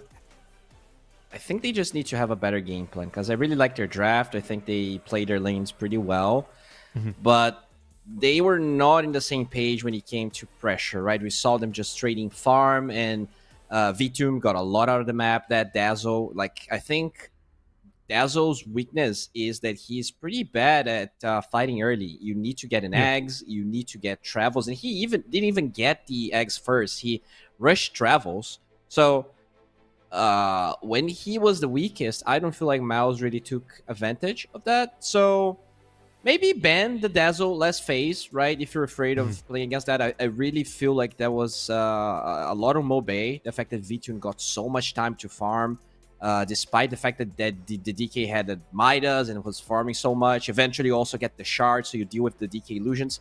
So that's my problem with the Midas and the whole I'm gonna scale thing, is that Dazzle just counters what the DK was doing, right? Anytime the DK threw illusions, he can quickly TP to that location, deal with the illusions with his shard, and then TP back to the fountain, instantly reset his travels, be ready to be somewhere else. So I think that was a game where actually maybe Rush Blink Dagger, you just play much faster than they did. And I guess they underestimated how strong that Dazzle was. And, you know, I don't blame them because I did the same. Yeah, they did in the early game. You know, they put some pressure, especially with the Monkey King rotations, which I wonder if Dandelions are going to ban out here. You know, maybe not wanting to deal with those Monkey King shenanigans again. But the pressure that he put on you, the lane pressure they put on taking away that bottle, it did allow the Death Prophet to get a couple of early kills. But like you say, once that Dragon Knight got his Midas, he was more busy looking to farm than he was to get aggressive with his team. And this time, I wonder if they do actually ban out that Dazzle, because it did look really, like you say, it looked amazing once he got towards those items. And again, yeah, maybe Dandelions considering banning out that Monkey King here, because that was just a bit of a pain in the arse for, I think, Dandelions in that early game, trying to get their items out on the courier. Yeah, I think they could have beaten the Dazzle if they played perfectly, but it was not the case. So hopefully, if you do let the Dazzle through, you're sure that, you know, you can pressure a bit more, not give him all of the opportunities to, you know, farm all of those items, get the Blink, the BKB, the Octarine Core, and then the game becomes so much harder. You need to find a Dazzle every fight, and, you know, the Luna is free to farm and free to do whatever he wants. They did ban the Primal again. So I guess the only change is this DK, right? I think the Lash was also banned in the first phase. I don't think the Shadow Demon was banned out in the first game. Chen is still there. True. Dandelions. Do they pick it up here? Considering... Yeah. Hidara is definitely a Chen player, so yeah, that would be hype to see. Yeah, no, I was looking at it, yeah, because they had that last ban, so they ban out the Lash, which is pretty good at dealing with the Chen waves, the Chen army. Priority's kind of the same, so they're going to go into a bit of the reserve time here, but the Chen is open, and this is the thing, right? If you don't take it here, do Mouse snatch it up? So are you being forced to pick up this Chen as well, even if you weren't super comfortable in picking it up? Exactly. They're definitely taking their time. They finally decide on the Centaur. So maybe hoping that Mouse doesn't notice that it's open. They go for the Bat Rider. So we'll see if it gets through the second phase, or maybe we are going to be seeing a Chen game coming through today here in between Mouse and Dandelions. Yeah, I think both sides already, kind of gearing up against the Chen in a way. Both Centaur and Bat Rider are pretty good against it. 10 seconds. You also have first pick on Mouse in the next phase. So it's more on Dandelions, I think, to ban the Chen than it is on Mouse. I think they're probably happy. They're gifted a Chen in a silver plate. We'll see what they're going to be doing here. The fact that they banned his Undying means to me that, you're right, we're probably not banning the Chen, right? 10 seconds. Probably. I mean, I wonder if they're trying to force Mouse into picking, or maybe they've got a game plan here, trying to bait the pick out here from Mouse and just leave it in, as they do ban out the Timbersaw. So yeah, again, this is going to be Mouse. Do they want to leave the Chen in the pool? Does it get through? And maybe it's going to be both teams. They don't have a game plan because it doesn't get through very often. So maybe both teams don't have a game plan for the hero, and they're just going to both ignore it here. Yeah, that does happen sometimes. But considering was banned in one game, right? So you expect at least one of the sides to be able to play it. That's kind of the weird part. But curious to see how this is going to develop as they get the Shaker, right? So that's also, let's say, an anti-Chen hero in a way, especially later on as you get so many creeps. Yeah, and maybe, again, both teams taking steps to counter that Chen that might not be coming out, but we see Dandelions, they've got this pick open if they wanted to. They have the next two picks as well, so they can lock in. I mean, they can lock in both supports as well, not really give anything away past that the Centaur pickup of who's going to be going where in the lane. So it's going to be the Crystal Maiden, and then Dandelions. Good here against the Chen. Have the Frostbite. Yeah. And do you run this with, is the Crystal Maiden still a 5 hero, or can you run this with the Centaur in the lane? Do you think this is going to be a comfortable lane for them, or is CM still purely a 5 hero? I would say she's almost purely a 5 hero. You can play it 4, but I don't think it's a hero that scales as much as you like. It can scale, but the problem is that it just dies so much in the mid game that even if you have a good laning stage, sometimes it feels like it doesn't do as much. So yeah. I would rather have it as a 5, especially because of the Bat Rider, which I'm assuming is going to be a 4, right? This Shaker is flexing many roles here. Could be a 4, but could be mid, could be off lane. And what do they want? I mean, they're taking Dandelion's taking a lot of time as well for this third pick, so Crystal Maiden is out. I thought they had the answer for both these heroes they want to pick, but it's going to be the Snapfire coming through. So yeah, more than likely going to be the two supports picked up here in the Snapfire Centaur lane. Here you've got your Cookie into your Stomp into the Double Edge, Scatterblast for the slowdown there as well. So they are both big tanky strength heroes as well, really hard to kill off. And this lane for the side of Dandelions, it is going to be a fairly hard lane to kill, I think, and they should be able to open up some harass here in this lane. And maybe Miles, they do the same here. Maybe go back for something like a Lifestealer who's going to be able to sustain in this lane up against two strength heroes. Yeah, I mean, we saw that working pretty nicely as they actually get a Void here. Was not expecting this at all, and they go Darkseer as well. Huh. I mean, Darkseer Shaker is a classic combo, and now I guess they pretty much are giving away the Shaker's mid because I'm assuming it's going to be a Bat Rider Darkseer lane, right? Which means you don't really want to play Shaker Void safe lane. So you are giving away that this is going to be a Shaker in the mid lane. Is it, or would you run that for Shaker with the Darkseer in the lane? Trapping them off with a fish and being able to burn them down with the Iron Shell? I think the Bat Rider is just so much better. You can run the Shaker. I just feel like you waste a lot of the potential of the Bat Rider. You end up with like two pretty mediocre lanes, whereas you could have like still have a good lane if your last pick. Sure, it's unorthodox to last pick your support as an overall last pick. Yeah. But I just think Darkseer Batrider is really strong. Okay, well, I mean, they're banging out the Pango here on Dandelions. They've got this puck pick up here.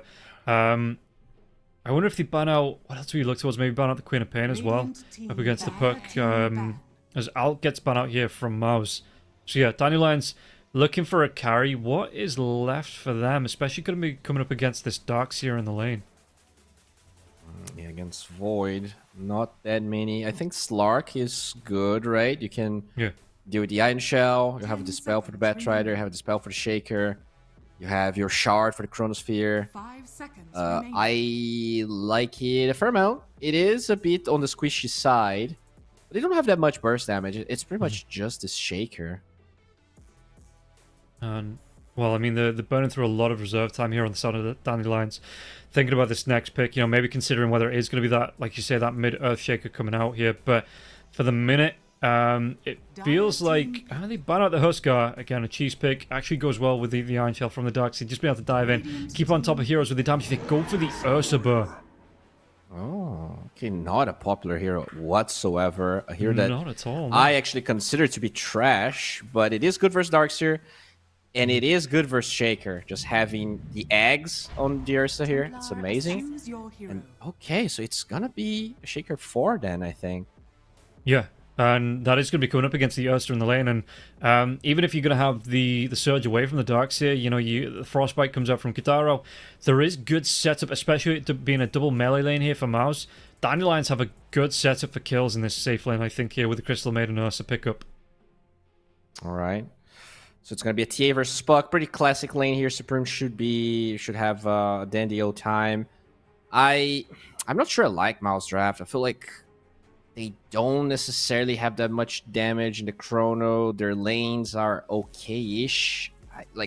It's a double melee Darkseer, but out of all the heroes you could have, I don't think Shaker is in like the top 6 of the heroes. So I don't know. Considering how good of a game Dandelions had, the only thing that kind of holds me from saying they're clearly winning this game is Ursa.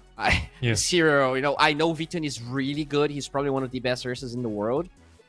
But it's a weird hero, man. He seems like he's not that strong in lane anymore, and he doesn't necessarily scale as much. He's weird.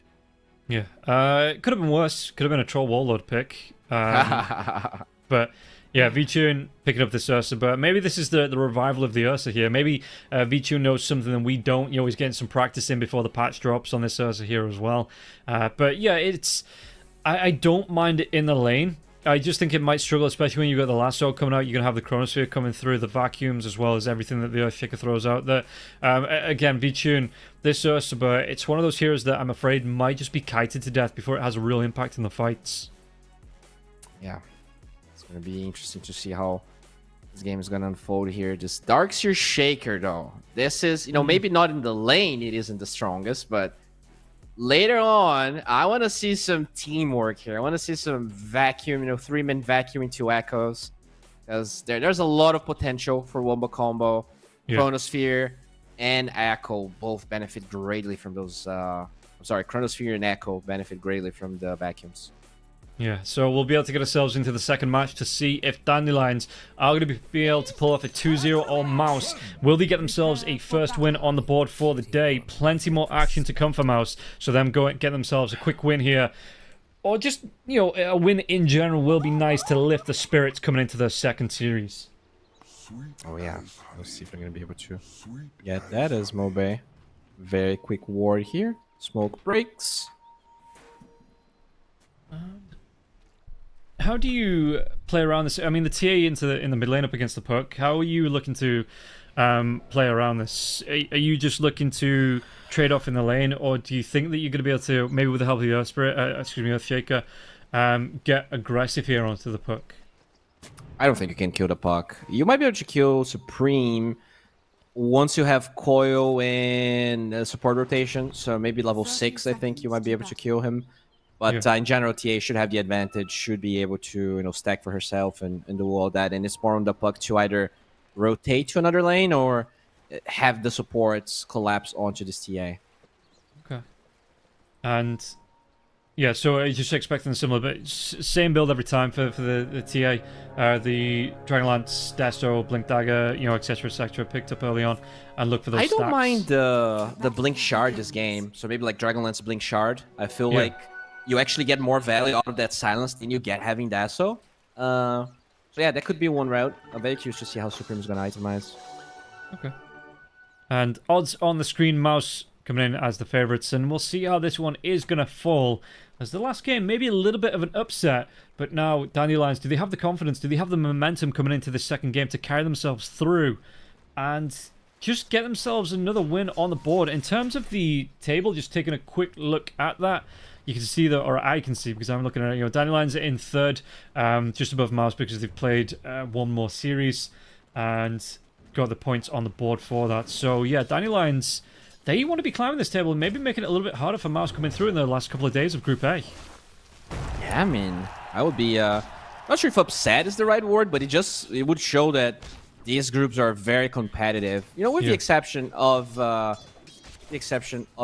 that didn't really perform as much as maybe we expected. But I would love to see some tiebreakers, see this very hype 1v1 mids. I feel really bad for like Panda and Kips because you're like, okay, cool, we're gonna be able to cover every single Havu game. You know, it's gonna be hype, it's gonna be amazing. You know, the finished stack, it's gonna represent. And then, yeah, unfortunately, this time around, don't get me wrong, there's still 3 more European leagues to come, so they absolutely can, you know, look to improve, come back, maybe shock the world as they come through into the European League too. But yeah, for the minute, it wasn't the best start out for the year here for Havu. Yeah, you know, that's how I feel cheering for Brazilian teams. Sometimes it's rough, you know. Though it's such a competitive game that you hardly get to see a stack. I guess with the exception of China, you hardly get to see a team with the same nationality playing at tier 1 level. Yeah, that's kind of the thing, right? At least you get a full stack to cheer on. You know, Palintimos! He takes down... Did he get the revenge kill? It's going to be the Flame Break coming back here, but he might be able to get the kill onto the bat. No. Desire couldn't close the gap, getting range for that last right click here to take down the Bat Rider, so it will be that 1-for-1 trade. But yeah, I wasn't expecting that in the safe lane, the kill coming up, but I guess that's the power of the cookie into the stump. Double-edged Scatter Blast. It's a lot of burst and a lot of control that stops the Faceless Void from being able to get off that Time Walk and heal back up. Yeah, it's a lot of poke that they have, and until you get level 3 without level 2 Time Walk, that cooldown is very prohibitive. You can easily die if you misplay. And do you think that with these high aggression spells coming out here, does Faceless want to go for a second point in the Time Walk? Oh, no, it's going to be the Time Dilation coming through, actually. Cookie's going to be the Bat Rider. Does he go down to this one? The Firefly doing a lot of damage to Desire. He's not even going to try and turn around, try and get some harass out onto the Bat Rider now as well. Bat Rider, just know the Time Walk forward, it's going to be enough. Trade out for the supports here. You can see the Palintimos, he wants to get this one, but the Bat Rider just a little bit faster, but now he's caught in the little pond, and the Stomp comes through, and yeah, Palintimos, he will be able to clean up, and being a Centaur, being the big tanky boy that he is, going to be able to get some good health regeneration coming through anyway. Still pretty good for Mouse. You get the kill with the Void, you get a Lotus for you. This Bat Rider is going to come back full HP, maybe bring you a couple of consumables. Yeah. This is a distant recovery for Own It, but his CS is struggling. He is 7-2. He's like 2 CS ahead of the support Snapfire. And there is going to be the bounce back on Palintimos here in the bottom lane. Once again, this is going to be a maybe quick kill onto the Centaur underneath the tier 1 tower. He doesn't have the regen. He's going to go down. Bengen gets it. V-Tune, though, gets the kill onto Force in the top lane. So already, again, Crystal Maiden being able to maybe bait out the Surge into the Frostbite, and then the Crystal Nova slow after the Surge wears off. It just means that the Ursa will be able to stack a lot of damage, and this time it works out getting the kill. I think the Snapfire TP'd mid to get to refill Puck's bottle. That's why they're able to go in the center there. To jump forward, though. He was able to get it with a winning rift, so that, yeah, the interrupt coming through, Earthshaker had the right idea, but Puck was able to get himself in and get that Water Rune away from the Earthshaker. Alright. But though, having the time of his life, you know, the laning stage is amazing. You just okay. Force has a Surge. I like that as well. He doesn't go right back towards his tower because he knows a Crystal Maiden without the Crystal Nova coming through. The Maiden is waiting for him, so he's actually going to try... No, does he get the vision onto this one? Trying to go through that Twin Gate. Any Frostbites to stop it? Kadara just lets him go, and I suppose, I mean, that's not bad. It gives him the free lane here, as the Darkseer are going to be forced completely off this lane, it looks like. Yeah, he gets the salve. He's going to come back. Uses a bit of mana, but should be fine. He was also pushing the wave with Iron Shell, so he benefits a lot from the fact that they're fighting away from the creep wave. Yeah. So yeah, he doesn't get the experience, but it's not the end of the world. He's still, you know, getting some CS. CP from CM. Look at this one as well. Mobe, yeah, the CM's going to offer, Kadara's going to offer Mobe some protection, but yeah, Mobe, he's playing this the highly mobile perk fairly well. He's not, obviously, he's not rocking the most last hits, but it just feels like Earthshaker's rotated in now 2 or 3 times, and the perks just outplayed him. Yeah, I mean, it's a really hard hero to kill. So I think you rotate the Shaker anyways, just so you can make sure you deny runes from him, because then you force him base. But now, yeah, fight for the rune. They're already sending pretty much every support here in the mid lane. And we can see, yeah, that the Earthshaker Crystal Maiden are going to be close to each other here. While this is going on, I mean, V-Tune's absolutely loving this. Cookie comes out now as well. The refraction charges are up on Supreme. So Supreme not going to be affected by the Cookie. Pops that trap as well to Mobe. So Mobe slowed right down. Has to go back towards the tier 1 tower. And the rune will be protected here by the Earthshaker. Going to be that amplified damage rune here as well. So what can the TA do with this one? Is there any stacks around? They're not... The camps have been warded up in the triangle, so there's not going to be any stacks here for the TA, and that's where the big power spike comes early on for these TAs. Not going to be able to take advantage of that. Yeah, that's big. Really nice that you're able to block those stacks, but if you get this tower anyways, it might not matter. That's a lot of damage already done, and kind of reminds me of that DK game we saw where he just got the tower minute 7 or something. Supreme is kind of... Especially with the protection of the Shaker. Even if they don't kill the puck, you can just push him away and still get the tower anyways. No glyph. Far right behind. Bengen comes through. Going to be silenced out by the Winter Rift. The Fisher doesn't connect on... Mobe had the orb as well to get away. Anyway, no lasso for that Bat Rider. He's just a level too low. Like you say, Supreme easily going to be able to clean up this tier 1 tower. And now the Wisdom Runes come out. Going to give a boost to the 2 supports here inside of Mouse. Yeah, this is huge for TA. Yeah, you block the camps, but... The tower is down anyways, and now TA can just do whatever she wants. She has the entire left side of the big jungle here, and then the lion side. And already even getting some vision, so Supreme buying his own wards, pretty cool. They are free. You know, it costs nothing to put them down, and it only really costs a slot, and while you only have branches, not the biggest cost in the world. 3 heroes, though, making a move. Crystal Maiden going to be the furthest one forward, scouted out here by the Observer Ward, but the Ursa... Actually, what's the build that the Ursa is going to go for? It's going to be the Battle Fury here for the Ursa. And that is a big ask, I think. You know, it's not going to be the Diffusal Blade or the Maelstrom, anything like this. This is a big investment for the Ursa. Can't get involved in these fights if it starts to kick off between the 2 teams, because he has to look for this farm. It's a hard game to go Diffuser against Surge, so that slow just doesn't work as well. And he's actually farming quite a bit. I think the price that you pay on Mouse is the Shaker, right? He is only level 3 even after the Wisdom Rune. He is not a hero right now. V-Tune. Yeah. Well, the wall's been dropped, but V-Tune, he's got his ultimate if he needs it. That Enrage would be able to keep him alive. Keep him walking out. Kadaro got to be a little bit more careful as Olnit's going to come in. In fact, they might look for a Chronosphere here. They've got the stack ups, every ultimate available, apart from that Earthshaker. Like you say, wall's been dropped now. But yeah, Olnit, he's actually going to get aggressive coming through this Twin Gate. What are they going to try and do with this? Yeah, they get the tower. No CS from Bengen, but still, they're going to get it. There's a trade happening bottom, but it is much slower, so I feel like Mouse can still... Dream Call's going to be here now as well. The damage, the lockdown, the silence, is it enough? And the Faceless Void, he comes back blind through the Twin Gate, and it's going to cost Olnit his life. Damn. That's a huge kill. Especially if they can get this tower, which right now doesn't seem to be the case. So even though you kill this Void, it feels like this TA already created so much space here that it's going to be tough. I think this Ursa, he will need a lot of time, because it's not only the Battlefield, you need the Blink, you need the BKB, you need a Basher. This hero just needs a an obnoxious amount of items to feel relevant. How well does the rest of Dandelions create the space for the Ursa? You know, do you think it's going to be enough here if the fours on the side, the four of the heroes on the side of Dandelions just look for these ganks? In fact, a little bit damage onto Face's Void. He's going to use that time dilation again. No Chronosphere just yet, though, in this match so far in the first 10 minutes.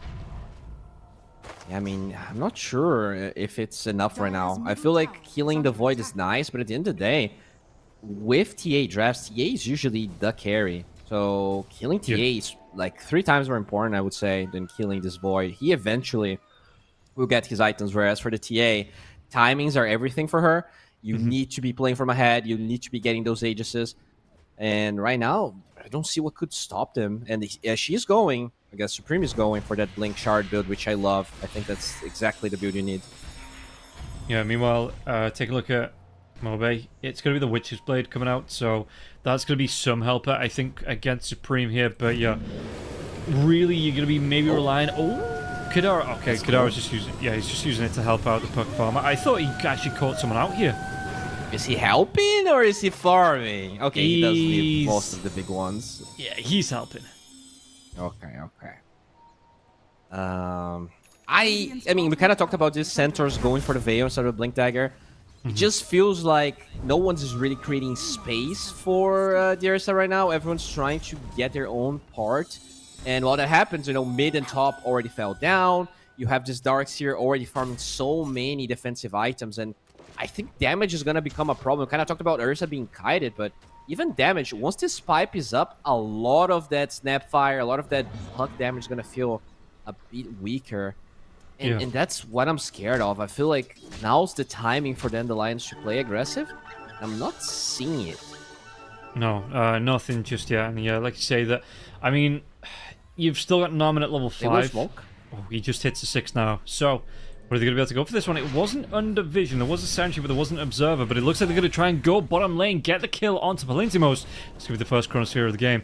Who are they going to be able to find out with the smoke? Because the TA left. The TA was straight out of there. And it's going to be the Darkseer in the jungle. But he's far enough away. You know, he's out of the way that he shouldn't be easily scouted out. Should be able to farm out here. And then maybe look for that TP. But the scan comes through. Force. He's in the trees. Spider senses tingling. Are they going to be able to cancel it? The jump comes in. Dream Call. It's going to be here. They will be able to get the kill. The wall does get dropped, so it's going to buy him some time. But only a second or so. And the aggression coming through from V2. V2 now already has that Battle Fury up. We'll be able to deal with these illusions. That was really close. So close. But yeah, they do get the kill. It's kind of a small fry. I think out of the heroes you would like to kill on Mouse, the priority is definitely TA, Void, Darkseer. But a kill is a kill, and at least you are you just get vision of the hero, so V2 can farm. He did finish his Battle Fury and pretty much has his treads done. Yeah. So that's a really good timing on the Battle Fury. That's pretty much as good as he gets. And we'll see, yeah, what he's going to be able to get from this. And again, whether the side of Dandelions are going to be able to create space for him now as well. Stampede's going to be used because Desire was in a little bit of trouble here. It feels like Mouse, they want to be looking for these kills. You know, they don't want to be letting Dandelions get comfortable, find this farm, and just be playing this meandering game. They do really want to be taking this aggression and maybe taking this map control away. And this is the thing, right? You've got a TA. So it's going to be the TA timing versus the Ursa timing on which team thinks they're going to be in the better position to take away Roshan as well. Yeah, I love this from Mouse. That was kind of what they were lacking in game number 1. Maybe they didn't had, like, they definitely had the heroes, but now this Darkseer for Force, I feel like it's much more of the role he should be playing that game as well. So they do pressure a little bit. They decide to retreat. Once you finish that pipe, I think that's when we're going to see Mouse fight at full force. And yeah, just watching the Dandelions, not the greatest tower takers in the world. Ooh, they might be, yeah, they're going to be able to get the kill. And then Mobe should be able to get himself away. Does Norman actually go the right way here? Perk in no vision. That Watcher isn't activated, so Mobe might even try and take away this camp from the side of Mouse. He's going to be able to get it. Yeah, stop at the respawn. Doesn't dive away to his orb. Gives a quick flash to Norman to kind of signal where he is. But now he's moving over to the Wisdom Rune. This is going to be big if he picks this one up. Yeah. Does he want to go for it? The orb comes through. He gets it for free. Very nice, very nice. And Norman getting closer to his Blink Dagger here. The game has been pretty slow, so it allowed him to find a lot of farm when things are chill. There you go. Needs like one wave, and he should have his Blink Dagger. And that's going to be Puck's bane. If they're fighting with a smoke, which right now they are actually, you can always just kill this Puck. Yeah, the Centaur is the furthest one forward as well. He's got that Blink Dagger and the Phase Boots. Crystal Maiden, Kadaro might be caught out. Smoke Breaks jump comes in. Yeah, the lasso is even going to be committed here for the Crystal Maiden. But this is going to be... Oh, Centaur. Did they actually find the two of the Centaur and the Snapfire? Snapfire moving himself away. Palintimos in the trees. So they want to put some aggression onto this tier 1. Will the rest of Dandelions move around to defend this one? I think the Puck doesn't have a TP still on cooldown. Use it to go towards the top lane after snatching that Wisdom Rune. So it's just going to be the 2 heroes for now here on the side of Dandelions. Looking to... I don't know, go for the deny. They're going to be able to get the Stomp in. The Flame Break doesn't push back onto Palintimos and the Cookie. It will keep Palintimos safe. So maybe looking for this deny onto the tower. Yeah, Forrest pretty much ready to finish his pipe here, so I think he could even join this fight as the courier is close to the secret shop here. He could maybe go through the Twin Gate, yeah? That's what this might be doing. Oh, Centaur. Jump comes in, but the Stampede will be used here by Ryder. He's already used that lasso onto the Crystal Maiden. Won't have it up here, but he does bait out the Stampede. And it's tier 1 tower getting lower and lower and lower. Desire, he does get the deny, but it might cost him his life now. Supreme going to be able to jump in, getting a couple of right clicks off here. One more might finish the job. The Stomp comes in. Was that full of the Monte kisses are going to rain down here onto Supreme, but it doesn't matter. Supreme, he has that right click damage, and now V2 getting involved though. Supreme, he has his refraction charges back up. It might not mean enough. The Dream Cold comes out, stuns up onto the Bat Rider. Bamgun, he's going to be caught out by the enemy team, caught out, killed off. And this, I mean, he already used the TP. The Echo Slam comes in. Big cleanup. Mobe was able to dodge off some of that damage with a phase shift, though. They take down 2. Is it going to be 3 and 4 into this one now? Mobe, yeah, trying to move himself away with a phase shift into the orb, and the trap doesn't pop in his range. So Mobe will be able to get himself out. Fisher won't connect him. Narman's trapped himself in the trees. The damage isn't going to be up. One more right click, it is. He jumped just too far forward, and Narman flew too close to the sun. And V2 and Mobe will burn him down. Yeah, a bit too greedy there, but that's just a taste of how powerful the team fight of Mouse is in the mid game. Yeah. Really good wars there. Yeah, you lose your TA, but they find so much afterwards. I still feel like Force was a bit too slow to show up, but I'm glad that he did. I felt like he wasn't even playing game number 1, but you know, just that one vacuum already kind of solidified the position of Mouse. They could even attempt Roshan, honestly. I feel like once you have the Darkseer at this stage, it's pretty much impossible to contest Roshan from Mouse, but it's actually Dandelion smoking. They're not going to find anything here, unless they want to go to the Twin Gates. And... oh no, they want to Roche, actually. Yeah, he's going to dive in here. V2, god damn. Mobe, he's buying some time, you know, he's trying to find some information, gets himself out, but yeah, they do have, I mean, the net worth-wise, like you say, the Sursa, 10,000, 11,000 net worth now in a couple of gold, and he's going to be able to get himself right into this pit. This is going to be a really quick Roshan, and there is going to be the response from Mouse. They're smoking the way up here, but with the full gap around, all you're waiting for now is the Freezing Field coming out for the Crystal Maiden. All 5 ultimates are going up. Roshan is going down. I don't think Mouse getting here in time, and the Faceless Void isn't even anywhere near trying to get the contest in this one, so even if they did, this is going to be a 4v5 fight coming through here. And I think this is the best outcome for Mouse, is they're going to lose the Aegis, but they're not going to lose any heroes. Yeah, that was a tough one. Echo was on cooldown, so really good read from the Lions, knowing that they have BKB and that Echo was down. But I still feel like they were maybe a bit too slow. If you are faster, you can poke, you can take them out of the pit and buy time for your own cooldowns. So very nicely done by Dandelions. And honestly, V2 in both games has been very impressive. Game number 1, he barely had a game and somehow he recovered. In this game, he had a perfect lane stage and is playing flawless so far. Yeah, bottom lane, there is going to be some damage coming out into the Desire. There's with the bash into... oh, top lane though. Chronosphere comes out, they get the lockdown. They get the kill into Mobe, and now they're going to be able to get the kill into Desire now as well. Surely no Stampede, but was that vacuum back? Yeah, Desire, he doesn't have a cookie for 6 seconds, and Olnit will eventually get the kill, but it might cost him his life. Was that extra control coming through? The Frostbite from the Crystal Maiden even drops the Freezing Field. Wall's going to be dropped here from Force, just to get himself away, and V-Tune gets some extra... just a little bit of extra gold here from those 4 solutions from the wall. I mean, Olnit doesn't even have a game. This is awful for him. He's 2 and 3. He's behind the Centaur's net worth right now. And that's just a free tower for Dandelions. It feels like the next couple of minutes are going to be rough on Mouse. And that's the problem with TA. If you don't get that Aegis, this hero This year can feel really sad. Like this, you want to be playing from ahead, and this game has been pretty far behind. And you can see the Supreme, yeah, like you say, he is going to be going towards that dash. So now jump in though. Supreme, is he under vision? Bichum, drums are pop, but they'll say they're going to walk straight past. In fact, no, they blink away for the Earthshaker, but he blinks right into the Centaur's path now. Damage coming through. Bichum wants to get in here. There's going to be another vacuum coming through. Dream Call will be used to get the kill onto the Earthshaker. Chase away Supreme. He's going to have the jump away that surge as well, it looked like, and Supreme will be away safe. Cost Norman his life, though. So, did they use Echo in that top fight when the Chronosphere was used bottom? To kill the Puck, yeah. So the Chronosphere bottom and the Echo Slam top to get the kill onto the Puck. Okay. That's why they couldn't fight there, as Echo was on cooldown.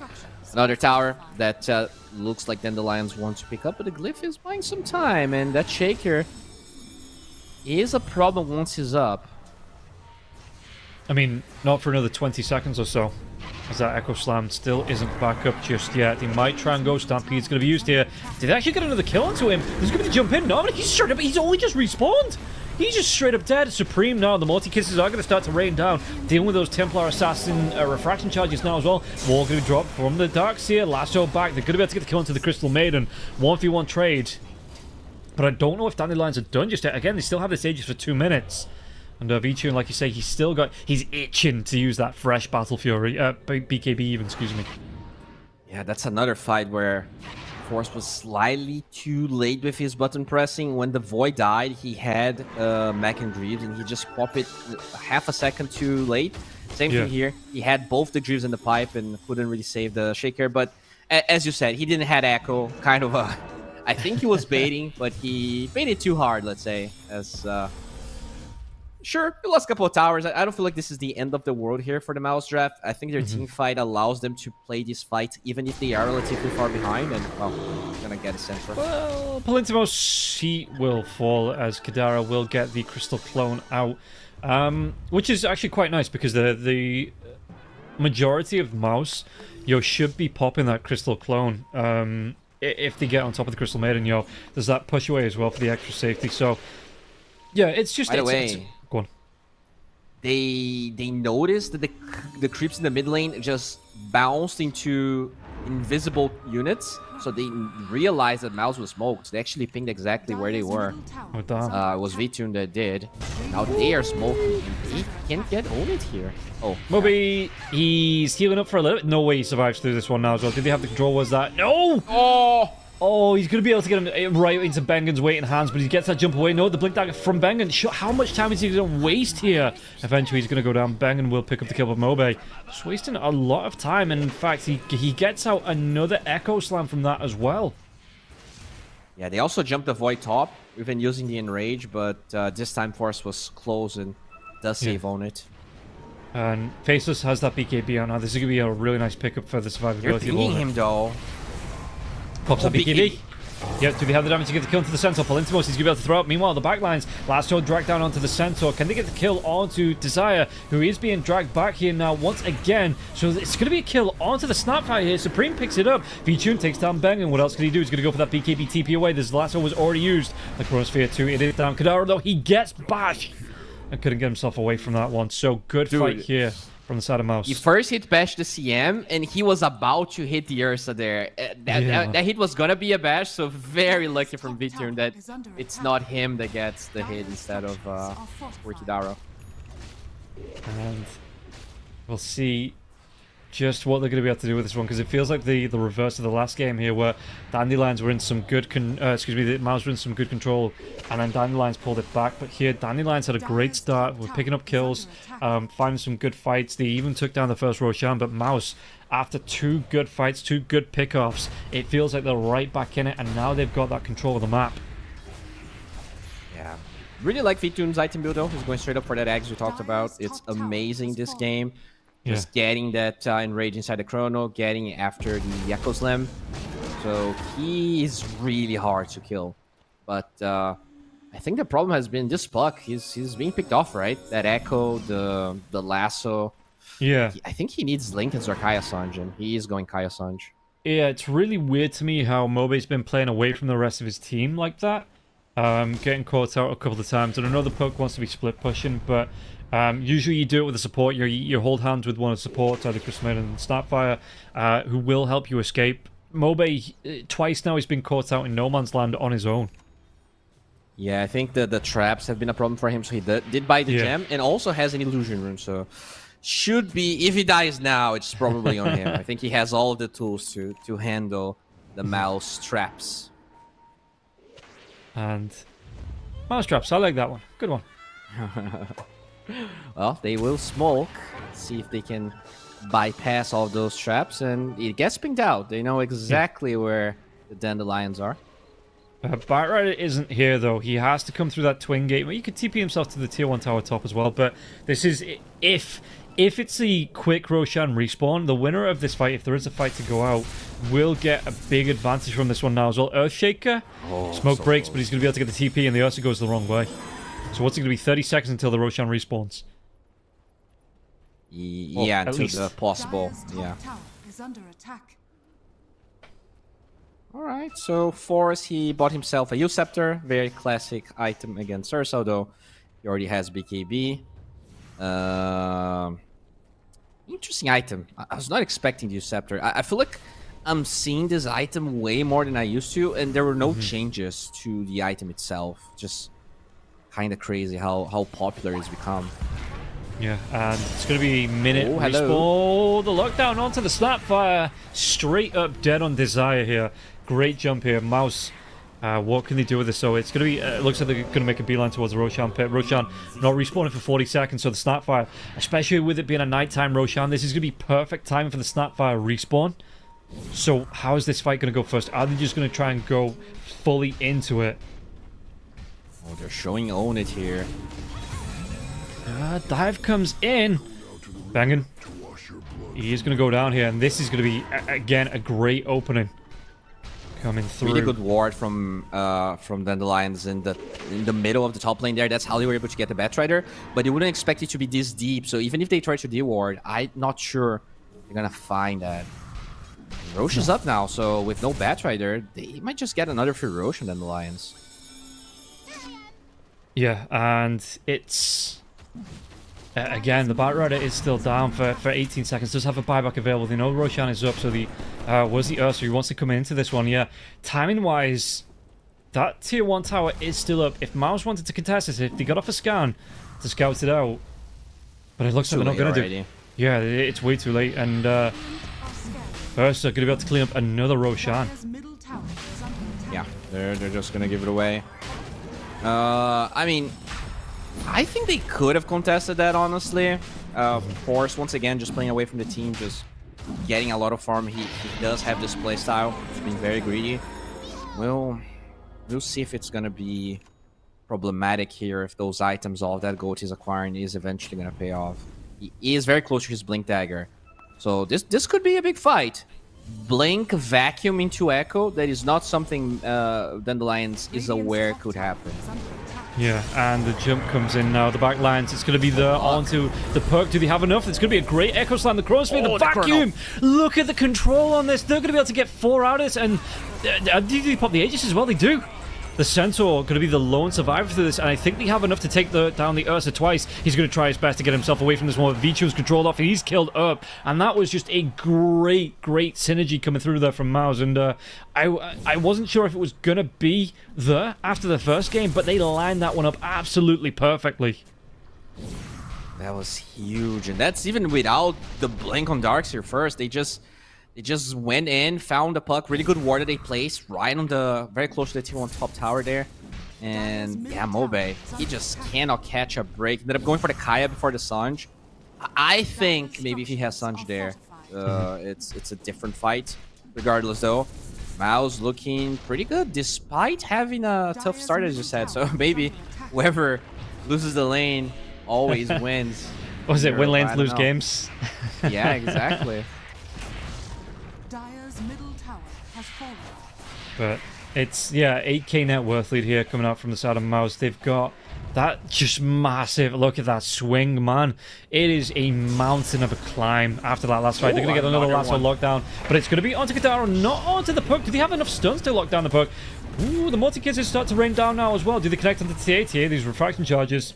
Still going to be backing himself away here. Supreme pops that BKB. Centaur, he's going to go for the Stampede, but Supreme still has that BKB going. More refraction charges. Actually turns around for the right clicks. Backlines, what can he do? Because it looks like Vichu wants to get himself in, but the control, the wall's going to be dropped now as well. And Desire, he might be the next one, will be the next one to fall. Narman, Your Scepter comes out onto the Ursa. The Ursa still has that Enrage if he wants to use it, but now the right click's coming through. He's going to silence. He's having to pop that BKB to get himself out safe, but still, the physical right clicks, it is going to be up from Vichu. And the BK, the bash! Oh, the bash! Oh, the time walk forward now as well. What can he do? The BKB was off. He's already used the Enrage. He's going to be on the other side of that Fissure. But still, Supreme jumps in, gets the kill. Wants to go for a little bit more. Palentimos, Mobe, time dilation once again. The time lock coming through. They're going to be able to clean up absolutely everybody, it feels like. And the Perk going to be kept inside his own base, but killed off. Kidaro back alive. I don't think he's defending this 1 versus 4. So maybe here, Dandelion's going to lose some of the base. Rampage for Supreme. Oh, damn. She tried to cut the wave, and she does manage to do it even after the Greaves, but it means that she also dies, and this is going to be a lane of Eric's at the least. Yeah, there is still that tier 2 tower that the Darkseer is pushing in bot. Catapult creep coming in onto that one there at 2. So he should be able to use the Iron Shell, clean up this creep wave, and put the pressure onto the tier 2, but hell, this is going to be 2 lanes. And there is buybacks on 3 heroes, but they may be waiting to be at full power here when the Ursa respawns in 17 seconds. There's still a Chronosphere up as well. With a Vacuum being here, they could get another great fight out of this one. So they take a lane, put some pressure on the tier 2 tower, but the fortification will be forced out here. So they're not going to overextend themselves, Mouse. Yeah, I think they learned their lesson from game number 1. Be proactive, but make sure you cut your losses when you're done. And, I mean, that's my gripe with Ursa. He was so far ahead of everyone. He was gigantically farming. He even got the eggs against the Chronosphere.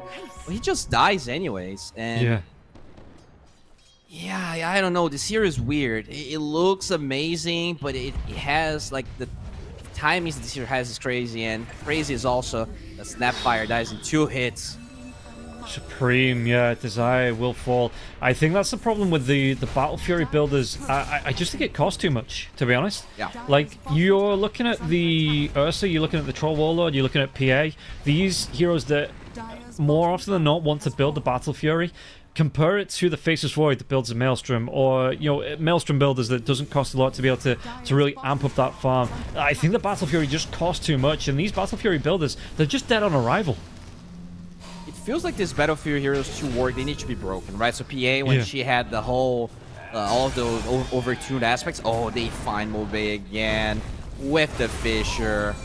Yep, Phase Shift is going to be here to chase out the Orb. 2 are going to stick around. The Blink Dagger comes through, but Force is still here to get the last right click out and just puts Moby in the box. Oh, yeah. That has been a pretty sad game for Moby here compared to that Dazzle performance. Just not having it. And that was a pretty late puck pick as well, but I feel like Mouse, they're utilizing this Shaker really well. You know, I thought that if they were going to win this game, it's going to be all about the wombo combos, and I think they delivered a lot of those. The team play with this draft has been pretty pristine. Yeah, you see the Supreme, he's got himself the Amp Rune now as well. They're going to be able to take down Hell. Do they stop here? That Amp Rune's still going to be going now for another 15 seconds or so. They could look towards taking that last set of racks out, and there is no fortification on the side of Dandelions. So Supreme, it will be wearing off now, this Amp Rune, but the Blink forward, if he wants to go onto the tower, it's been started here by the Faceless Void. They're going to go for Megas. So Lockdown, they've got it onto the Crystal Maiden now as well. Yule Scepter's going to waste some time. Chronosphere comes out. The Ursa Bird, like you say though, he's got that Agnum Scepter. So this Chronosphere, it's not going to be the best. He pops his BKB, but the bash is the right clicks. And V-Tune, even through, after the Enrage wears off, he just loses so much health. Great Echo Slam coming through. And this is going to be, well, looks like a clean up here for Mouse. They are just going to be able to execute this one absolutely perfectly. Mobe going to be silenced by that trap. Look at the right click damage coming through onto the puck now as well. Now Mouse, they've lost his Earthshaker. What else are they going to be hanging around for? Do they just want to back themselves up? Forcing a buyback out. Nope, Earthshaker buys back. He wants to be getting himself right into the fight. V-Tune. No, dude. Even through that extra Enrage, he's going to go down. No buyback. GG's going to be called, and Mouse, they're going to start the day off. Dandelions, both teams starting off with a 1-1. Get themselves a draw on the board. All right. Pretty good showing from Dandelions, honestly. I was doubtful of the Ursa, but you know, when they had a really good draft, I think they executed. They played really well. Yeah. Very curious to see how they're gonna keep on performing. And now it's on Mouse, right? I think they still being 3-1 is still good. It's decent, but to secure that top 3, I think you need a 2-0, and they're playing against the first place right now. And yeah, so we are going to take a quick break, and I know Mouse are going to want to break here as well. And when we come back, it is going to be Navi Jr. versus Mouse. So we'll see how that series is going to break down. But first, we'll see you after this break. 1xBet and Eva Alfie present betting on all esports events on the website and in the 1xBet app. 1xBet. Play with Eva.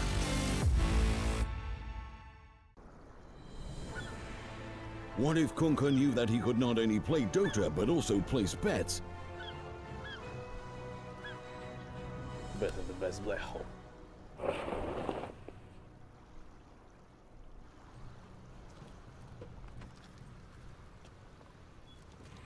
1xBet, bookmaker company.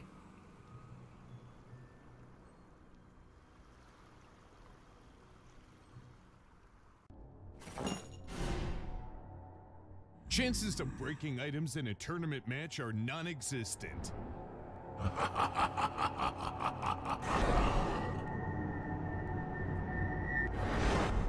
Chances of winning at 1xBet are always real.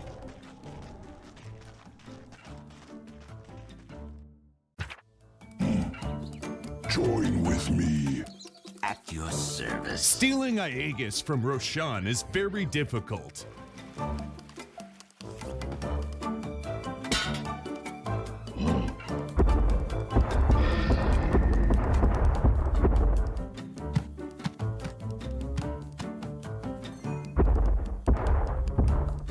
Winning at 1xBet is super easy.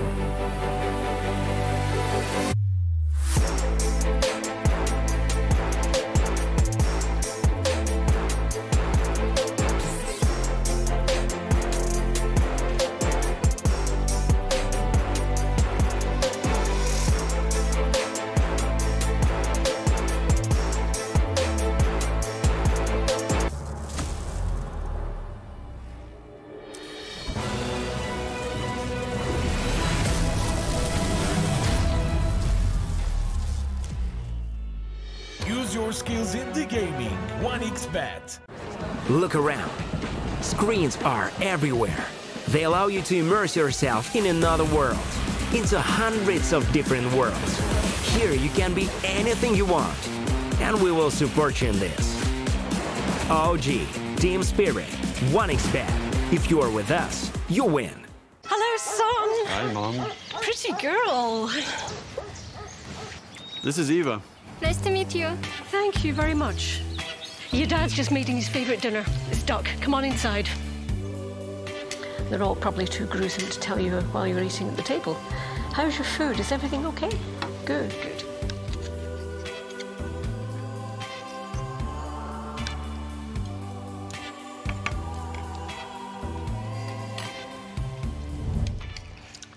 You seem to know each other. Yeah.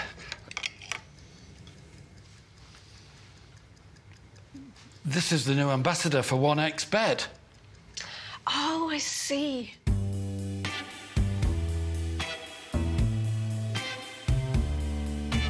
Everyone felt good when Eva Elfie became the new ambassador of 1xBet.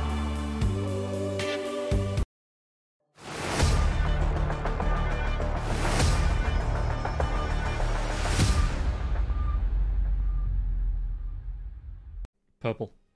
Hello and welcome in everybody to the final series of the day. It's going to be Mouse versus Navi Jr. And Mouse in that last series, they were able to take it 1-1. And again, it is a bit of a marathon for them because they are going to be playing 2 today and 2 tomorrow. So they're trying to squeeze in all of their games and get themselves going here. Bowie, after playing a series like that, you know, you've lost one, you've won one. How do you recover now and try and bounce back and try and take this series 2-0? Do you take that momentum from the last game, or do you have to wait for a little bit of a mental, you know, get a bit of a mental reset going before you come into the series?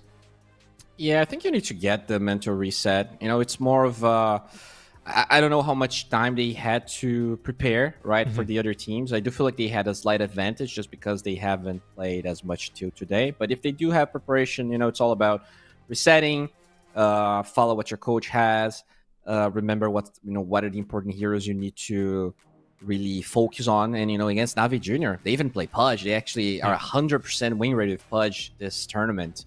Damn. It's going to be a wonky draft. I'm prepared to be entertained because I'm looking at favorite pairs here for Navi, and there's Meepo plus CM and Meepo Pudge. They have 100% win rate with both of those combinations.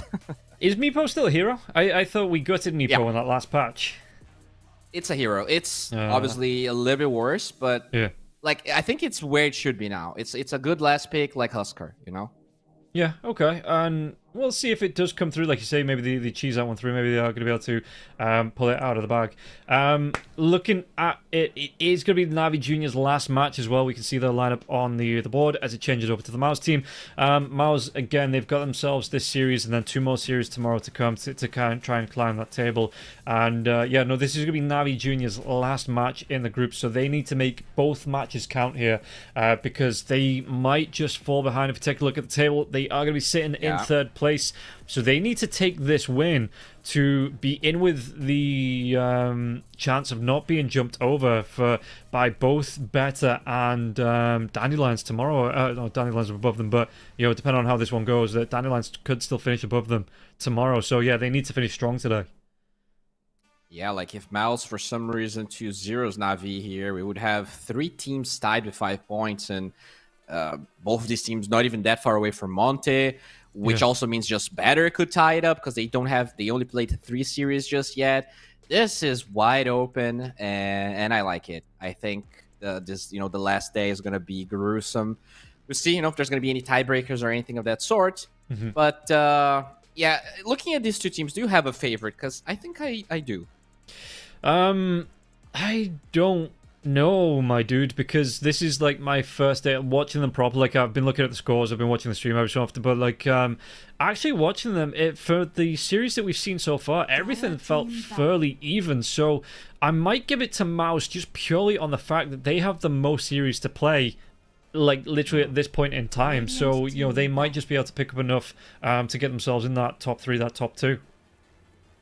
Yeah, I also feel like they are my slightly favorites for me. But I do feel like Navi, they have a lot of benefits, right? They've been together for much longer. Yeah. I think they know. I just feel like they have something to prove, right? It gets to a point where sure they are a, let's say, what's the name when you have like a team that has a secondary team? I guess secondary team is the word I'm looking for. Team? Yeah, academy team. Like, even if you are the academy team and your goal is to improve more than like actually pay off instantly, I think they have a lot to prove because they have really good players. They have overall big names. Like, when you look at MMR-wise, these guys are all top 100. When you look at the MMR of all the other teams here, I actually feel like Navi Junior might be the highest combined. So yeah, I hope they at least get a 1-1, but I'm expecting Mouse to be better.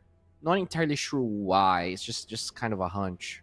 You just, you're on the bandwagon and you're going to ride it all the way to the finish line, I guess. I think so. I mean, they're back, right? Mouse, they always, the only time they joined our circuit was for TI, and finally we actually get them here playing a full year of Dota, and I want to be in the Mouse train. And, well, we'll see how it is going to go for them. And, like you say, they want to rack up as many points. Well, everyone wants to be racking up those points to get them to the LAN at the end of the year. Navi Junior is going to come straight out with the bat right here. Mouse, they got that tiny on the board.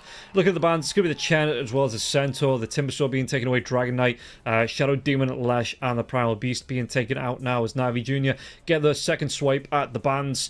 And, yeah, so... pretty much standard on these bands here, but Tiny getting through for the first time today, and it can flex between that 2 and the 4.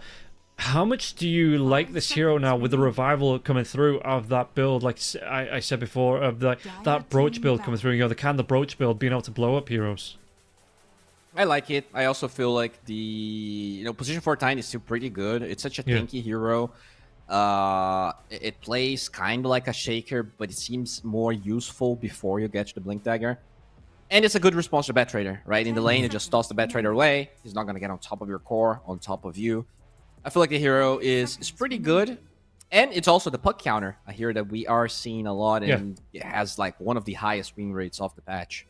And being able to deal with it with the avalanche, making sure that with the micro stuns that come out on that one, that the puck can't get the phase shift away, into the Blink Dagger. Really nice answer to it. And it's just really nice at getting that blow up onto the heroes as well, all the way through the game. Once you get a Blink Dagger up, the Avatars combo that does come through, either support or as a core, you do just delete some of the squishy heroes, and it's a great way to start off those fights. And if you're not going to get the kill, tossing them back into your team for that engagement.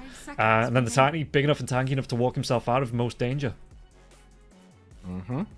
Surprising here that Navi actually banned the Darkseer. They had, we saw Batrider Darkseer doing really well in that game prior to this one. And DK Morphling being taken away. Very early Morphling ban. Usually a third phase type ban. I'm going to get a Gyro. Yeah, and again, we've seen it. There's the Pudge. You were talking about it. What would you say? 100% win rate on this Pudge for Navi Junior? Oh, yeah. Oh, yeah, baby. Got the Juice Pudge. I think they've been playing it only position 1. And the Meepo is actually PMA that plays it. So they played in the offlane. Okay, and... Okay, speak to me about this Pudge then. What is the build? Are you... still looking to the early Ags? Are you playing that Veil Shivas, the Eternal Shrouds?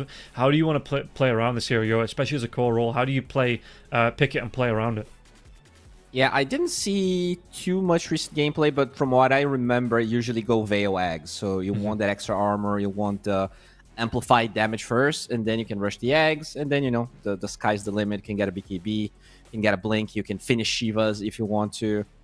And just having that Lich in the lane, if that's gonna be your 5, it's such a powerful lane because you can get close gap with the Pudge, so you don't really need to land the hooks, you just run them down.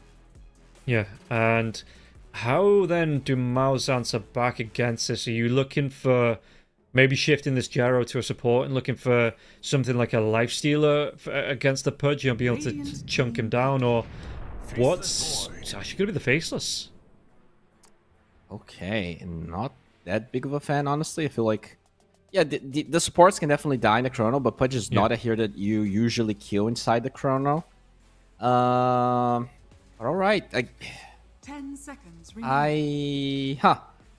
I'm very curious to see how they're going to draft. If they're going to try and go for that minus armor style, the TA that they played in game number 2, or if they're going to go for some like Snapfire. I feel like magic damage is really bad against Pudge. Usually it's all DOT, and Pudge is amazing against DOT, one big instances of damage.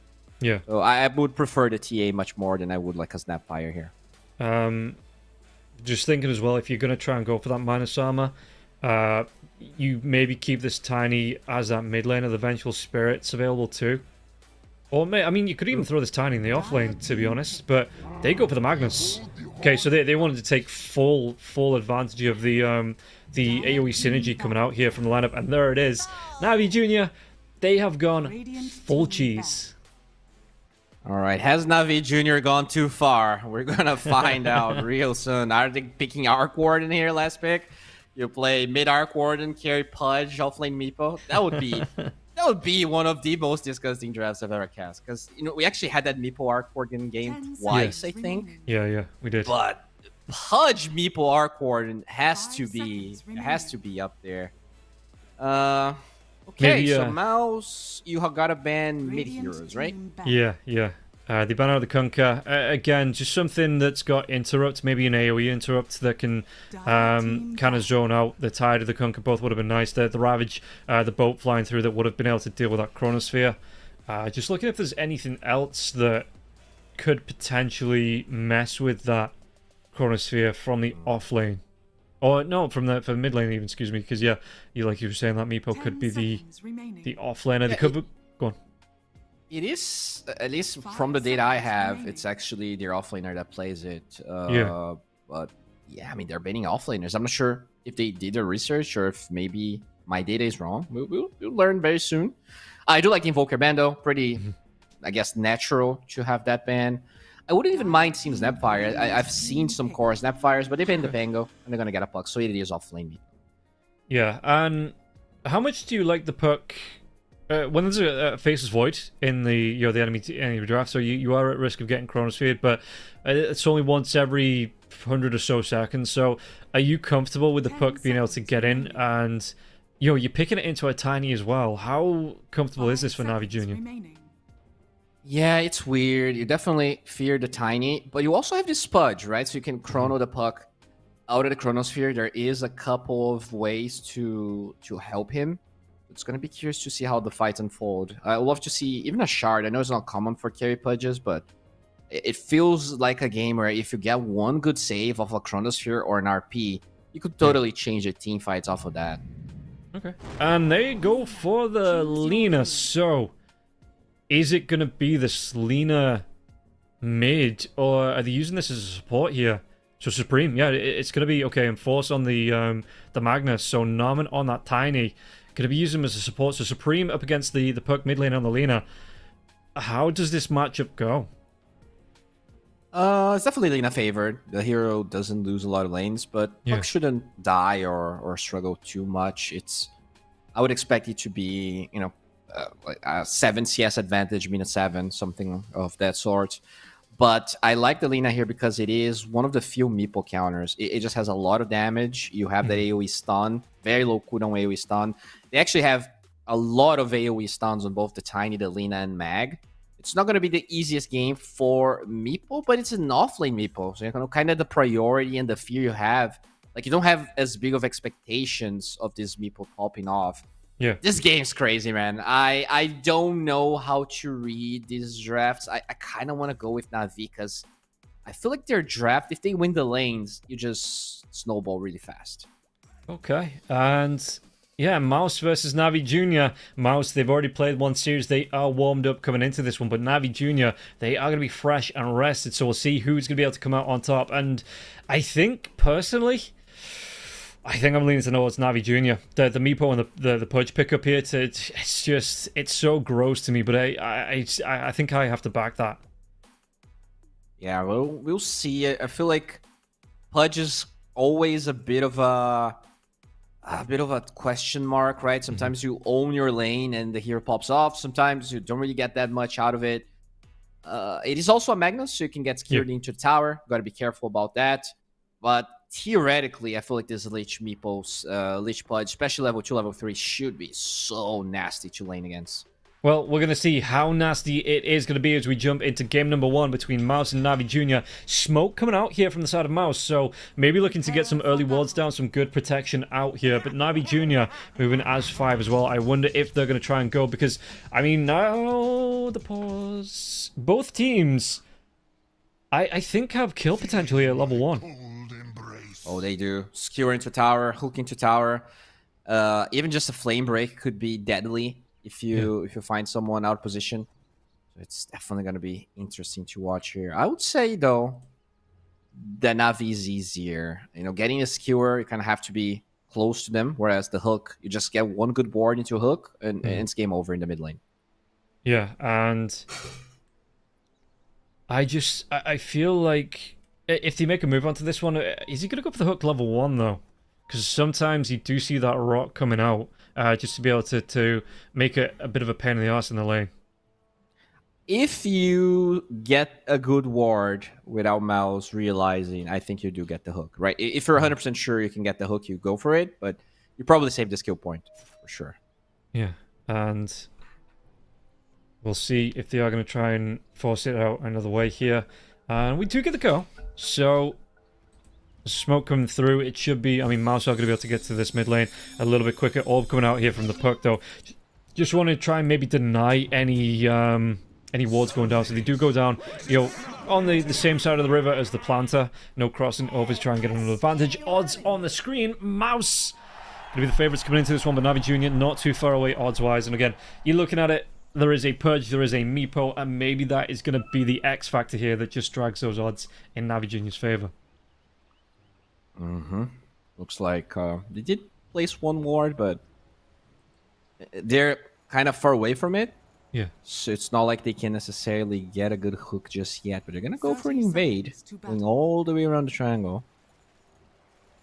Yeah, they are going for a mega wrap here. 25 seconds before the runes spawn, before those lanes start to kick off. Force backing himself away. They've not scouted anything out just yet. Watches up, so they're going to see, maybe know someone's here. Find a tiny. Yeah, smoke breaks. Snowman's in the trees, flipping. But he did go for the hook, he misses it. Flame break and a hook, both at the same time. Again, a little bit of miscommunication there. So, Norman, he's going to be a little worse for worse, but nothing, he can't regen back up. But they will be the 2 for 2 on the bounties, it looks like. And no first blood coming out for Navi Jr. It was cute, but it just a little bit of miscommunication just means that they can't get that first blood onto the Tiny. Yeah, good patience, good position for Mouse. Definitely making it hard here for Navi. Even with all of that fancy footwork, they don't get it. Now this lane, you know, it is... 2 very tanky heroes for Mouse, so it might be hard to really, let's say, kill them level 1. But if you get a good hook under tower, that's when things, especially Tiny with that low armor, can die. Yeah, on the other side, though, like you said in the draft, that if you pull this wave back in favor of the Radiant, you're towards that Radiant tower, a toss back onto the Magnus, skewer back underneath the tower, even the Pudge, I don't think is going to be able to survive through that. Yeah, for sure. If he already has Flash Hip, he might, you know, he's going for a lot of armor here with the Wraith Man as well as the Phase Boots and the Veil. So it really depends exactly when that happens, but early on, he definitely is also really weak. Only 2 armor. Lich, same thing. He doesn't have a stun, cannot protect himself. The Lich is probably the more likely hero to die a lot because he is just way squishier than everyone else. Yeah, and yeah, like you said, armor-wise, it's not the biggest health pool in the world for the Pudge because he does rely on the strength growth coming through, or the strength bonus, excuse me, coming in from the Flash Heap a little bit later on in the game. So 758, not the tankiest hero and not the fastest hero either. So yeah, if he does get caught out, one big toss into the skewer back, it will cost him his life here, as we do get the go. So we'll see how that armor aspect is also why I really like the Lich pick, because... you know, later on into the game, once you have max Frost Shield, just having all of that physical damage reduction and the slow aspect as well. Like, you're going to have so much AoE slow with the eggs plus Frost Shield. Just fighting got the juice if they are able to, you know, have him as the main... Oh, wait a second here. What? Yeah. Bangman's going to go down, and yeah, it's going to be the Meepo that gets first credit. blood with Ransack. Ransack? How? I am not sure. I have no comment. like, not only must he have gone for, like, the pull-through or something like that, out of position, the flame break knockback. I guess blood grenade flame break, something crazy like that. Like this, we might like be seeing it this? again, yeah, and this time level 2 now, there is going to be the net coming through, so this might be another kill into Bengen. Oh, he gets himself this time underneath it too. How? I am baffled at how he They had a loses blood his life. grenade there, I think he actually dies. Yeah, maybe, true. And Reddy's, he's going to be interrupted on the pull. Narman's going to be able to get this one back on the bottom lane, though, yeah. Faceless, he's going to be playing it safe, coming through to try and farm this one up. And you can see that both supports on the sidelines, you know, they're trying to contest this pull, trying to make this... Okay, never mind, there it was. There it was, the toss back into the skewer shockwave combo, and that was the death of the punch. Yeah, they blocked the small camp, so Lich couldn't really do anything about it. I mean, he does have sentries, but wanted to stay in the lane of the Pudge, and even that wasn't enough, even though he has the Frost Shield. That's the scary part of this lane. It's a lot of displacement. It just depends on which tower is closer. Yeah. And how do you then keep that? Because you can see that Nam is interrupting these pulls. You know, he's trying to make the creep equilibrium stay in favor of the Radiant.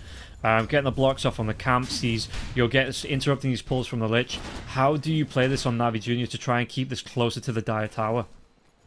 I mean, you have to fix that camp, and the problem is, I think got the juice, he was trying to get denies. I would have actually preferred that he walked with Lich and de-warded with him. Yeah. Just so that they were just playing together. I don't think he had a lot to gain from getting those denies. But now there's like this huge stack as well. Rotation from the Tiny too, Narman. What is he doing in the mid lane? Narman is courier hunting. I guess he stole the bounty, right? Did he? Yeah. He even took down Riddy's courier as well onto that one. So, going to be able to set up onto the perk. Was that tossback? No. Let's say it's going to connect. Even the Winter Rift, it's not enough to get away from this one. So, phase shift, the damage coming through the Dragon Slave. It's just not enough damage here. 26 health left here on Niku. And one right click from Supreme. If he carried on just a little bit longer, he would have been able to get the kill, and Niku would have just smoldered out. Huge move from Narman. Now that there's no bounty, there's no region here for this puck, it definitely makes laning a bit harder. And there's going to be a water rune, so I'm assuming he's going to stay and try to deny that as well. Yeah. You can see though Supreme is out of mana. Clarity coming out onto the Tiny. Just a little bit off picture here. And it looks like Narman going to be able to get that toss back once again. Supreme can't follow up. No LSA this time. Doesn't have the mana for it, but Supreme will be able to get towards this water rune. Niku though has the help of the Bat Rider. Will be able to get to the water rune on the other side of the river. Overall, it's just the Lina having a really good laning stage and everyone else kind of tied up. Nothing that big happening. Alright, but I mean, the fact that this Magna is still having a decent time despite Tiny being away from the lane for like 2 minutes now, this is huge. I don't think they're punishing this Magnus nearly enough, and a part of that is this huge stack that Navi actually created. So he's just messing with the creep equilibrium here, denying lots of creeps. Yeah, he's getting this pull through, and do you think with the stack being up, his Pudge, they might try and go for that hook back, though, off the mark here for Juice. I think he's 0 for 2. I've not seen a third hook come out, but yeah, he's missed the 2 that he's thrown out so far. Oh, Meepo. Oh, how was he looking? Yeah, he gets low, but he's going to be able to send... That's just the clone there, right there as well. Yeah, it's going to be the clone. He's going to be able to send it back to the fountain. Poof it back right into the lane and get Harassi again. The Bat Rider, how is he doing? And this is the big thing, right? It creates some space for the face as well, because the Bat Rider had to leave the lane. And like you said, leave that Meepo alone. He took a lot of Harass there.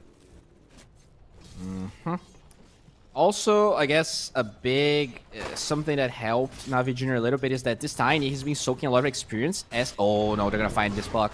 Oh, did they get the kill? Yeah, toss up into the Supreme. He's going to be able to fall upon to that kill. And this is, I mean, it's rough. It's a rough start for Navi Jr. It's not come out the first blood in the laning stage. It's really not played out apart from that kill onto the Gyro. How they wanted this lane, how they wanted these lanes to go.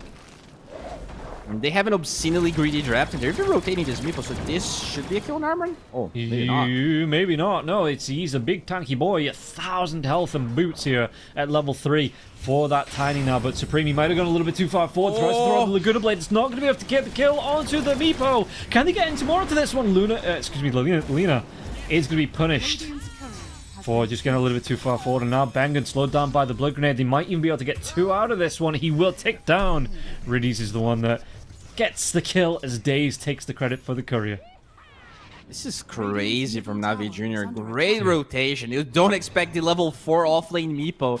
If he's not there, if he doesn't soak the damage, if he doesn't bait the Lina, you wouldn't get those kills. And they also get a rune and level 6 on Nico, which means this might be a kill. They have Coil.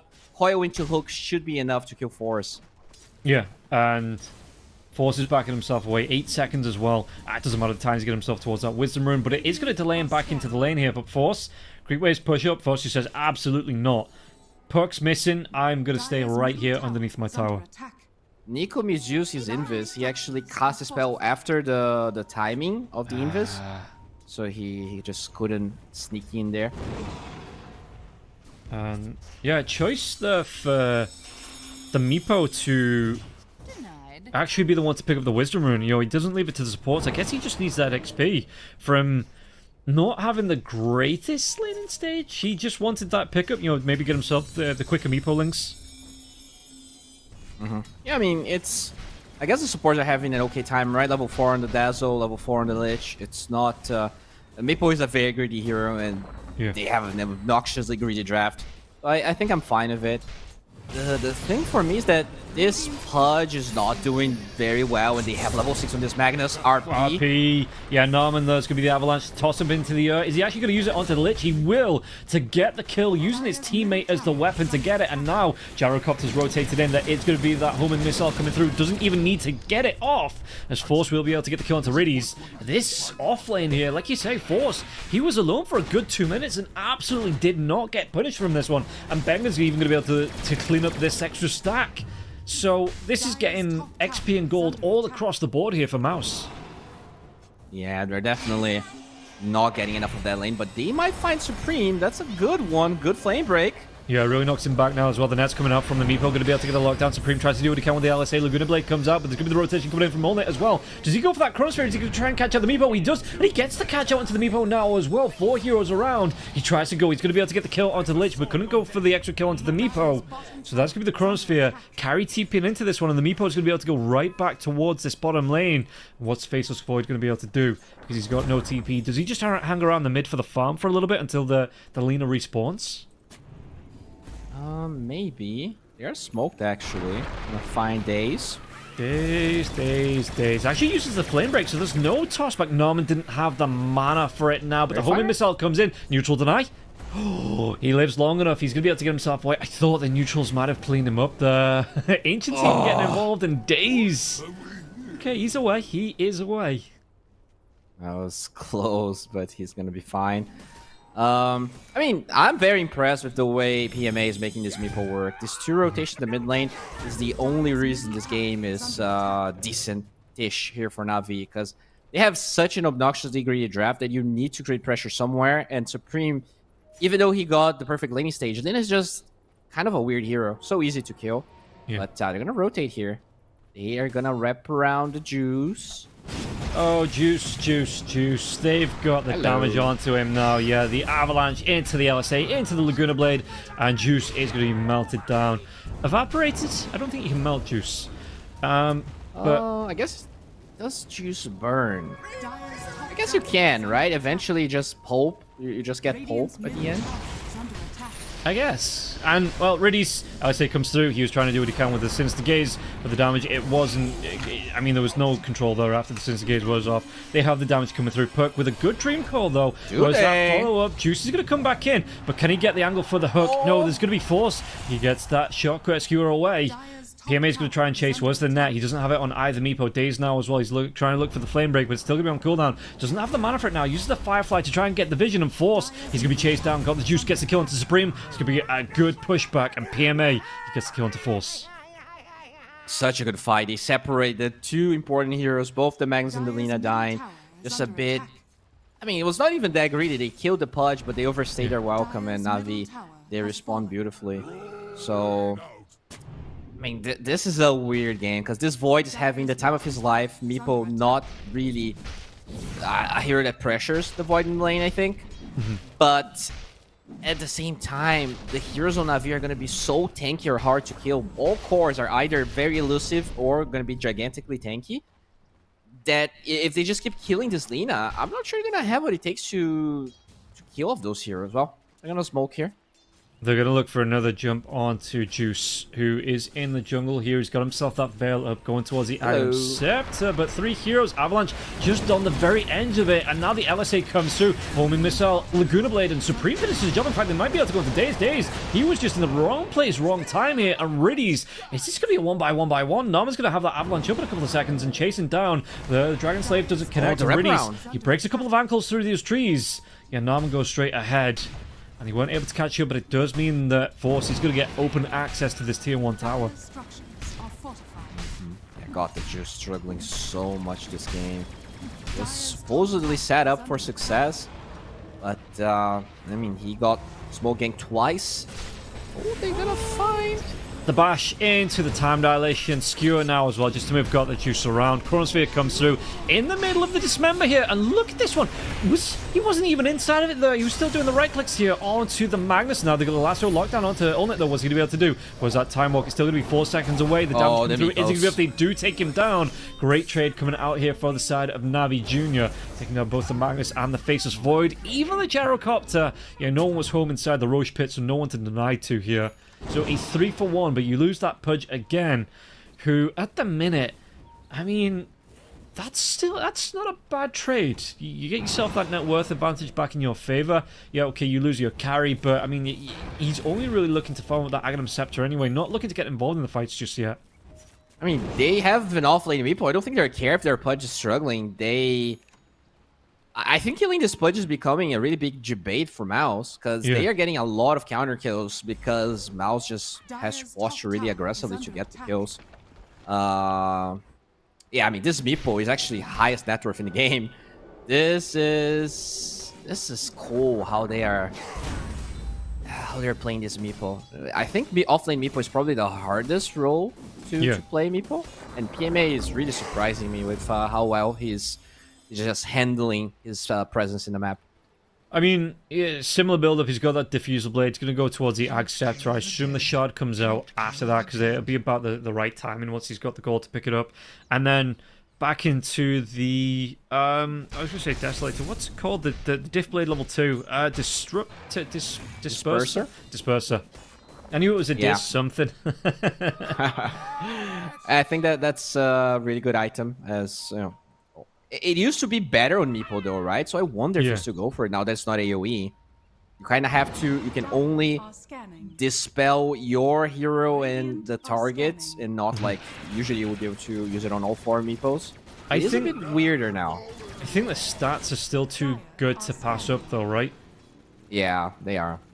Definitely are. It's the highest agility per gold you can get. They will smoke here again. On the dire side, they have Blink on Mag. They do.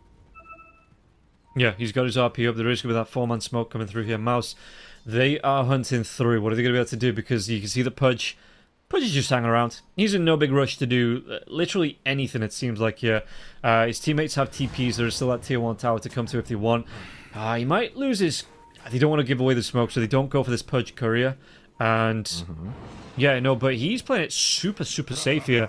Maybe looking to be that bait, like you say, to bait in this fight, and then let his teammates rotate in to clean up. There's going to be that Avalanche connects onto the Pudge. What can they do? They drive back onto the Hagger on the RP, but it's just going to be onto the Lich, and it's going to be pulled away here by the hook. So the Pudge now thrown up into the LSA connects here, but there's still going to be the bouncing Chain Frost coming through here from Riddies, cleaning up. PMA gets one, Niku gets another, and they might even be able to take down Narman now as well. It's going to be a 4-for-1, and that was just so clever there. The Pudge getting the drag back, pulling Riddies out of danger, and then Riddies being able to throw out his full arsenal to help out his teammates. Yeah, Force, he was so close from getting both on the RP, but he was just slightly off. And I don't know, the way Mouse is forcing this plays is hard, because they can't really just hit towers. It's really awkward to do it against the Pudge, against the Batright, against the Meepo. So they are forced into these smokes, but the heroes inside of Na'Vi are very tanky. So if you don't instantly kill them, which you're not able to do, the response always comes. And they didn't even bring the Meepo to that response. So imagine if PMA was there. He was. I'm pretty sure he got one of the kills. Yeah, he got the kill. Oh, no, he got the kill into Bangham, right, in the bottom lane. Okay, yeah. Yeah, and I mean, he does have eggs now. Super tanky. And is it? I assume it is with the shot to follow up. Backlines, Lasso comes in, going to be able to get the lockdown onto Allnet. Dreamcold comes through as well. He was bounced around, couldn't get the time walk off. He will be able to get the revenge kill onto Riddies now. Hook is going to miss onto the Magnus. The Magnus taking a lot of damage here. The Rock comes in. Niku gets himself another kill. And Got the Juice gets himself another stack on the board. Not too far away from that Ag Scepter now as well. Only about 1,500 gold for this Pudge. And once that comes out, his farm speed accelerates, but he's just going to be able to run down heroes in these fights as well. Yeah, and it just goes to show that they were able to be so greedy that, yeah, sure, maybe one of our lanes doesn't work as well as we want to, but they're still getting, like, this Puck and this Meepo are incredibly farmed. They already have the Witchblade, this Meepo going for a Blink as well. So, I mean, you have to rush BKB on Void now, and he's gonna have 0 damage. Same thing for the Lina. Yeah, she has a new Scepter, but it's not gonna save you. No. The rot regen reduction doesn't affect Time Walk, does it? Because Time Walk isn't counted as regen, it's just... Yeah. Yeah. So it's still, it's decent-ish. But I think the problem is... That's not the problem, right? This Pudge is probably the 4th biggest problem that the Void has. You have Lasso, you have all of those nets from the Meepo, you have this Coil. It's incredibly annoying, and then the Pudge comes in. And odds, how are we looking here? Navi Jr., Mouse once again, going to be dropping off those favorites. Navi Jr. looking fairly comfortable in terms of those odds, 1.3 to the 3.34 of Mouse. And how do you move around this one? Because it's going to be Allnet going towards the BKB after the Maelstrom. And again, that just feels so bad when you can't go into the full Mjolnir on the Faceless Void like you do really plan to do. Really amp up that attack speed, amp up the farm speed as well. Oh, they're going to bait this Pudge. They know that the Magnus is here. Oh, they don't go for the RP. It was cancelled in animation. LSA is going to be here. It's a lot of damage onto the Pudge. But Glimmer Cape. The Glimmer Cape keeps him alive now. It's going to be a really nice... But no, the Chain Frost, it bounces around. And only he can't stand inside that Chronosphere. The last one, they've got the lockdown. They get the kill onto the Faceless Void. It does cost them the Pudge. What else can they get from this now as well? Tiny in the trees, TPing himself away from this one. So it's going to be a carry for a carry. But it was a big commitment. Chronosphere. The damage coming through... okay, the RP didn't actually get thrown out. But yeah, though, that Chronosphere is going to be down now for a good long while. Bang on. You're dead. There's just... Yeah, PMA, cooldown's going to be used. Dades is here as well, just to make sure this gets cleaned up. And Bangan, nothing he could do there. Damn, man. This off-lane mip was popping off real hard. And as you said, like, yeah, sure, you trade carry for carry. But it's not the same. Like, it feels like this Void is the win condition on Mouse. And this Pudge, like, he's 1-6. He's playing Dota, but you don't really care if he has a bad game. He's already... like, in a pretty precarious position, and even still, he's ahead of the Void as they get an RP. Oh, no. Do they? Do they get an RP? Well, I suppose actually Navi Jr. get an RP there because it gets used, gets nothing from it, and Navi Jr. picking up another 2 kills on the board. And yeah, this Meepo is starting to run wild here now. You can see that he's got the gold for the shard. That will be flying out 20 minutes in. And it's a 12k gold lead here for PMA on the Meepo. Or excuse me, he's got 12k gold on the Meepo. So shard will be coming through that. It's going to be the dig. He's got the scepter already. And I wouldn't be surprised yet to see him go back now for that disperser. Or, the disperser. Maybe... because there's no real use for a Lincoln Sphere here. Vice is really good for this Meepo. Not that common anymore, but because this Void is going for a BKB, if you can surprise him and kill him, right? You get the Vice into Lasso, he's always going to be dead. And the dive in. Magnus, once again, sounds up, winning Rift. They've got the Dream Core, they've got the control, they have the nets, they have the lockdown. They've got the Magnus. Alright. Yeah, that Magnus had a really good laning stage, but they are just running over Mouse. And they're heroes. Oh. They might find Supreme! Hook, wrong direction. Couldn't find out. Supreme will get the TP away. At what point do you think they're going to feel comfortable enough to walk into the Roche pit here as well, Navi Jr.? Because it feels like everything's going their way. The Chronosphere comes out. Is he just going to try and use this? He's going to have to use a runaway here. Time walk away. Oh. Centaur Stomp. It stops. There was no way that the I think he could have actually canceled the TP if there was no Centaur there. I think you get the net. Yeah, no, actually, maybe he does. Radiant's middle tower is under Smoke attack. from Navi. So, Juice leading the line here inside the smoke. Yeah, he's one of the Meepo clones is going to be catching up as well to be the backup, and PMA will be able to poof on top and follow up onto whatever they do here. What do they want to do? Because Juice, again, has that Aghanim Scepter. Actually going to go for the Eternal Shroud. So no Blink Dagger with it. You don't even need it. The hook comes back. The drag back onto the Gyrocopter. Gyro is going to hit a crash landing here. Bengen. It is just not going his way at all. 2-6-1 in this match so far. Radiant's middle tower is under attack. They know exactly where the Void is. They're going to ping it out. He gets the Wisdom Rune, but at what cost? Yep. Gets slowed down. The net's going to be here. I don't even know. Yeah, they are going to commit the lasso because the BKB comes out now, and the damage is going to be more than enough to get the kill into Ult. I mean, this Void is so sad. Like, you farm a BKB, you rush a BKB, your first usage, you die, and you know you're going to keep dying because they have a lot of BKB piercing abilities. And yeah, no, it is rough. Like say, Faceless Voids having to go for that one. Like you say, just the pierces. So Hook misses Force. He's going to play Ring Around the Rosy here with Got the Juice. Gets that Blink away. Nobody waiting for him on the other side of that Blink now. So Glimmer Cape comes out for Riddies, but they're not going to be able to catch up for Force. And Force should be able to get the TP away. Yeah, we'll be able to get the TP away. Alright, good position there for the TP. They might find Narmanago. He does get vision. I've got the Juice before he shows in the wave. He's gonna be fine. Nico goes for that blink in. Niku goes for the blink in, gets the silence out into the Tiny, but no real follow-up here. Yeah, there's no blink for the Pudge just yet. There's no, again, going for that Eternal Shroud. So, yeah, the Perk didn't want to hang around there. Not knowing what else was behind the Tiny, they just opted to go inside the Roche pit instead. I think they did a really good job at pushing Miles away. They know there's no BKB on this Void. No Chronosphere either. And I think you probably give this to the Meepo, right? He's the true carry. I mean, he's not died yet. Do you give it to him or do you give it to Juice? No, Juice is walking away. So yeah, no, okay. Looks like they are going to give it over to the Meepo. Yeah, no, I don't mind that. But I mean, PMA at the minute, he's in the most comfortable position in these fights, it feels like. Yeah, I mean, it feels like let's say, he's not really the carry this game. He's playing offlane for the safe lane. Spangan actually does hide himself. Nicely done. Gets that slip away.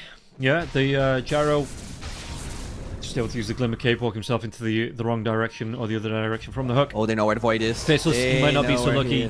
Yeah, they've got the damage coming through once again. That wasn't another BKB charge, was it? It wasn't. So, Silver Lions at least, but Navi Jr. are fully in control of this game, it feels like. Yeah, that BKB seems useless, unfortunately for him. And at the same time, it's the only item he could have bought. Like, he needs, like, what, Linken's and Sanjin Yasha to survive, but then you're doing no damage. Navi, they're in full control of this game. I think this is really their game to lose. It's just odd, because going high ground is not easy against Tiny Mag, right? You have tossbacks, you have skewers. So despite the fact they have this huge lead, I'm not sure this game's going to end up real soon, unless they feed a lot of kills outside their base.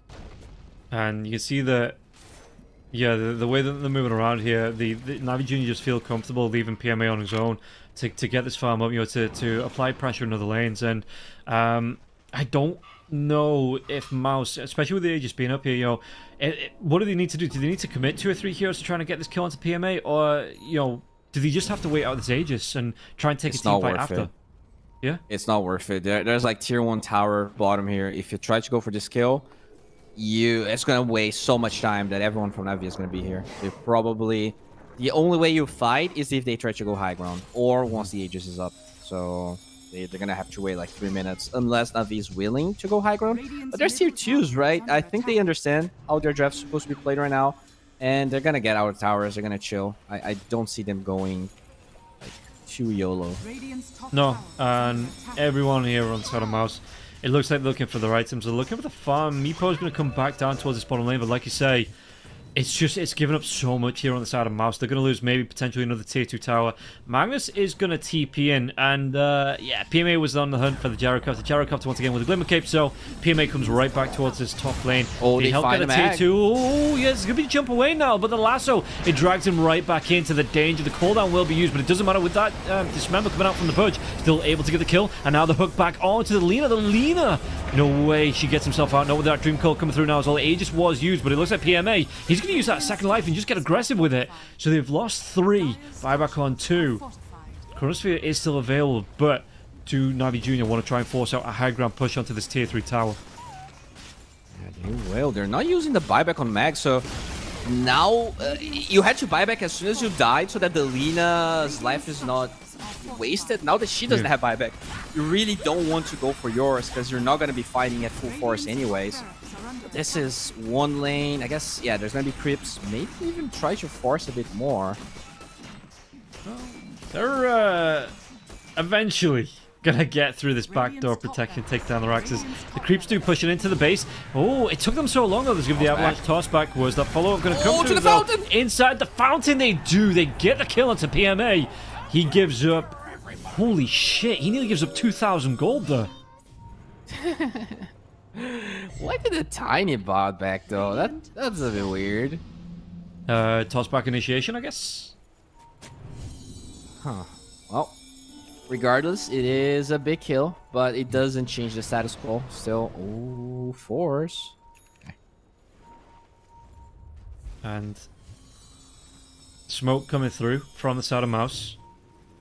Look for these wraparounds. Mjolnir on it, so they finally have the DPS here, especially if the Meepo dead.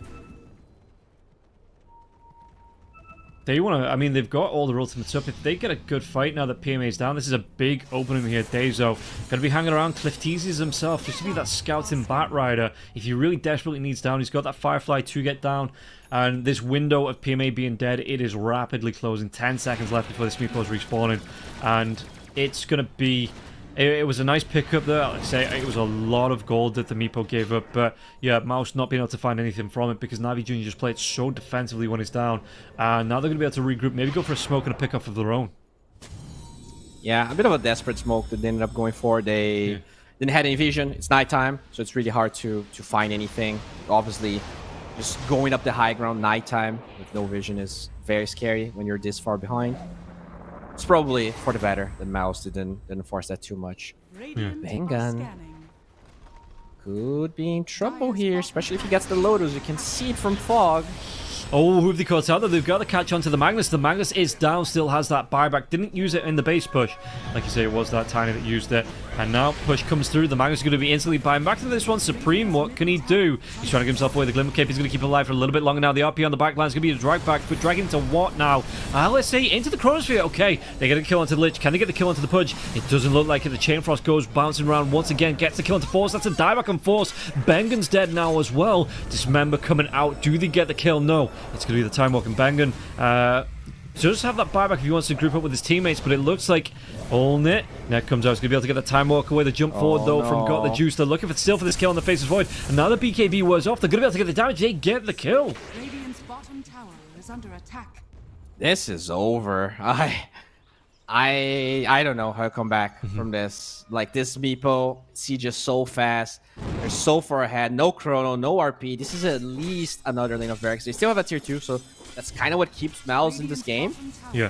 And I'm surprised that they are going bottom rather than going mid and claiming another lane of barracks. But I guess Meepo pushes so fast that it doesn't matter. You've still got the Pudge here that's going to push in himself, and you'll keep this creep wave pinned in. So, I mean, if they get this timing right, there's still 30 seconds before the Tiny and the Faces Void are back up. 30 seconds more than enough here, I think, to take down both sets of racks. And there's no fortifications on the board here as well, so Mouse, yeah, got no way of repelling this push coming through. Cooldown will be used, but They only need to back up. In fact, they're going to be able to get the jump on the Gyrocopter. Gyrocopter once again gets caught out. He is straight up dead. 44 seconds, but he does have that buyback if he wants to use it. Oh, good play from Supreme. They get the kill. There's going to be the skewer back now as well. PMA once again. What can they do with this one? Time dilation is going to be used. It's going to be a big catch with the LSA onto all of the Meepos here. And they should be able to... Do they get the kill? No, they don't yet, like you say. The Mega Meepo comes out. Dismember once again onto the Tiny. Trying to do what they can with the LSA. The right clicks coming through from Allnet. Once again, skewered back into the Fountain of the Fudge. Going to be taking these fountain shots. Is it going to be able to... It is going to be able to get the kill. So maybe diving too deep, too greedily here on the side of Navi Jr. Mega Meepo will be used. The dig was already used as well. They clean up 4. But again, they can lose a lane of racks from this. Yeah, it's still... I guess they're going to have their cooldowns, right? No RP or Chrono using that fight. But still had to use a buyback. Still lost lane of barracks. Unless Roshan spawns in 2 seconds and Mouse gets an Aegis out of this, it's still really tough for them to come back. Let's see if Gaben is going to gift Mouse a present. 1 second, what's that cooldown going to be? It is... Whew, minute and a half. And... yeah, this isn't... the thing is, though, right, because you've got these 2 side lanes pushing in, the Gyrocopter, he's going to TP now, but the longer that Mouse are outside of the base, the more they're going to lose from this. In fact, he does actually complete the TP. Yeah, both these side lanes are going to push in. This is a big window here for Navi Jr. just to be able to apply this pressure to Mouse and maybe try and take the base while Mouse are trying to be busy defending this Roshan. Yeah, they're gonna try and smoke with the Meepo dead, which is not a bad idea, but there's an amplified damage on the puck. Did he get himself away from this one? Damn, he gets himself outside of the Chronosphere here, jumping himself to the orb. They get the kill into the Lina. The Lina is dead. 74 seconds again. Buyback is available. Gyrocopter's gone now as well. Lasso, they've got the lockdown onto the Tiny. In fact, I think the puck's going to be able to get the solo kill as well into Force. I think this is just going to be GG. You've got 1 hero with buyback, 3 other heroes dead. And Navi Jr., they're going to be able to march down the mid lane, march down any lane they want, and look for these tier 4s. Yeah, this is looking Jover right here. Amplify damage puck, just getting the barracks by himself. Maybe... You know, they have ways to hold the lanes. This Lina is gigantic. You're having power on the Void. But I feel like they're going to try and end this now right now. They do have 1 glyph, so that's the... Can they buy enough time? Can you get a perfect skewer back into the fountain twice? Sell all of your items, buy a refresher. And the lanes just continue. Okay, so they go back. I'm going to be able to pop those megas. And yeah, they're just waiting. I mean... They're going to have pretty much... what's the timing on the cooldown for Dream Code's back in 6? You've got the Chain Frost back up in 12. Lasso's back up in 4 now as well. And... Okay, they back themselves away, but again, all the ultimates are back up, and if they want to, they can back themselves out, take a Roche and come right back into this base here on the side of Navi Jr. Yeah, true. It is up. It's also a banner Roshan, so lots of action here with that big item. I like it. I think it could do a little bit more, but if you put it on, you know, maybe where your tier 1 tower is in the bottom, like, because you still have that tier 1 tower bottom, you know, you then focus on taking the fights around the top middle part of the base. That is going to push in, you know, the Roshan banner is going to have that benefit. So I don't think it's a useless item. I just think that teams maybe don't use it optimally. I don't like I think it's too... I think he needs more depth. Yeah. It's like you just throw it somewhere and it's there. I wish it was like an active... Like, I think Suns fan, I was listening to the podcast and they said, what if it was like a controlled unit that you drop that has an aura? Like, and it's a kind of like a healing ward, or... What was the name of the old Vlad's upgrade that they deleted? The Wraith Pact? Yeah, like... Something of that sort, where it's at least more actively, right? It just feels lazy the way the banner works, and I wanted something, right? Like when you look at all of the other drops, it's an egg, so that's huge, or it's a cheese that you have to pop at the right time, or it's a refresher. I wish the banner had a bit more of like something happening to it. It feels like you drop it, you can even see it in the minimap. If you're just watching the game, you barely know it's there. Honestly, I don't mind it. A bit of a controversial opinion, I think, but don't change the banner. Change the way the map is. Make, again, controversial, make the base normal ground. Make the tier 2 towers, push them a little bit back towards the base. Just a little bit, not a lot, but a little bit. Make the tier 2 towers the high ground and flatten out the base. Flatten out the base. Okay. Yeah. Because I think that's interesting. That's the big thing, right? It's so hard, especially with some lineups, to break high ground. That it might put more emphasis on defending the tier 2s. It's wacky game design. You know, it's not something Valve are going to do, but that's just me. You know, I didn't know you were a flat earther. Well, no, you're gonna have the bumps on the tier 2s. Okay, some valleys and bumps somewhere. Okay. Jump coming through. Yeah, they've got 2 onto this one. They're going to make it 3 now. The BKB comes out for only. He gets a Chronosphere out onto the hook, but the hook comes through. It's going to be onto the Meepo. Actually, I mean, it's still not going to be the death. RP on the back lines. Can they get the kill onto the puck? The puck is just soaking everything up here. Look at this one. Another phase shift. He's still going onto this one. Dive comes in. Dream Call's going to be the GG is called. 4 heroes dead on the side of Mouse. And Navi Jr. just, it wasn't the greatest start in the lane for the Pudge, but like you say, PMA, the actual carry here, was just able to push them through to glory. 43 kills and a 30k net worth lead at 36 minutes in. Yeah, you just have to bend this Meepo. I think after watching this game, like this hero is rotating level 4. Which offlaner can rotate to level 4, heal the mid laner twice, and still have a game like this one? Like, it feels like if you're rotating as an offlaner, you're paying such a big price. And no, like the Meepo keeps the original one in the lane. If something happens, he sends the Meepo. If something doesn't happen, he's still getting experience. You have to ban that Meepo. I think Navi Jr., there's absolutely no way that you get a different hero that can play the same way. No, and we'll find out if Mouse are going to follow that game plan. It's going to be the final the final game of the day coming up right after this break. 1xBet and EVA Alfie present betting on all esports events on the website and in the 1xBet app. 1xBet. Play with EVA.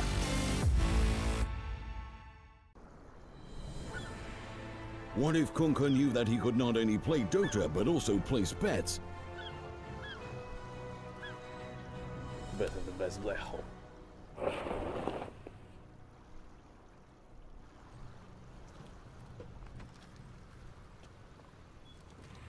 1xBet, bookmaker company.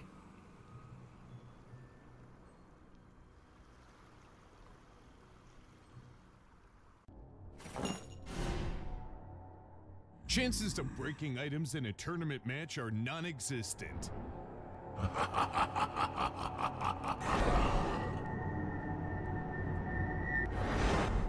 Chances of winning at 1xBet are always real.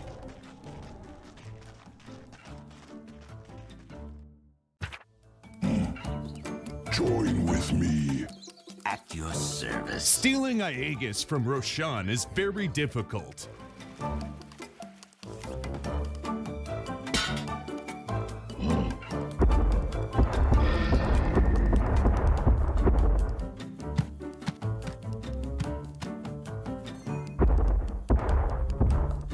Winning at 1xBet is super easy.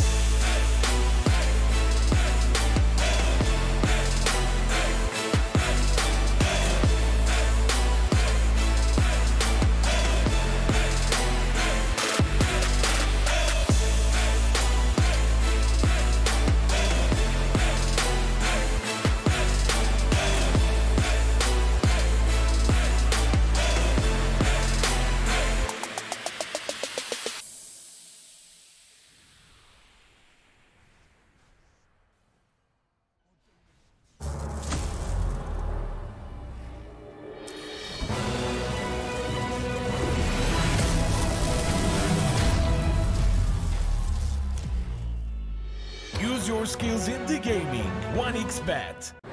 Look around. Screens are everywhere. They allow you to immerse yourself in another world, into hundreds of different worlds. Here you can be anything you want, and we will support you in this. OG, Team Spirit, 1xBet. If you are with us, you win. Hello, son. Hi, Mom. Pretty girl. This is Eva. Nice to meet you. Thank you very much.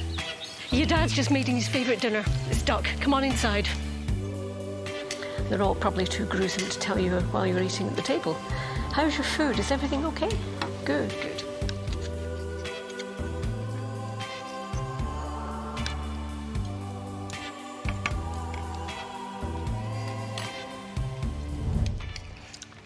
You seem to know each other. Yeah.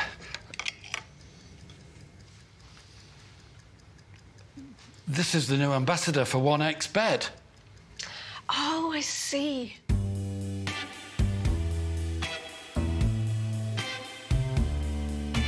Everyone felt good when Eva Elfie became the new ambassador of 1xBet.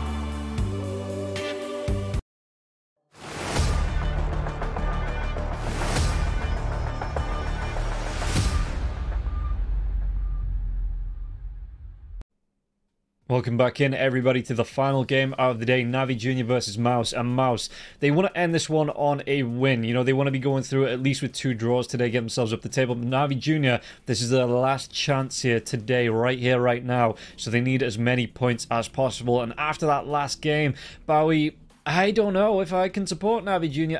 A Meepo and a Pudge, that was just straight up disgusting from the team. And they were able to take that victory. Mouse just couldn't keep up in the end. Yeah, they exploded with that Meepo. But, you know, the question is, how good are they going to look without the Meepo? Meepo is a hero that, you know, sometimes you see those players, they get 2,000 MMR out of nowhere, and then you look, oh, Meepo is a pretty good hero dispatch. And then when the Meepo is out of position, they drop it all. It is a nasty, nasty cheese pick. I want to see how Navi can perform if they don't have access to it, if somehow, you know, they draft more counters. Because... yeah, I think a big part of that win was Mr. PMA. Let's see if they can play at the same level. Because Miles, I think they play pretty well, not only this series, but in the last one. That Meepo was just a bit too much. Yeah. Do you have to first phase ban this? Because I assume if you let it through in the first, the Meepo just gets picked up in that first, like, couple of picks. I think first phase can still be banned, like, can still be punished. You have to ban the second phase at least. So, more than that, like, you need to ban it at best in the second phase. But you know, if you want to be extra certain, extra sure, they actually banned the Pudge first out of all of this. This is funny because he was poor Bangan got destroyed, just ganked the entire game, and they banned the Pudge anyways. That's funny.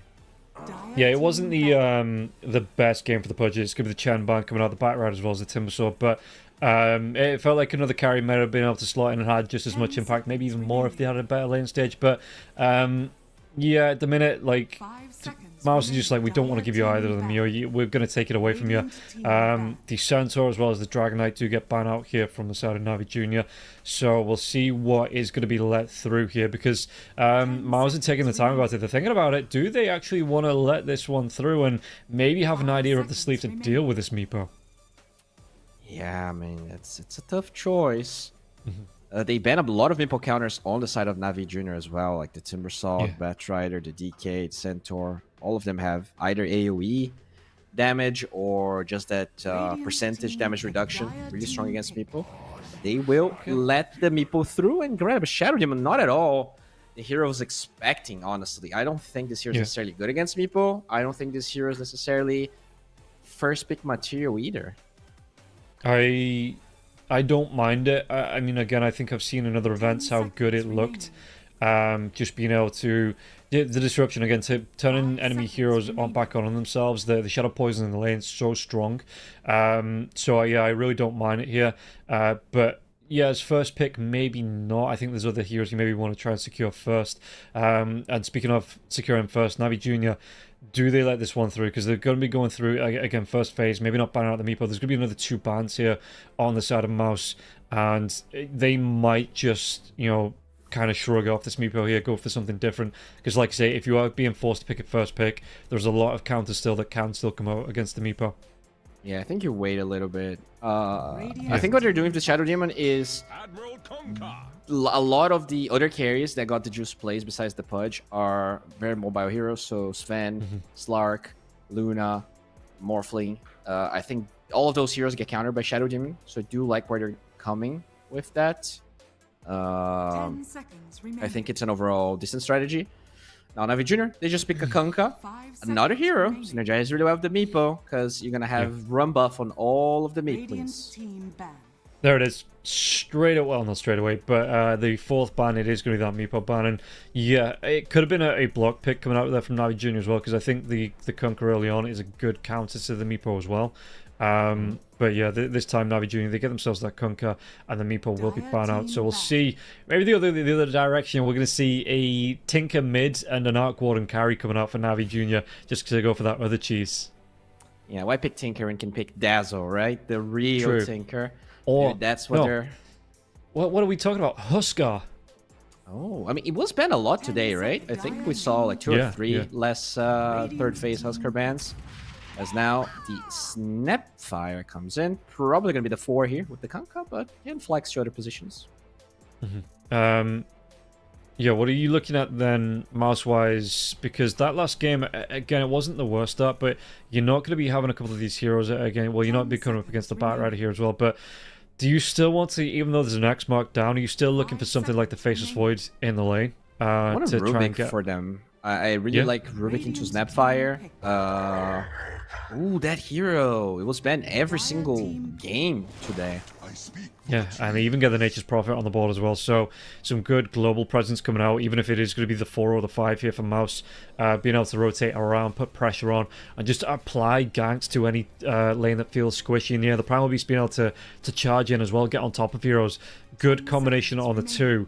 And I wonder if they put this Primal Beast in the mid lane or in the off lane, because I don't think there's many lanes that it loses in the mid lane, to be honest. Yeah, from what I've seen, Mouse, they play this on Force for the most time. I've seen he is the one that played it the last time. So I'm expecting it to be off lane, probably with this NP. I think it's a hero that can usually at least stay in the lane. Sap experience, very tanky, very hard to kill. And the NP can go ham to pitch other lanes. I want Rubik even more now on Navi. I think it's a hard counter to Primal Beast. The question is, are you willing to play the Snapfire as a 5 or mid? But in general, I really like it against Primal. It's like if you steal his ulti, it's so strong on Rubik. And yeah, do they pick this up here now? I mean, Navi Jr. Again, I mean, the Faceless Void actually wouldn't be too bad for them as well. I think the boat into the Chronosphere, you've got the Mortimer cases raining down as well, and you do have the next couple of picks, so you can pick up both that second support as well as your carry here. And they do have final pick as well, so they're going to be able to leave that mid laner until the very last pick if they want to. Very true.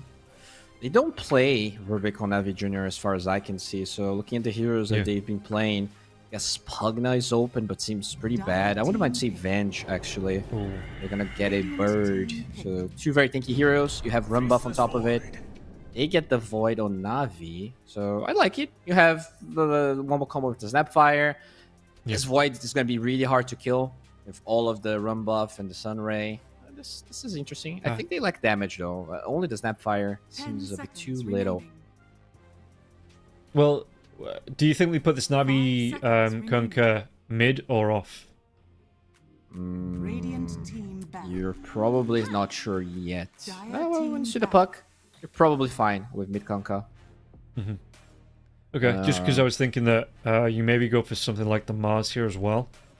On Navi You're getting Jr. Invoker, right? On Navi, so maybe if it doesn't get banned, you pick Invoker, play offlane Kunkka. I think it's fine. It's not great versus Puck, but later on you're gonna scale so much that it might compensate for it anyways. Yeah. And Navi Jr., what is going to be the final couple of bans? Because what Mouse is looking for a carry. TA's been banned out by themselves. What's been popular? Sven's, the Lifestealers. I do think you need something tanky here to kind of be able to survive through the Chronosphere as well. And maybe even... No, that wouldn't work. Yeah, no, so just something that's just a bit tanky, like I say, that can survive through the chrono. So, I like looking at the hero lineups... Yeah. Yeah. I think you can. I think you can lane against the Kunkka. You have a way to deal with the egg. You can infest people, especially if you get eggs. You actually have cast range to infest inside the Chronosphere, and there you go. They ban it. Yeah, they ban it out. Yeah, I was looking at maybe something like, I know I've just been talking about, you know, a tanky hero, but something like the Slark as well. That if he gets a good Shadow Dance off when the Chronosphere comes out, you can dive to the backlines as well, deal with the Supernova. But they go for the Medusa. All right. Surely this is going to be an Invoker then, right? I like it. An EMP. Yeah, I mean, it makes sense. Yeah. Or I guess the lane for the Kunkka isn't ideal, though, because you're going to be against 2 range. I wonder 5 seconds if I'd rather pick something else for the off lane. Maybe. I was just looking at, you know, what would be able to burst through as well. That could go for something like the Marcy. If you're wanted to put the... You know, because you get the dive in, the Unleash as well, you're going to be able to rip through the Medusa's mana shield. Mm-hmm. Though I don't know how popular Marcy is in Europe, to be honest. Maybe you play Snapfire mid or Diffusal Blade? Oh, well. Diffusal Blade hero, just a different one. Forgot about the Pango. Alright. I like it. I think Invoker is nice, but the timings are a bit off. I think it's... You don't really pressure the puck, because he can always phase shift your EMP. Yeah. I think the Spangolier, the curve that's will hit is just faster, it's just stronger. I like both drafts. I think Mouse has probably the better draft this time, though. I look at this Medusa, and if this goes too late, I'm not sure you're gonna have the damage to deal with her. They also have this Nature's Prophet. You get a lot of deep vision, so the Primal Beast and the Pluck can play ham. Maybe the only thing I'm scared of is the laning stage. I look at SD Medusa. It doesn't really look as a strong lane. Obviously, later, the illusions are going to be strong, and you just push all the waves. But the lane stage might be a bit weak for Monte. Yeah, I'm looking at it, and I'm thinking if PMA can get a good start, you know, the Niku rotation's coming around as well. They might be able to get a good setup onto this Medusa, but yeah, like I say, if this Medusa maybe going to be one of those road games where the Medusa at 6, level 7 picks up that Stone Gaze, you know, doesn't go fully into the mana shield as well as a split shot snake, just keeps a point just in case, you know, keeps a point in reserve. I think I like Navi Jr.'s draft a little bit more though. I think I'm leaning Navi Jr. I think I kind of, you know, can't look past their draft. I think they were so strong in the last game as well. Maybe that was thanks to, you know, all thanks to the Meepo, but yeah, I think I'm going to be going with Navi Jr. All right. We'll see which team is going to be taking this one. As you said, very important for Mouse to take this win, because we are pretty much all tied up right at the top. It's, you know, only one team that holds the 6-1, which is it 6-1? Yeah, 6-2, Monte. And I guess if Mouse... Yeah, so Navi already won, so they're also 6-3. Yeah. And Mouse can only... Even if they win, they're going to be 4. So it's still... Even if they win, it's not the greatest position for Mouse. And... Yeah, they will be able to have a second chance tomorrow with their final 2 series. But yeah, no, they need to get points on the board. They need to get wins on the board here, so they will be looking for this one. And like I say, Navi, this is their final chance, so they need to be looking to take this 2-0 to be as comfortable as possible going into the final day of groups tomorrow, because this is it now. This is their last game. They'll have played everything. They won't have a second chance to get any more points on the board. And I mean, just winning here, at least getting some momentum, not feeling too pressured would be nice, right? You just got acquired by a big org. You don't want to be dropping games like this. Probably. I mean, Dota is a mental game, right? Yeah. And they're going to be able to get the Sprout here onto... I'm surprised that Narman started with the Sprout level 1. Usually, at the minute, everybody's going for these Queln Blades, even supports going for the Queln Blades. So usually you see that TP as the first spell picked up for the Nature's Prophet, but it looks like Narman actually wanted to try and go for the Sprout and, you know, make something happen here. But Mouse still coming into this one as the favourites before the game really kicks off. Bans Ruin's going to be that 2 for 2, so no major upsets here for either side. Yeah, pretty interesting choice indeed, because Void can always time walk off of the Sprout, and maybe he can set up on Phoenix before Icarus Dive is learned. But overall, pretty odd choice. Maybe it's a misclick. Yeah, I mean, the Phoenix already has the Quelling Blade being picked up anyway, so it's, even if that Sprout comes out, you know, he's just going to be able to eat himself out of the tree.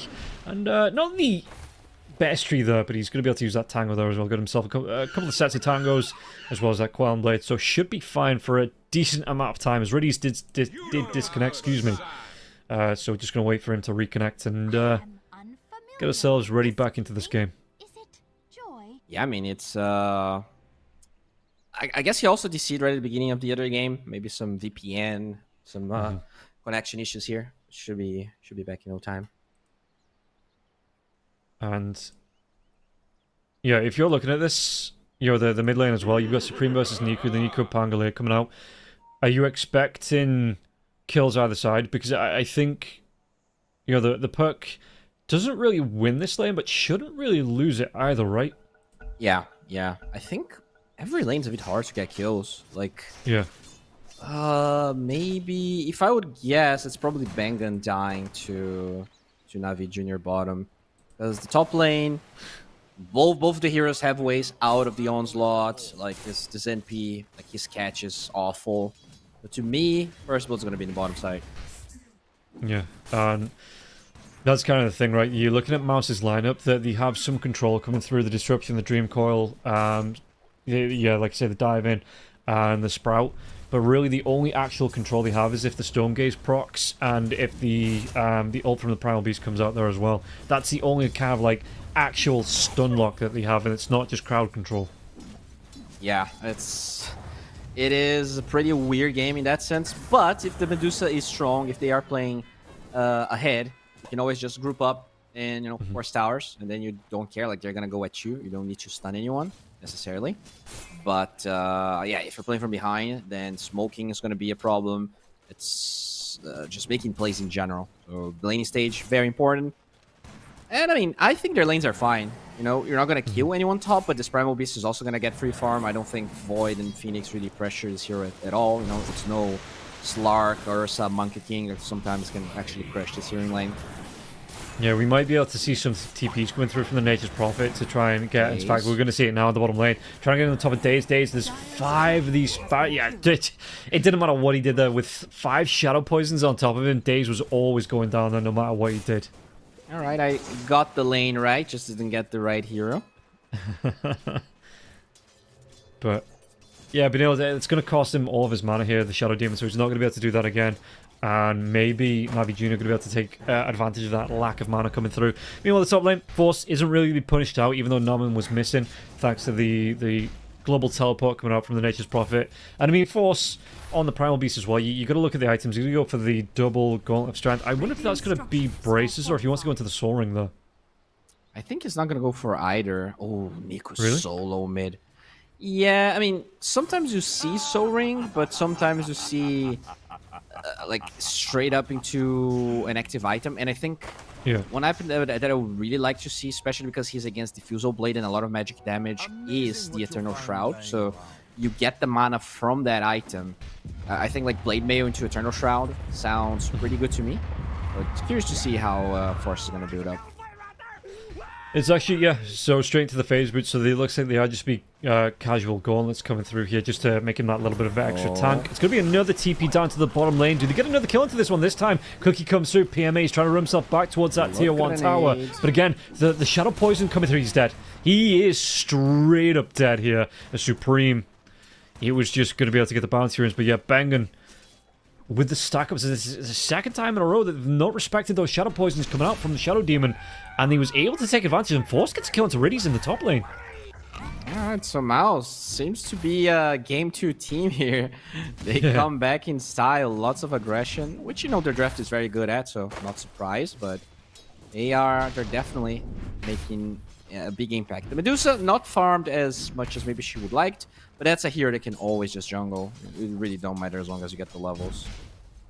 Yeah, and If you're, I mean, if you're on the side of Navi Junior looking to interrupt the Medusa, are you looking to just get those wards down in the jungle, yo, and get vision of the Medusa at all times, apply that pressure? Yeah, I think you need the Diffusal Blade though, because besides that, like, you need level 6 on Snapfire and Diffusal Blade, and then I think you can consistently kill Own It. Here, you're gonna use the Axe here in Bangan. They might be able to do some damage coming out, but PMA once again going to be 4 Shadow Poisons coming through, and the Shadow Poisons TP comes out. There's going to be the Sprout now as well. Damn. PMA, he is being punished for last game, you know. In fact, Daze actually as well.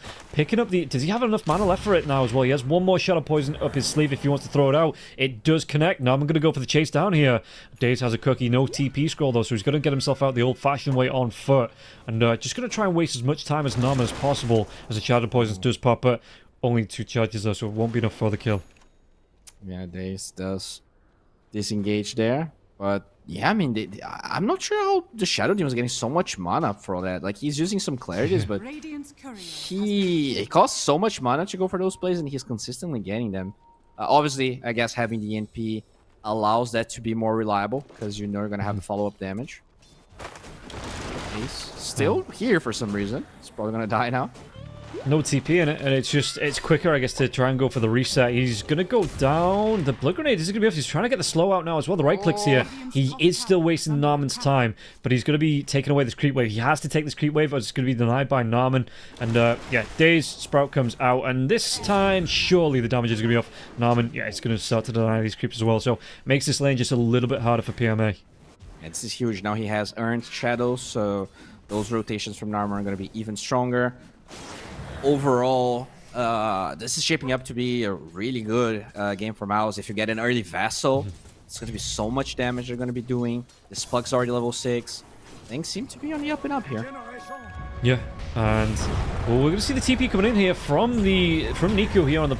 Do they get the roll into the Primal Beast? They do. So the Pulverize, it's not going to be able to get the kill onto Got the Juice, and it looks like Force he's going to pay with his life, but it did force the TP out from Niku, who has that regen rune, so will be able to move himself back into the lane with pretty much full mana when he gets back there. But it does mean the Supreme can just meander off, get himself another bounty rune, and maybe just apply a little bit of pressure to this tier 1 tower. Not a whole lot, but just enough to start to show that this tower's vulnerable. Yeah, really good rotation. This Primal Beast was alone for a long time and still gets more farm than Kunkka. This goes to show how problematic the lanes have been for Na'Vi, and this allows Onit to... Yeah, he might not have the best CS, but his levels are looking pretty good. Yeah, and you take a look, yeah, when he's been involved in, what, 3 kills, he's got the 3 assists, so that is going to give him some extra net worth. He's only going to be about 80 gold behind, you know, 60, 70 gold behind the Faceless Void now as well. Faceless, top lane, gets himself out of the Sprout. No, we'll just continue farming up here. And go farming some stacks. The Force Primal Beast will scout it out. What are you looking at now? It's going to be the Veil coming out for the Primal Beast, so not the Eternal Shroud just yet. Wants to be maximizing the amount of damage that he's going to... Well, him and his team are going to be outputting here when he dives himself in. And for the rune, it is top lane. Nicely done by Force, securing it for Supreme. Illusion Rune coming out. I wonder what the Puck's going to do with this one. Making a move. There is a ward down, but he doesn't go that way, so they're not going to see the Puck, I don't think. Nah, they don't see him.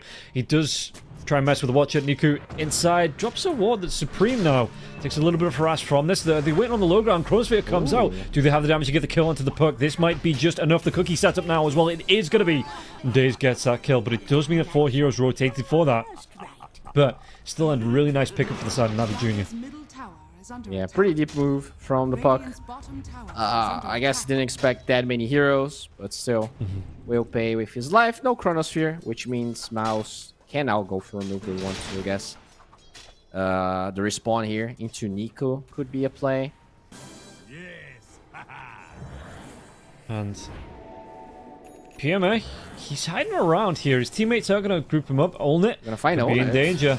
Yeah, do they have this X mark as well to get the lockdown onto Olnit? They do. Where's that setup going to come from, though? There's going to be the disruption. So it stops the X mark, getting the drive back and that torrent connecting. Keeps the Medusa alive and no follow-up. Nico, not close to that Diffusal Blade just yet, so wasn't able to get the chase down onto the Medusa and take away that mana shield. Alright. Here's to see if we're gonna see any like Dagons on Navi or something to deal with the Shadow Demon illusions. Because once you have Monte plus the Shadow Demon illusions, it's just a lot of AoE damage that's gonna be flying out. Yeah, I mean, I suppose later on in the game you are going to have that Sun Ray coming through. And do you think of the jump? Faces Void could be in a little bit of trouble. The Pulverize will be here. The damage, it's going to be more than enough. He's going to be silenced up. Couldn't get the Time Walk off. And I think the creeps were the last ones to do the damage here. So from that, they will be able to take down this tier 1 tower now as well. And Mouse, they are taking control of game number 2. Navi Jr., they just cannot get set up, it feels like. Really nicely done here by Narman. Picks up this rune from the Navi side. They're going to get this tower. Yeah, sure. Supreme died once, but at the end of the day, that is a free safe lane tower for them. And I know we're only 10 minutes in here. Rolling Thunder going to be used. Did they get the kill on to Force? He looks at the Primal Beast. He's going to go down. Rolling Thunder, does he get anything else from this one? As he looks at the Faceless Void, he just wants that safe farm in the mid lane. So not gonna go overly aggressive. Not gonna try and help fight with his teammates. All right, so the Dusa starting to climb a little bit here now, ahead of Got the Juice by a big margin. I mean, I think Mouse is in a pretty good position. Like, it's only a 2k gold lead for them, but when I look at the drafts, Own It is having a free game, and if they don't start pressuring him, things can get ugly real fast. The Diffusal Blade's still a little bit far behind, even though the Spango is 1-0 and 2. I've seen games where Pango get faster Diffusal Blades. I guess he did stop for a Blightstone or the full wand. Maybe that's why he's a bit late. Yeah, and he's going to be, I mean, still going to be, like you say, about 430 gold away. Meanwhile, yeah, the Medusa, this, is that the diadem coming out as well?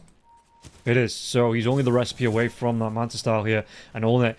Ooh, PMA, he doesn't actually see the courier, won't be able to take it down. But that's going to be a really big pickup for the Medusa once he gets that Manta style, like you say, and yeah, they've just not applied any pressure. All three cores on the side of Mouse at the top of the net worth chart, and it feels like Navi Jr. in the second game can't get going for being stopped. Yeah, they finally get the combo we talked about, Chronosphere plus the Mortimer Kisses. I'm not sure if you noticed, like, this cosmetic of the Snapfire, the kisses are so cute. Like, they barely look menacing at all. Like, they're just... It's really small. Okay, got the juice. And they should be able to get the kill onto Bangan. He's not going to be able to get off that disruption. And Supreme, though, takes down Daze on the back line. Supernova, it's going to be broken. It's going to be Supreme that gets the credit for cracking the egg. Now the chase down coming through as well. Dream Call going to be used, and Pangale going to be silenced up. He does have that Rolling Thunder if he can get himself away from the silence. But the damage, it's way too much, and only takes him down. Yeah, that's huge. They rotate. Just, yeah, there was a ward there, but they couldn't get vision before the smoke broke. He didn't get the Chronosphere off. At least the Void didn't die, but that's a 4k gold lead already.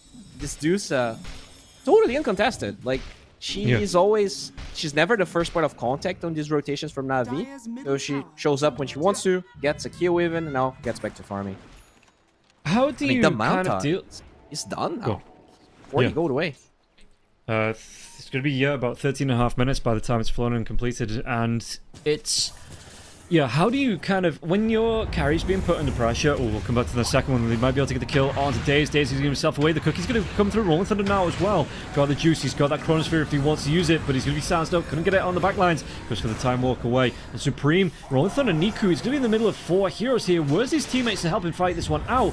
Swashbuckle comes out, looks like he might be able to get himself down to the low ground. Charge comes in. Force, he's going to be able to go for the ultimate now as well. And the Faceless, he just gets absolutely annihilated here. And now the Pangale is going to be careful. One more right click. Puck takes him down. Supreme, they have the damage, and now Riddies is going to be the next one to fall. 4 heroes dead. And PMA, he's on the run.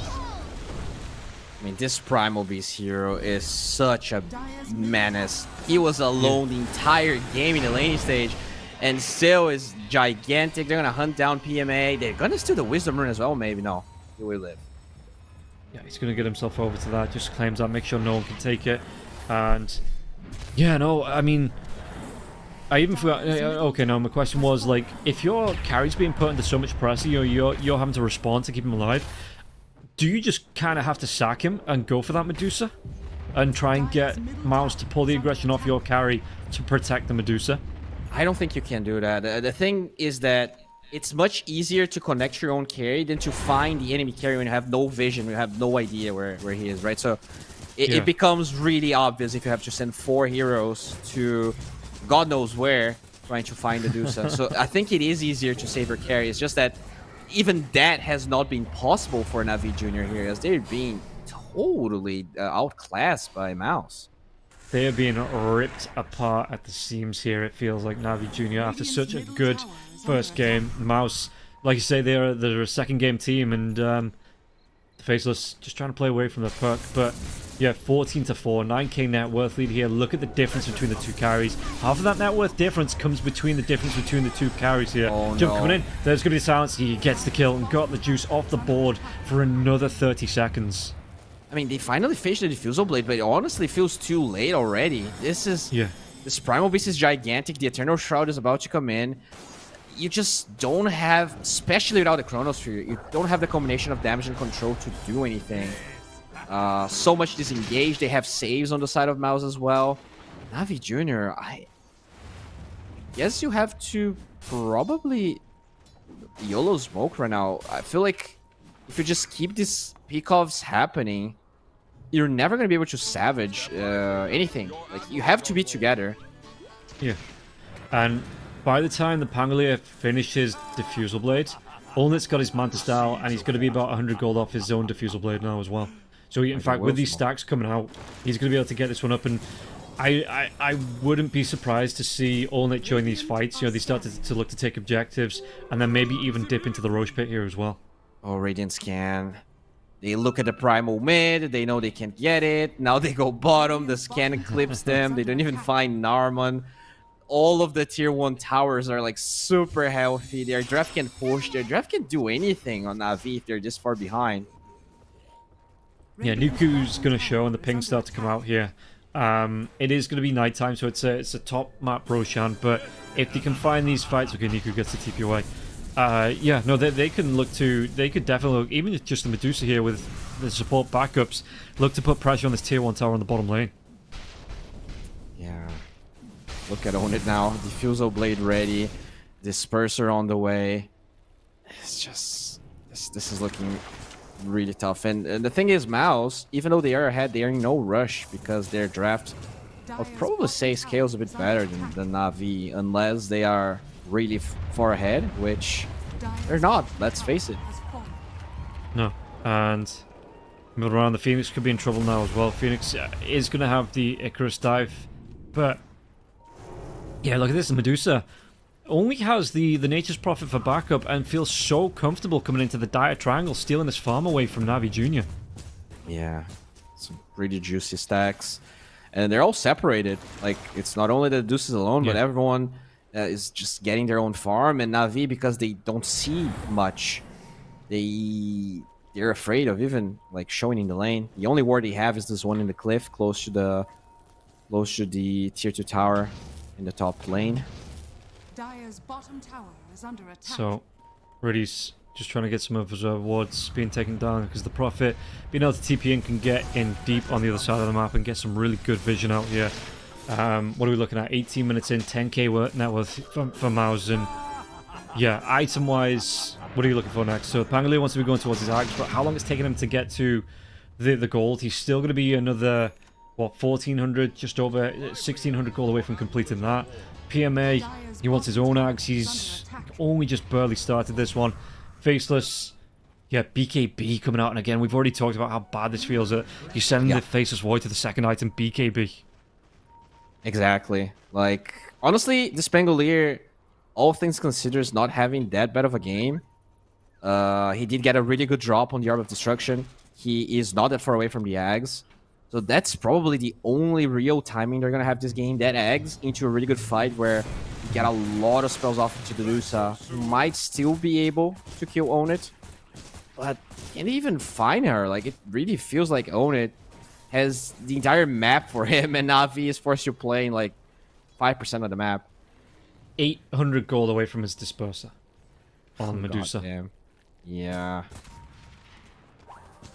And not really been tested here either on it. There was a couple of times where maybe the teammates were getting involved here, but like you say, oh, Did he get another kill into the faceless now as well? He's going to be silenced up, but the Sunray going to keep him alive a little bit longer. He's just trying to wait out this Dream Call. Damage coming through. Benger's going to try and do what he can as well with the Shadow Poison, but the Time Walk is out here for Got the Juice. He's still moving himself away from this one. The Shadow Poison's 3 stack. Surely not going to be enough. With illusion damage coming through as well. Supernova will be used. Faceless Void going to be able to outlast those Shadow Poisons. No! He still doesn't catch out Supreme. And Supreme's going to be able to leave. And that's a big, big opening here. Even if they did lose the Shadow Demon. Chronosphere being down. Supreme, he still has all the momentum in the world to get himself away from this one. The spells, yeah. Phase Shift into the Orb. He's got the Blink Dagger coming back up in 5 seconds. He is just going to be able to straight up leave. Yeah, this feels so bad. This Void. Just can't even show in the lane. Survive somehow, but wastes the chrono. Dusa doesn't even have to care about all of that, although she is slowly slithering towards the top side. Yeah, might want to get involved in this fight here. And if they take this tier 2 tower, the Mouse, or even a couple of kills here, Mouse can take that Twin Gate back down to the bottom part of the map and then look to take Roshan and go for a second tier 2 as well. Yeah, pretty sure they can. They're actually, yeah, they want to steal the Wisdom Rune. I really like that play. Yeah. Maybe steal the Tormentor as well.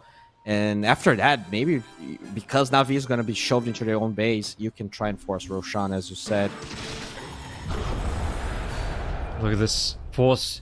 He's just not afraid at all about being the only one showing here. They know the Chronosphere is down. He's going to be coming up into 2-3 heroes. Torrent, Sunray coming through, Rolling Thunder now as well. God, the Juice does take that Wisdom Rune.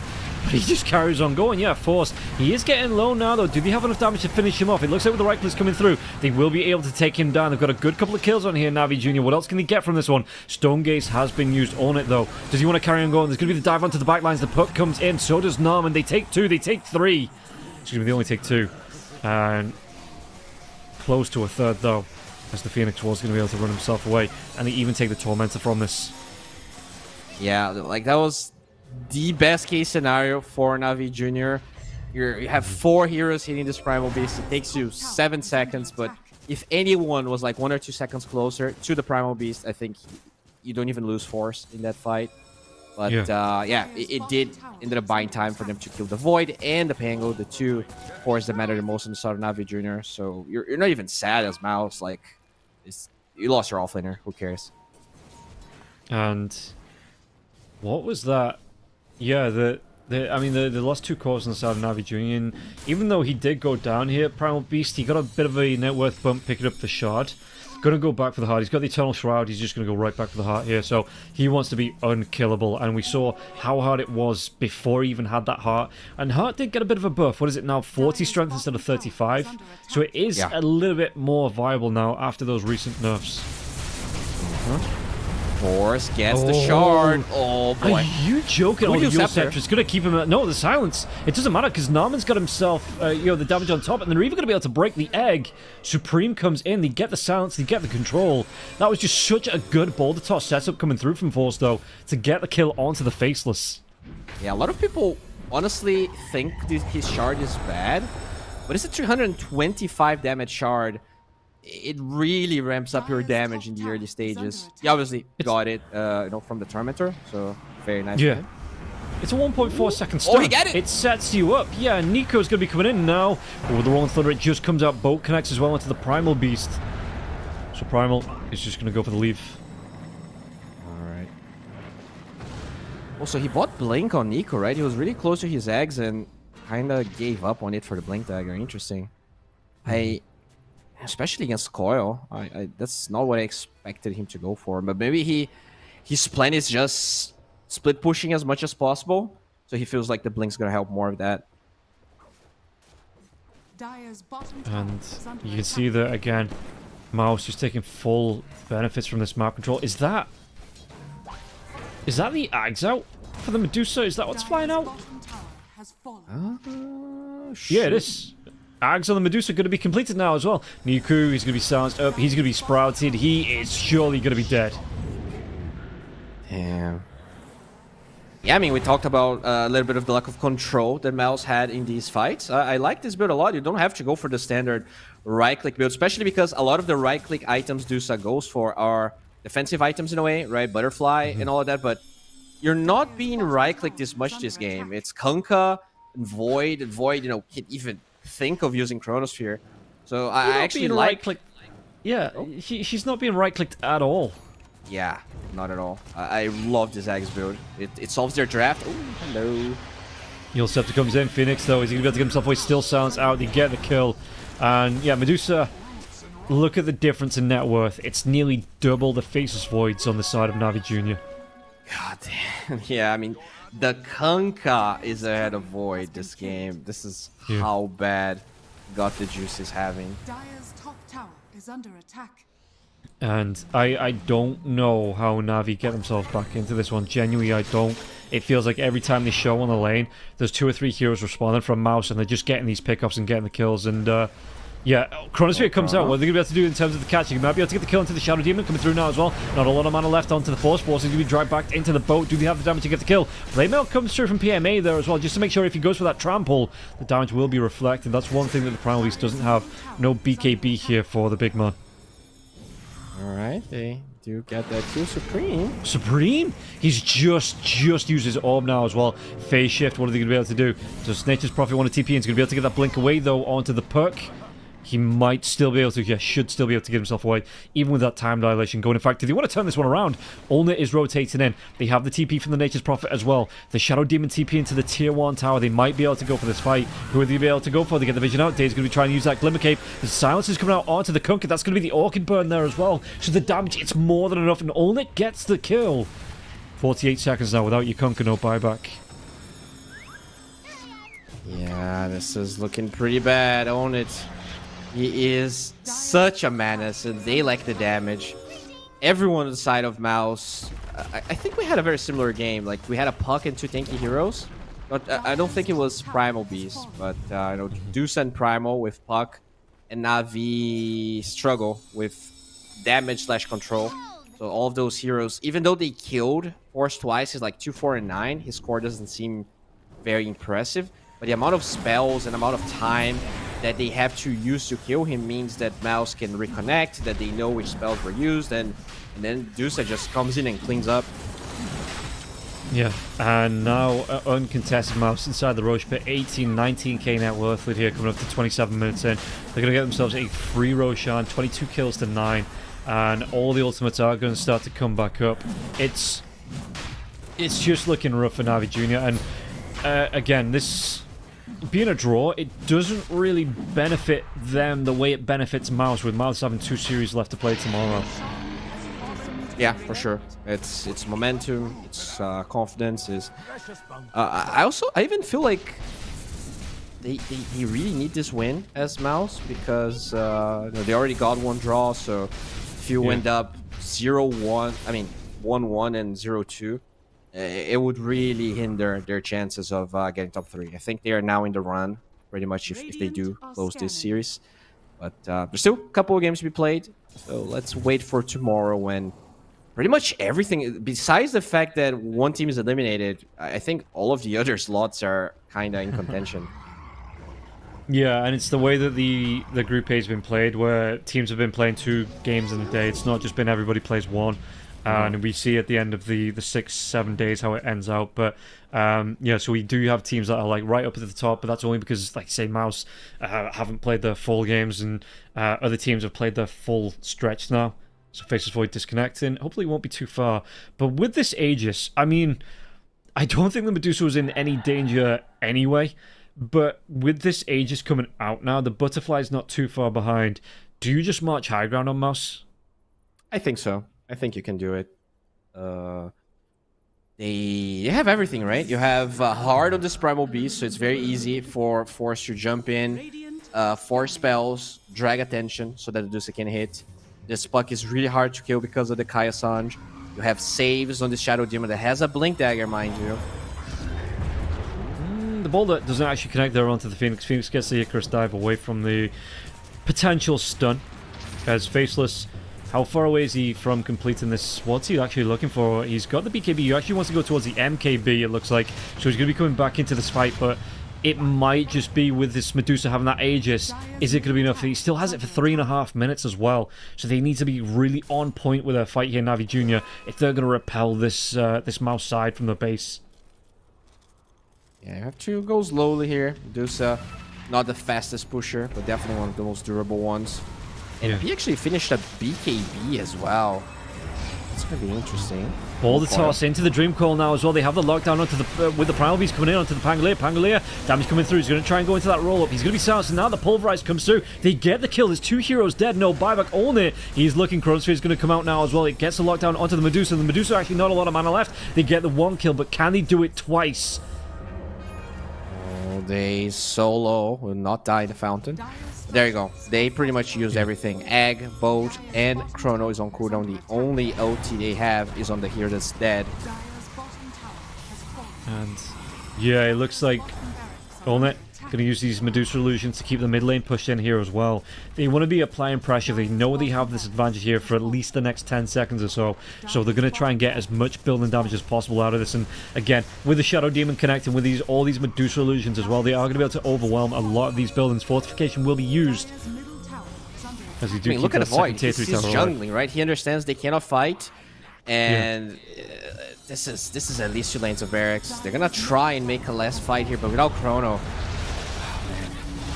It's going to be a big ask now as well. Blade Mail coming out here from the Kunkka, but look at this one. Not only are they taking the base, not only are they taking the buildings, they're taking this full fight coming through. Only with a split shot, they clean up another 2 heroes. Kunkka has to buy back. There's no buyback onto the Faceless Void here now as well, because he was trying to invest fully into that MKB and won't be able to get that up before he goes down. Daze, the next one to fall. 2 heroes left alive. The Silence here onto the Pangolier. Do they get back into the fountain? They do, but this is going to open up mega creeps here for the side of Mouse.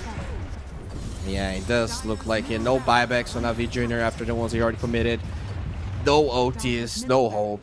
This time, without that Meepo, they didn't look nearly as commanding as they did in game number 1. Yeah, and you can see that Niku to be forced back again into the fountain as Olnet just comes up once again onto the high ground, looking to take this final building. They've got 20 seconds until the Faceless Void's back up, and Olnet's got to be a little careful. He is low on mana here, so if he does get jumped, oh no, they get the kill onto the Pangolier. Pangolier, no buyback, and this is going to be, I think, coming towards the end of this game. Yeah, I mean, even when the Void comes back, there is no Chronosphere. He still needs like 20 seconds. Pulverized backlines, they've got the lockdown here onto the Snapfire. What can they do for this one? Force, he is just going to be the big unstoppable force here himself. And GG, just going to be called, so they call it. They don't think they can fight back. Morty kisses rain down, and Force, he is just, again, this immovable object that helps Mouse close out this game. Yeah, you gotta ban that Primal Beast, and yeah, this was a really different game. The Meepo gets banned, Primal Beast somehow slips through the cracks, and Mouse is able to pick it up. And even though it was a very early Primal, just not punished in lane whatsoever, just NP was TPing side lanes. And I think that's why, you know, this Faceless Void was maybe not the biggest, the greatest pick they could have gone for. Yeah. I understand that they were trying to, you know, get some combos with the Snapfire and the Phoenix, but that Medusa last pick was chef's kiss for Mouse. Yeah, absolutely amazing there. And it does mean that Mouse, they're going to be able to get themselves 2 draws on the board today. I wonder if we can take a look at the table to see how that breaks down at the end of the day. There we go. So it is still going to be Navi Jr. on top, it looks like, but Mouse slowly starting to climb that table here. And with 2 more opportunities tomorrow to get points on the board, we might see a full shakeup of this top 3. And yeah, it's still anyone's game, unfortunately, apart from Havu's, but there is still plenty of games left to play. Yeah, I mean, Navi Jr., they look very good right now, but they already played all of their series, whereas some of these teams still 1 or 2 series to be played. So Monte, pretty much everyone but JustBetter, I think, can... I mean, even JustBetter, right? They only played 3 series. They still have 2. They could... Yeah, they could be 7-3 if they play their cards right. And that is going to be it for the day, everybody. We're going to be wrapping up here shortly, but don't forget, like I say, there is that final day of Group A to come. So for now, we are going to be saying goodbye, but we'll see you for the final day of Group A tomorrow. Bye-bye.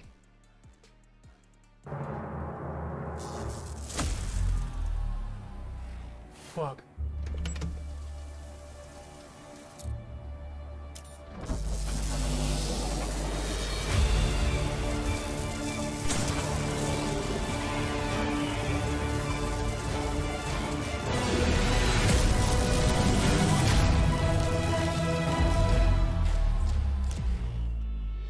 Use your skill skills in the gaming. 1xBet.